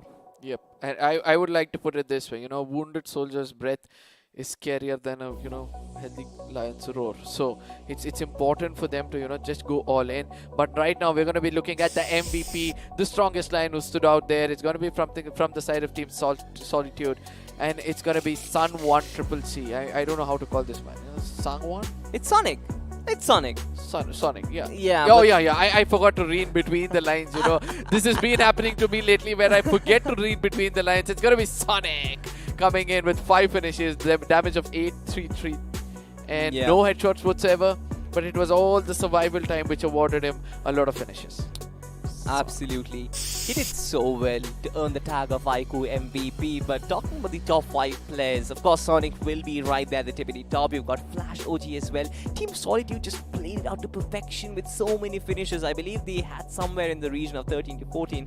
But at the end of it all, I feel like it's Autobots with their teamwork that actually did the dream work out here. Fox as well as Hell, sharing 10 finishes between them. You've got Karthik Jord from RIS as well, who came in with that vehicle. I think it was Vikas OP who actually came in with that vehicle and slammed in to get that nice highlight situation for himself. But that's fine. That's completely fine. Ladies and gentlemen, the match summary is going to be very important. Now, Miramar is a situation where you don't really get to see a lot of airdrops looted, right? In the open lands, teams just don't really like to take that risk. Some teams do, but I love the fact that 80 knocks were in place today and only 60 finishes have been confirmed. What do you have to say about that outcome? See, this is where, you give an opportunity. There's a scope for you to revive your teammate in the beginning of the game, but ultimately when the circle gets smaller, you get knocked off, you're left alone. Because obviously there's going to be spray from each and every corner. So those 20 knocks which were, ref back would have been in the initial circles, not at the end. But everything will get a little more clear as we look at the FD graph. One squad getting the biggest Burj Khalifa, which all you guys were looking out for. It's going to be from the side of Autobots. This time it looks like, these Autobots have found the right kind of Optimus Prime in the team, and then he's leading everything well. It's 13 points already coming in from their side. If it was T5 for me, from the other side, Team Solitude, they played so well with 14 finishes. I would have put them in the spotlight. Oh my god, RI is official for that fact. This is the overall squad spotlight and not really a lot of finishes to actually show for. They had 3,000 points of damage but only 15 finishes to their name. Now, this is a team that sort of bangs upon that placement points for themselves. This is a team sort of likes to get those positioning more than trying to engage in battle. But again, I'm not really sure if they're still contending for that top spot. Speaking of the squad face-off, ladies and gentlemen, you've got Autobots versus Team Solitude. Very, very close proximity from each other. 38 finishes for Autobots, Solitude with 34. I love the fact that in spite of having a down start for Autobots, it didn't really start that well. They kind of picked themselves up, right? They are like a phoenix who kind of rises from the ashes. And getting 8,000 points of damage, especially after a debacle of a start, it's a very good commitment towards their game and what they're actually representing. That here you have Solitude as well. Again, a rather consistent display throughout the start till the very end with 34 finishes and 7,000 points of damage. I feel like these two teams are very well competing for the top 8. Look at that, there's been an additional survival time coming in from the side of Autobots, due to which, they were rewarded with a little bit of space for the extra damage and the extra finish points which they picked up. And I do believe that, it's the job of the IGL, which I always keep, speaking about. You might have the best assaulter, in your squad. You need to place him at the right corner of the map. If you're not going to place him at the right corner where he's going to be getting churn from all different directions, it's of no use, having a very strong team. So I think that IGL was doing the right job to get that survival period. I know most of the IGLs in this tournament have learnt a lot as well, but right now, some bigger pictures for us to see as I speak about one more WoW. Yeah, let's give it to the audience. Look at this video and we'll be back. Show me you got soul.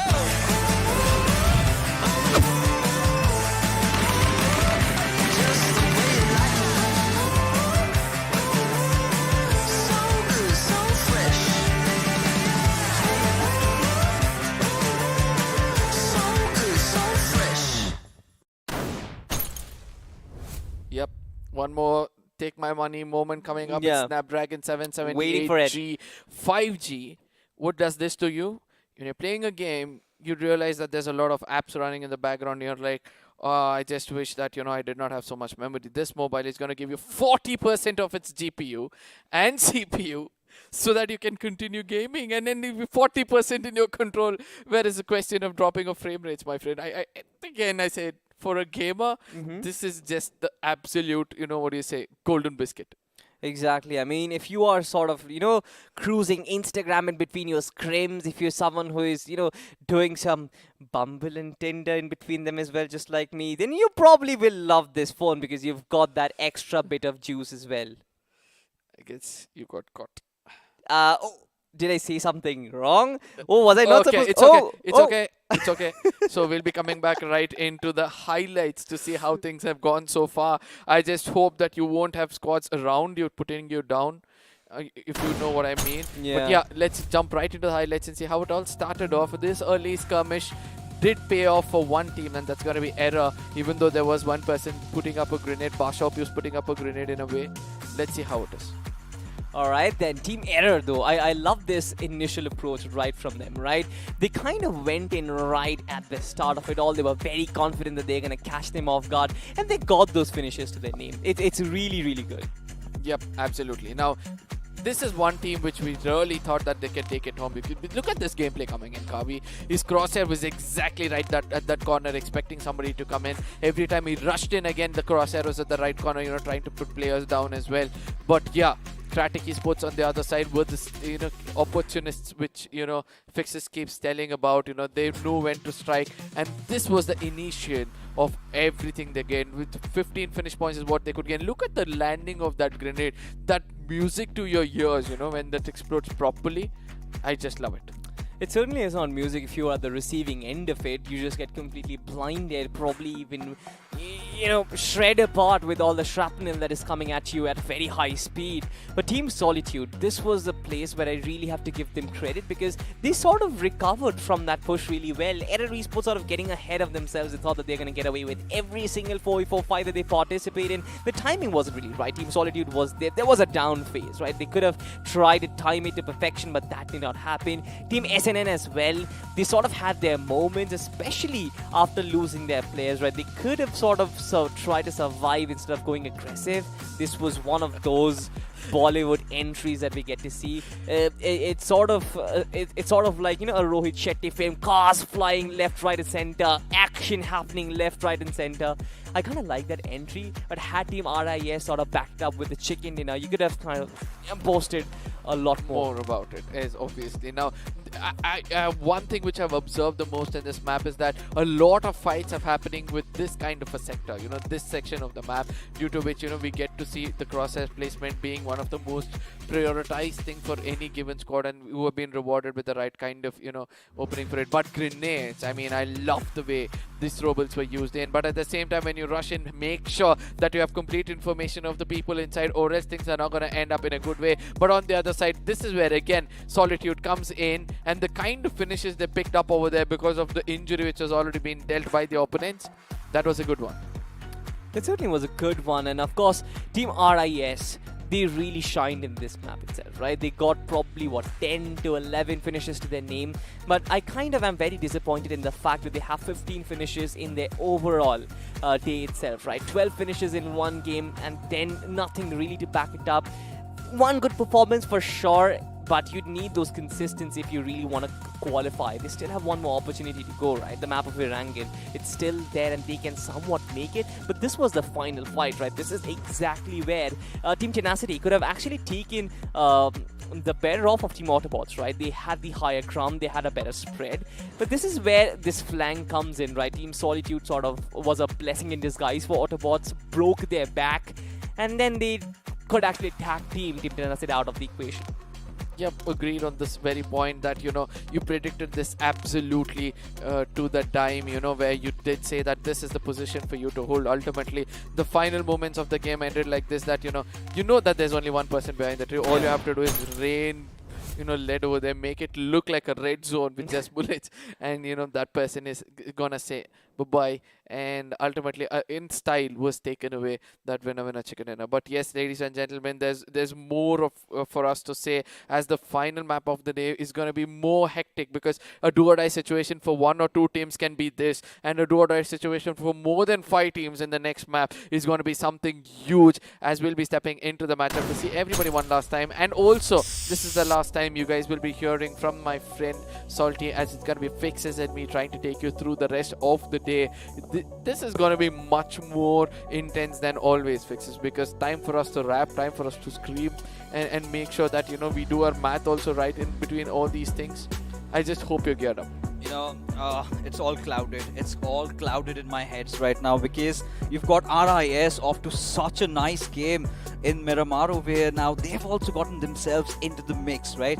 This is where they have to put the pedal to the metal, you know, give it all, because it's just that one game that could decide their fate. And getting so close and yet missing out is something that I really would not want to happen for them.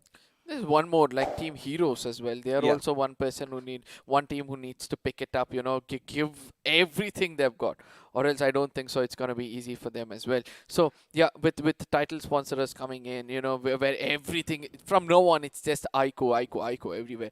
You want to know more about it? I guess, you know, we'll give it a chance for the audience as well. We're going to be looking at the video again. Get to know more about this. Show me you got soul.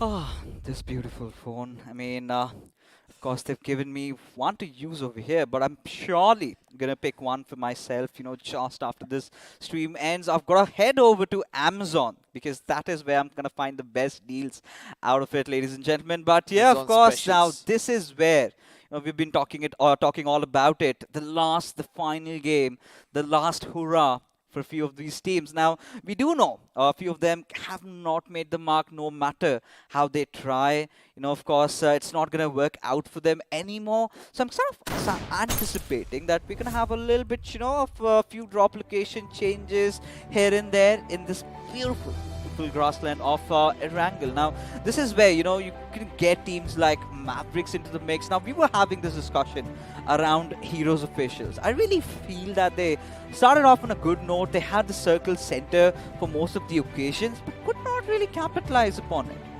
See, it's going to be hard, right? You need to count the number of teams alive, the number of players alive, and then you have to have a divided attention around to see, you know, from which angle is somebody coming in. So you're looking at a corner where you can see the vehicles are coming in, and you concentrate too much on the other side. It's an obvious thing that, you know, somebody's going to backstab you when you don't have that 4 minds seeing in all 4 different directions. And that is the thing I feel which went wrong for them. You know what? Had they gotten themselves the iQOO Z6 540, Probably, yeah. had that 4D vibration motor working out for them, Oh, it certainly yeah. could have, you know, helped them in knowing all those fire shots being taken at their direction from every possible location, and could have acted better. You know, it's just us saying, you know, it could be you next on the battlegrounds itself, you know, in an official event, you know, living your dream, and certainly continuing that fairy tale alive, because sadly, you know, a few of them are going to be ruling out of this tournament. But hey, the good part, you know, taking a look at the silver lining, we still have 50% of the lobby heading into round number 4, ladies and gentlemen. As for one last time in the evening, the Big Bird has taken it up to the skies, and this time the flight path trajectory all the way from Georgia Ball towards prison. Now, I'm not going to say that the map has been dissected into 2 halves, because you've got that little bit of an inclination towards the northern and the eastern sides, where the teams sort of heading towards the western and southern side. They have a lot of traveling to do, my friend. I just hope that, you know, some team dares to go towards the side of military base and holds it somewhere. I feel this zone is going to be going so far away from the flight path that everybody will have to fight for themselves. Now, let's talk about the teams who need to work hard over here. I think Kratic is going to be coming in over there. Arsla is going to be coming in. RSI, Zodiac. We have the guards who need to perform. UP50, Error Esports. All of these teams are played well. And let's not forget that Team TT as well. So what do you have to say about to these teams? If you were the ICL, or if you were somebody as a coach to them, what would you suggest them to do in the final map? You know, for Team Tenacity and for the others, you know, you've got to still keep the dreams alive, right? You never know. You might make it to the top 8. And yeah, you've had a few good games. A few did not really work out in your favor, but you cannot really give up, because this is Team Tenacity that we're talking about that still somehow managed to get that top 3 in the first game of Erangel. So they've got what it takes. It's a little bit of a teamwork coming into play, but right now it's of course going to be about, you know, playing a little bit more safe, you know, respecting the circle, because this hybrid zone is absurd, my friend. Now, I'm going to make my predictions. Not going to go down towards a certain island, but this is where we've got a party happening up in Pochinki. It's going to be the players of Maverick going after P6. Now we have to see whether P6 will be able to dominate this, because P6 have been really strong in welcoming a lot of players as they walk into the crosshairs with the right kind of, you know, trigger discipline. At this point of time, we're able to see that Kid is just waiting it out. Oh, misses it by the, you know, bell. And I think that it's important for him to just go away from there, or else it's not going to end well for him. But on the other side, it's going to be Pablo throwing it in the wrong direction, not watching out for his back due to it. Again, it's going to be blowing some lead into his skull as well. Now, I know that P6 have done a good job. Don't you think they need to rake up at least 5 to 6, you know, average points in this as well? You know, I still believe, you know, they've made the mark. They've made the cut. It's top 8 that we're talking about. Now in a whole world of trouble, because, you know, of course, one of their players got taken down of the picture, but still, you know, newbie out of Mavericks is going to require or need that resurrection coming in, and which indeed will follow in due time. But speaking of which, you know, I really want Team Mavericks to be, you know, capitalizing on this particular situation. Now, the only thorn I can feel is going to be Kid, whose position has been compromised over here, has taken quite some damage. This is where, had the players of Mavericks taken that little bit of an eastern route, you know, formed another different angle, because that is what you're supposed to do when you are taking these urban warfare. It's all about the angles. It's all about getting the right corners. The way Jigen opened up, this is something that Mavericks need to do quite often. I just hope that, they stick on to this strategy which you just spoke about and make sure that, they have the right kind of finish points as they're going to move forward. Team P6 on the other side. One thing which I love about this team is that they know when to fall back and how to fall back from a fight. Try to safely get away from a specific terrain or a hard cover, or let it be even in the open. They're pretty much strong in that, and that's why I love the most about them. And I just hope that P6 will be playing well. And I really like the switch as well. Once they had everything working out from one of the key players, I think that was somebody who played really exceptionally well in the first few games. I forgot his name. It's a name of a Mustang. I mean, it was again one of the players that's kind of sitting away from now. He's not. Exactly. They've resorted for their substitute coming into play, but I really believe the name has been right on our minds over here. Tip of the tongue phenomenon is something we are Yes. undergoing right now. So I love that to sink in a bit so that you can just come out with the name, because I It know was Shelby. Shelby, exactly. Somewhere Mustang and no, the Shelby model. really close. You get Yeah, of the automobile industry, but kind of got caught off. It was like Mustang and the muscle cars. No, Shelby, not really a good combinations. But hey, I'm not a car fanatic, but I really love myself how P6 have decided to disengage. Right? Exactly. They still understand the value of all these games. They know how tables turn. Now, one good thing about P6 is they did the majority of the heavy lifting in the first 3 games, because the last 2 that they've had has really not worked out for them. They barely accumulated any points. Now, this is where the pressure is sort of building upon them. Now, which sort of brings me to your discussion where you were saying, yeah, I mean, getting 3-4 average points over in this matchup would certainly help themselves kind of ensure, which I already believe they've done, but still, just to be on the safer side, yeah, I mean, 3-4 finish points, get 2-3 position points, you're good to go, man.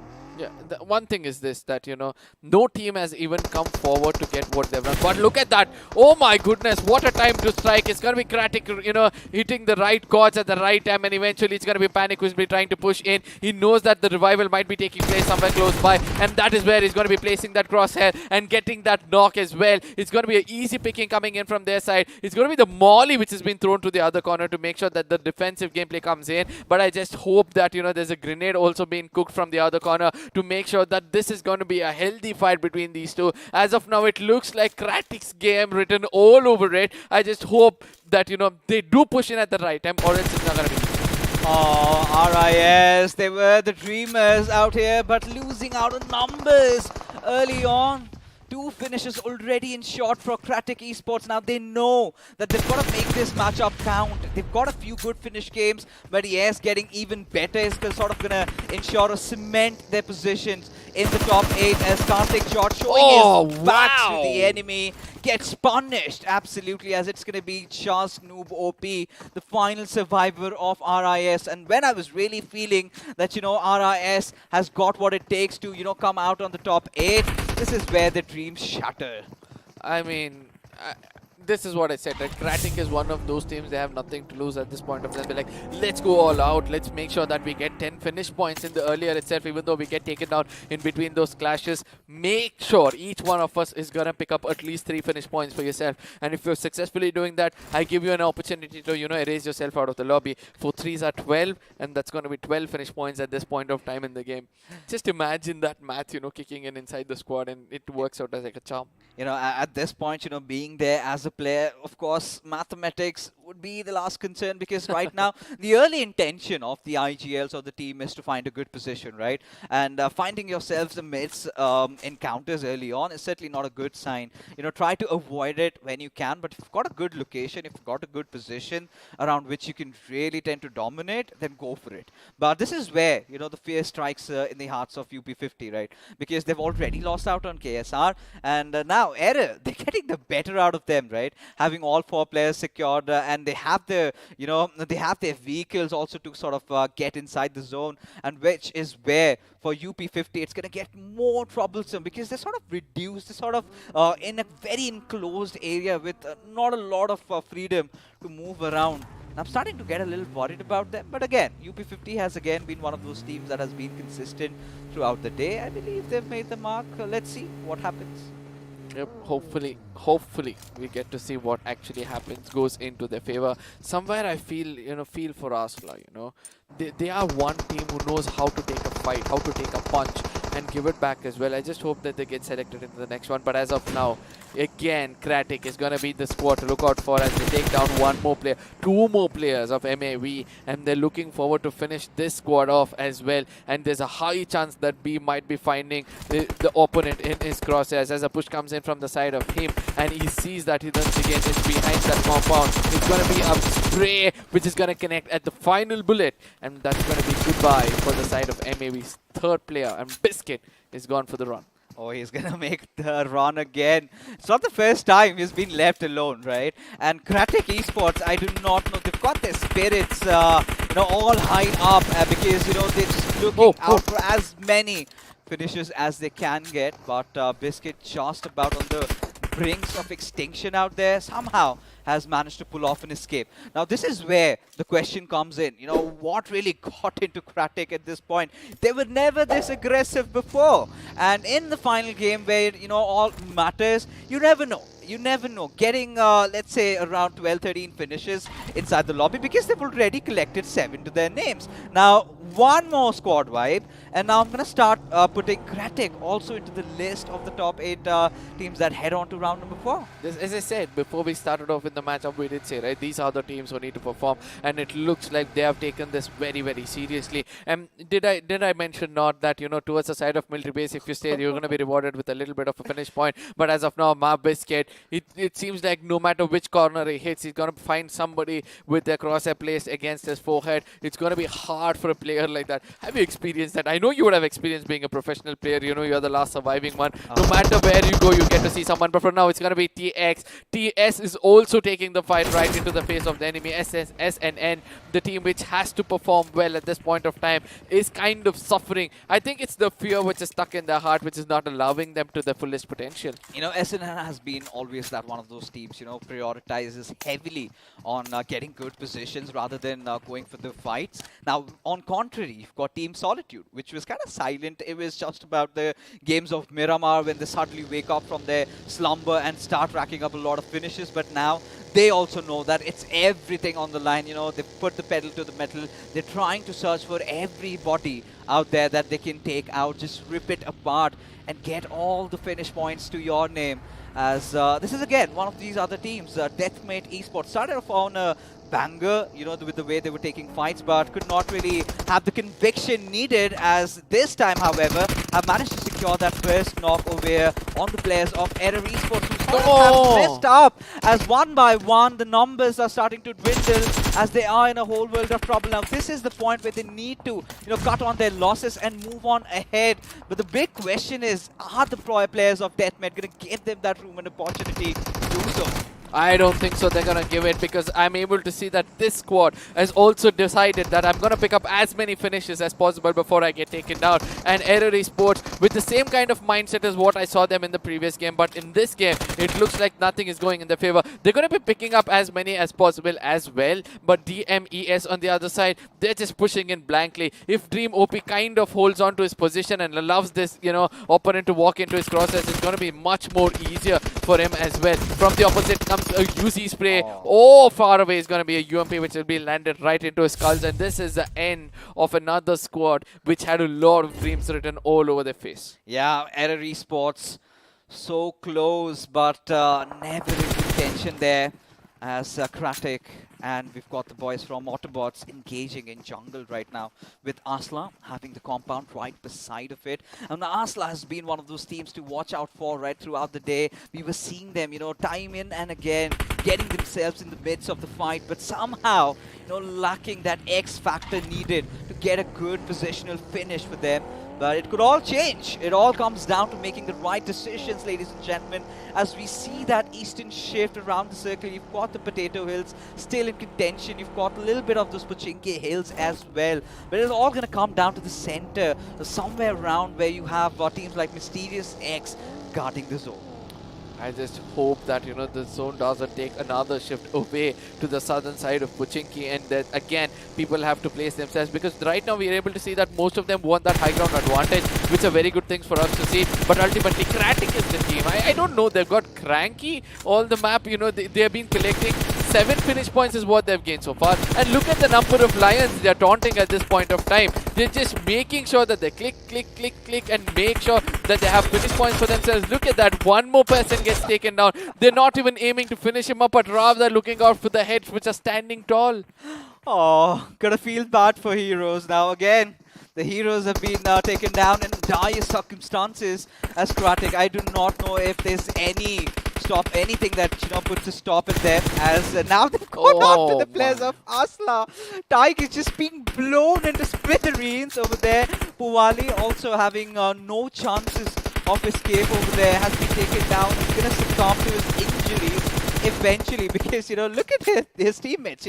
They're all over the place. They're scattered absolutely in tatters, with Puwali finally taking his final breath as he gets taken down from the lobby. I do not know if Heroes official have garnered enough points for qualification though. They still have 3 men standing. I mean, that gives a little bit of a ray of hope that they can try to play it a little safe. But right now, they're walking into the jaws of death. According to me, they're again moving towards the squad, which name need not to be taken. It's going to be P6 on the other side, which is trying to, take an unwanted fight yet again. It's going to be hard for you to take a fight against a team inside a hard cover with 1 or 2 knocks against you. They're going to eventually push in to pick up that finish points, especially in this moment of the day where finish points matter the most. Oh, indeed, it does, at least for a lot of teams over here who are yet to make their mark. And for now, P6, they've had a really good start to the day, but certainly have been taking, or rather tumbling down the hill.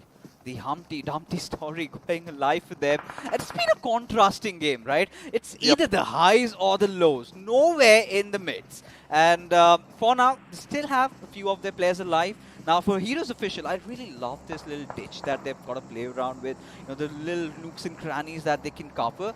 But for P6, they certainly look lost, man. I don't know. I mean, as I said, points, a little bit of a points which matter to them, concentrate only on those rather than trying to do something wrong. But the zone is going to be shifting right next to Pochinki, allowing most of these teams to fight out in the open itself. High ground advantages for sure is going to be coming into an great use for the teams. But look at what P6 have done. They have held the right ridge, the right dunes, but ultimately, if just imagine from either of the sides of those ridges a team comes in and tries to stack up themselves, don't you think it's going to be a curse for the boon which they have right now? Oh yeah, indeed. The southern side cluster that's being built up, it's going to be interesting because you've got Heroes officials. I do not know if they have the right mindset to get themselves into the mix of the fights, but we've got Mysterious X and UP50 battling it out with Sarkar, having already taken massive amount of damage, eventually to get knocked out by Ares, and he's not going to stop at anything at all. Just goes in, gets the finish secured, as Mysterious X, they've got a few good games to them. The second and the third game especially, but still, they would want to finish off on a high. They would want to get a good number of position points out of this game also. But for UP50, I think they've done the job throughout, and this is one of those games that they can really not crib about. I just hope that they do not, because ultimately 1 or 2 points, it's going to be a very neck-to-neck battle. Probably mere 1 or 2 points is what's going to happen, but right now it's going to be the don't talk about this squad. Better not speak about them, as Heroes is going to be the next squad. Oh my god! With grenades, with lead, with vehicles, whatnot. I think next they're going to use the land itself to, take down players in front of them. 13 finishes already. Are you kidding me? I mean, what are these guys on right now? Kratic Esports, out of nowhere, completely invisible throughout the entire day, had their fair share of laughter, but suddenly in their final game, they're looking out of the world. And is it going to be the Autobots that put a stop at their menace that they're causing inside the lobby right now? Because it's getting so nasty with Team Solitude from the backlines coming after the players of Autobots. Now Mr. IGL, he's got out himself out in the open, and eventually gets taken down by Panic. Again, Kratik coming into picture, right? So this is where, you know, Team Solitude has to just hold back, allow them to actually go in for it. Team Solitude, Sonic also knows the location of another player, but still is not going to dare to, you know, give up his location, and that's the most important thing. They would have seen that, you know, we are trying to fire and there's some other kind of firepower coming in from the other side. Let's just hold it off and try to, you know, take up those finish points. DMES on the other side, final call, or whatever you call him at this point of time, is going to be coming to an end as before he gets down. He wants to pick up that final finish point for himself. I don't know whether he'll be able to successfully doing it. I think he's going to live a little more longer to tell a different story. Mysterious X on the other side, 3 men standing. Do you think they have everything which it requires to make it in the next round? Oh, certainly, I think so, because Mysterious X still have managed to get that revive onto its damager, but final call, you've got to give it up to this man, holding on to his nerves in these situations, as Autobots, they've been eliminated by Kratik. They're now on 17 finishes without the loss of even a single play. I really cannot believe what I am witnessing over here, ladies and gentlemen. We've had the highest finish. I think it was Elite Squad with 24. Are they going to break it today? I think they can, because they still have a lot of, you know, bodies still everywhere lying around as snakes. Look at the precision coming in from the side of Panic. I mean, 8 finishes already in his name. With that mini, wipes off the complete squad. It was a 1v3 with a mini far away and 8x coming in. I've seen a close range 1v4. What is this? This is preposterous at this point, you know, with Max Payne still going after Frag Boy, who in turn just stands up and gets the knockdown. And for Kid, he's going to prone in. He's got one of his players knocked out. He's going to play a little bit defensive as you have Sniper heading out for the flank.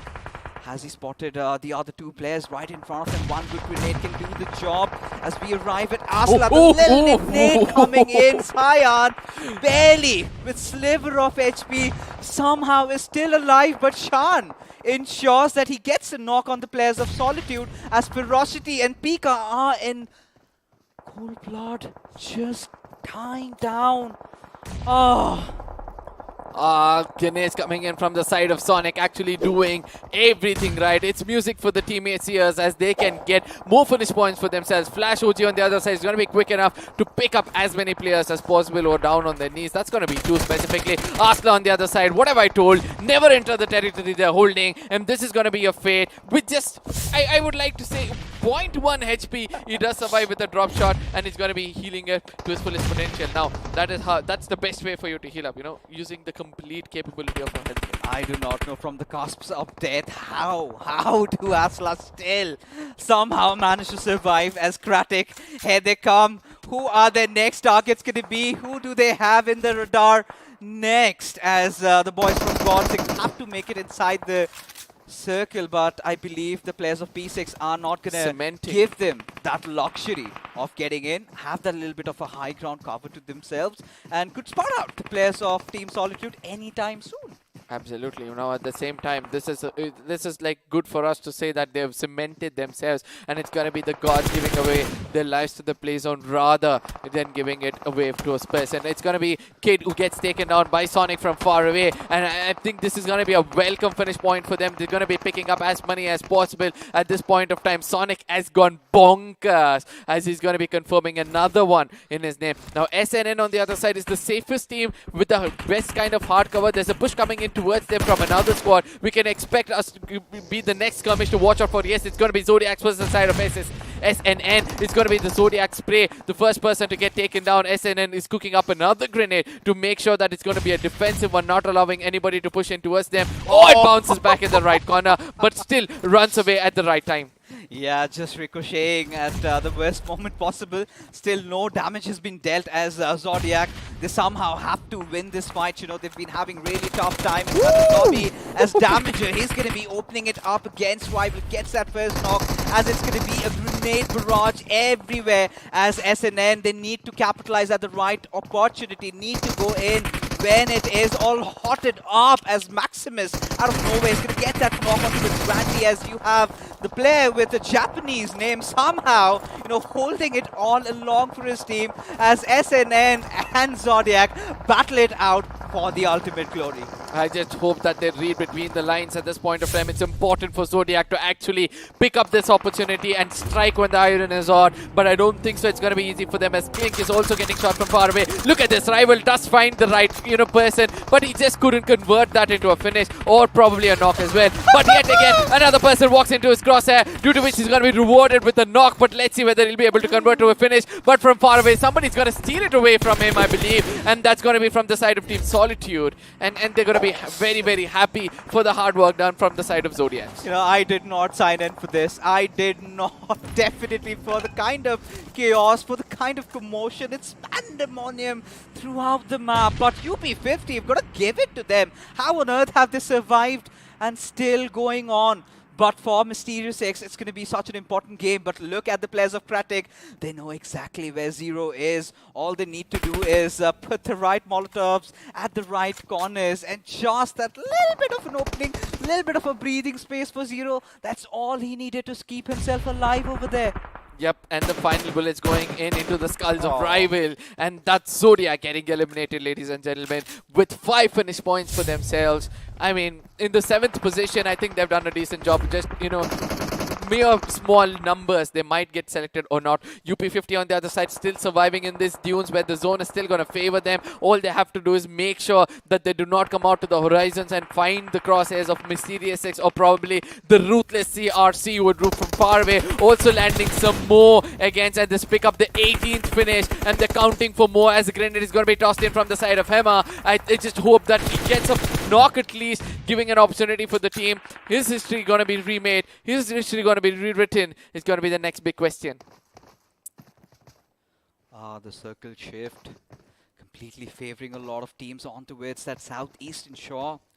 As Mysterious X, they've got to make it inside the zone with a lot of watchdogs out there. The big question is, do they go for it or do they just focus on UP50? As look at Kratik, they're somehow getting taken down. They are finally starting to bleed as one of their players has fallen down. The other surviving barely with a sliver of HP, and taking the Wizard Tower is never the wisest of decisions, because when you're a 4-man team, you do not seem to have been pummeling out in that situation, which eventually is the case for them, as Solitude somehow are still being battered down with all those bullets. And now the question comes, how do they somehow keep themselves alive? They have the blessings of the circle as Shinigami. Now he's gone after the players of UP50, and it's going to be Aditya who's going to be the last player who's going to make a mad dash for the circle. I don't think so, because the slithering snakes are going to just form up at this point of time.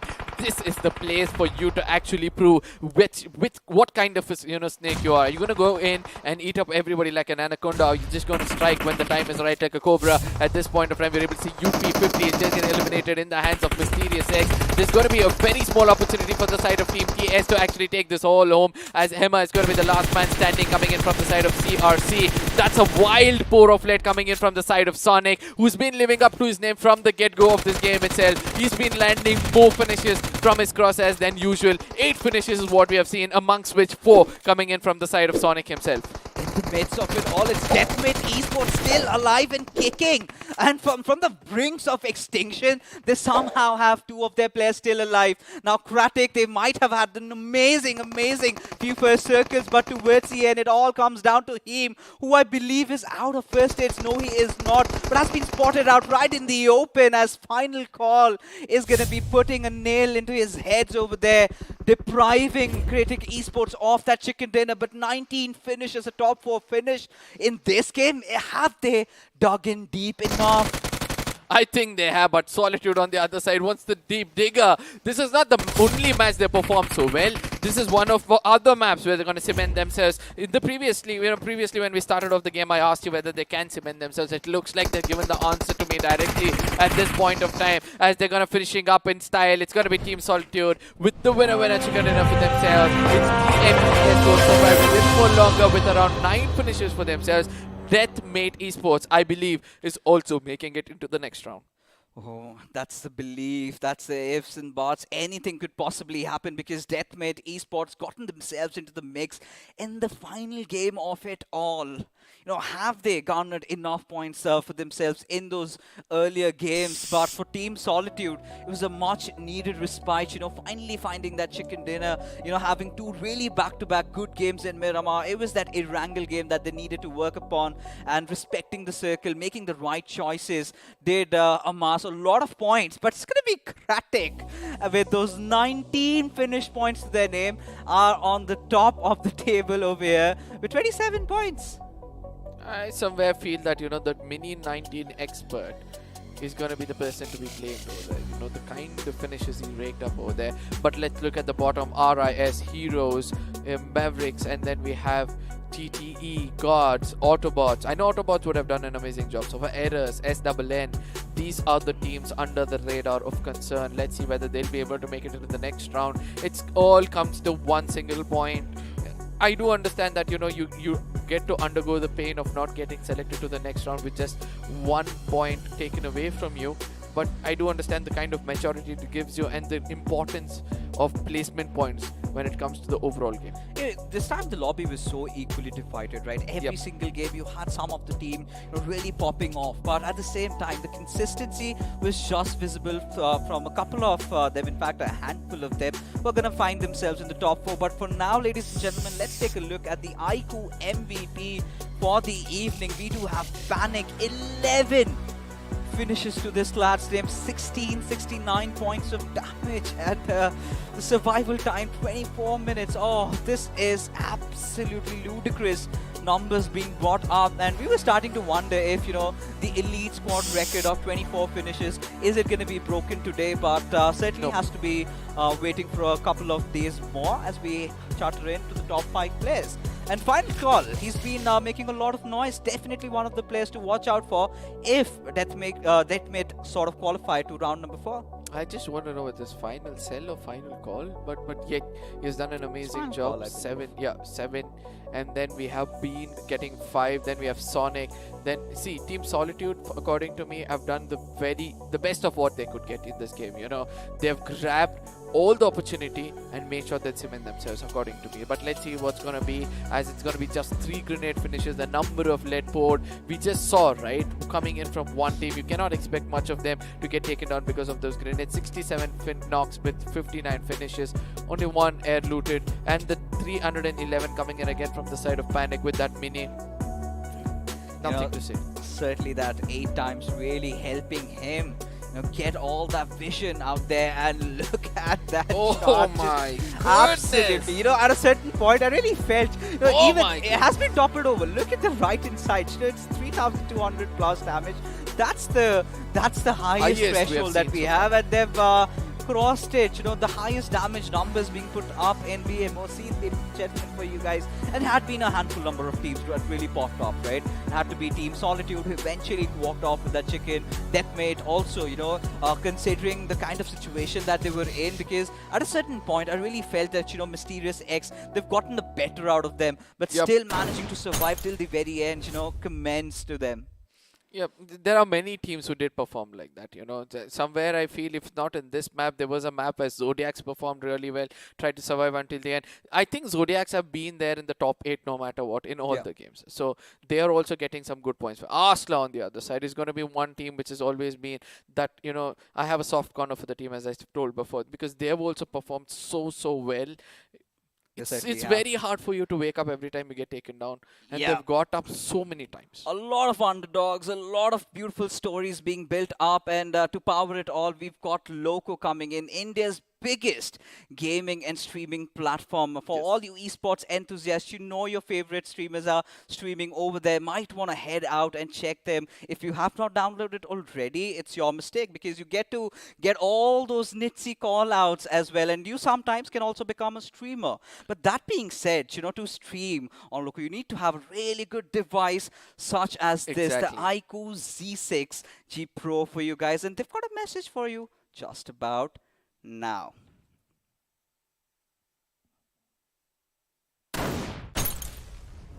Show me you got soul.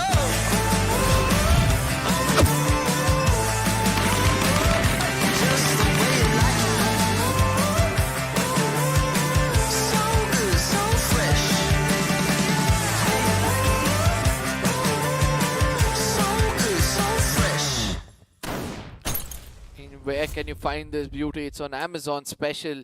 And one other wow factor about this is the kind of price range they're putting it inside in 25k.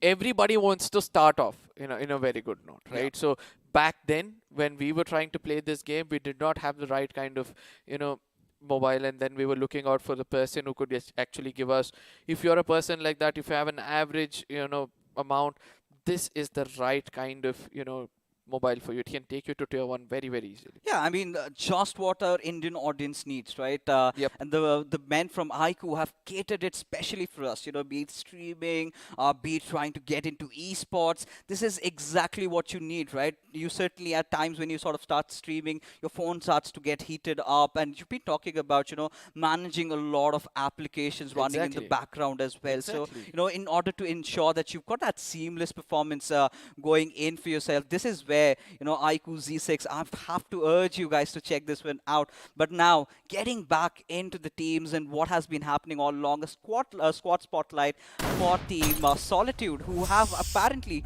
having a really good day in Miramar, eventually had the final laughter in the game of Erangel, getting that chicken dinner. 45 finishes is what they have accrued to their name, and I think they've done the job, right? They've done the job, enough points collected to head off into round number 4. I just hope they have, because every time we have predicted, one or twice we have been betrayed. When we saw big numbers coming in, they have done a good job. So 45 is what they put up overall. It's a decent one with the kind of damage they have retained, and an average of 20 minutes in every single game shows that they have done the job. Now for the other side, we'll be able to see Team P6 versus the side of Kratic Esports. All of a sudden, one game of crazy finishes coming in from their side puts them up against the side of Team P6, who perform so well, and thanks to the kind of gameplay, which the mature gameplay shown by P6, they're standing over here. I mean, I'm kind of baffled by what Kratic Esports just did in that final game, because talk about the first 4, they've hardly had 14 or 15 finishes to their name, and in just that one game that they had to play, where they had to go all out, all guns blazing, I mean, 32 to their name. Now, P6 has again been one of the more consistent teams, getting those back-to-back 2 chickens, then getting that, second position finish in the first 3 games, and that's just about it, right? That's just about it. That's where they kind of went a little downhill. That being said, ladies and gentlemen, we're finally done with all our games for the evening right now. This was, of course, iQOO Battlegrounds Mobile India Open Challenge powered by Loco. It's, of course, me Fixes along with Arka and Salty in the midst, of course, signing it out and calling it a night. Till then, you guys take care and peace out.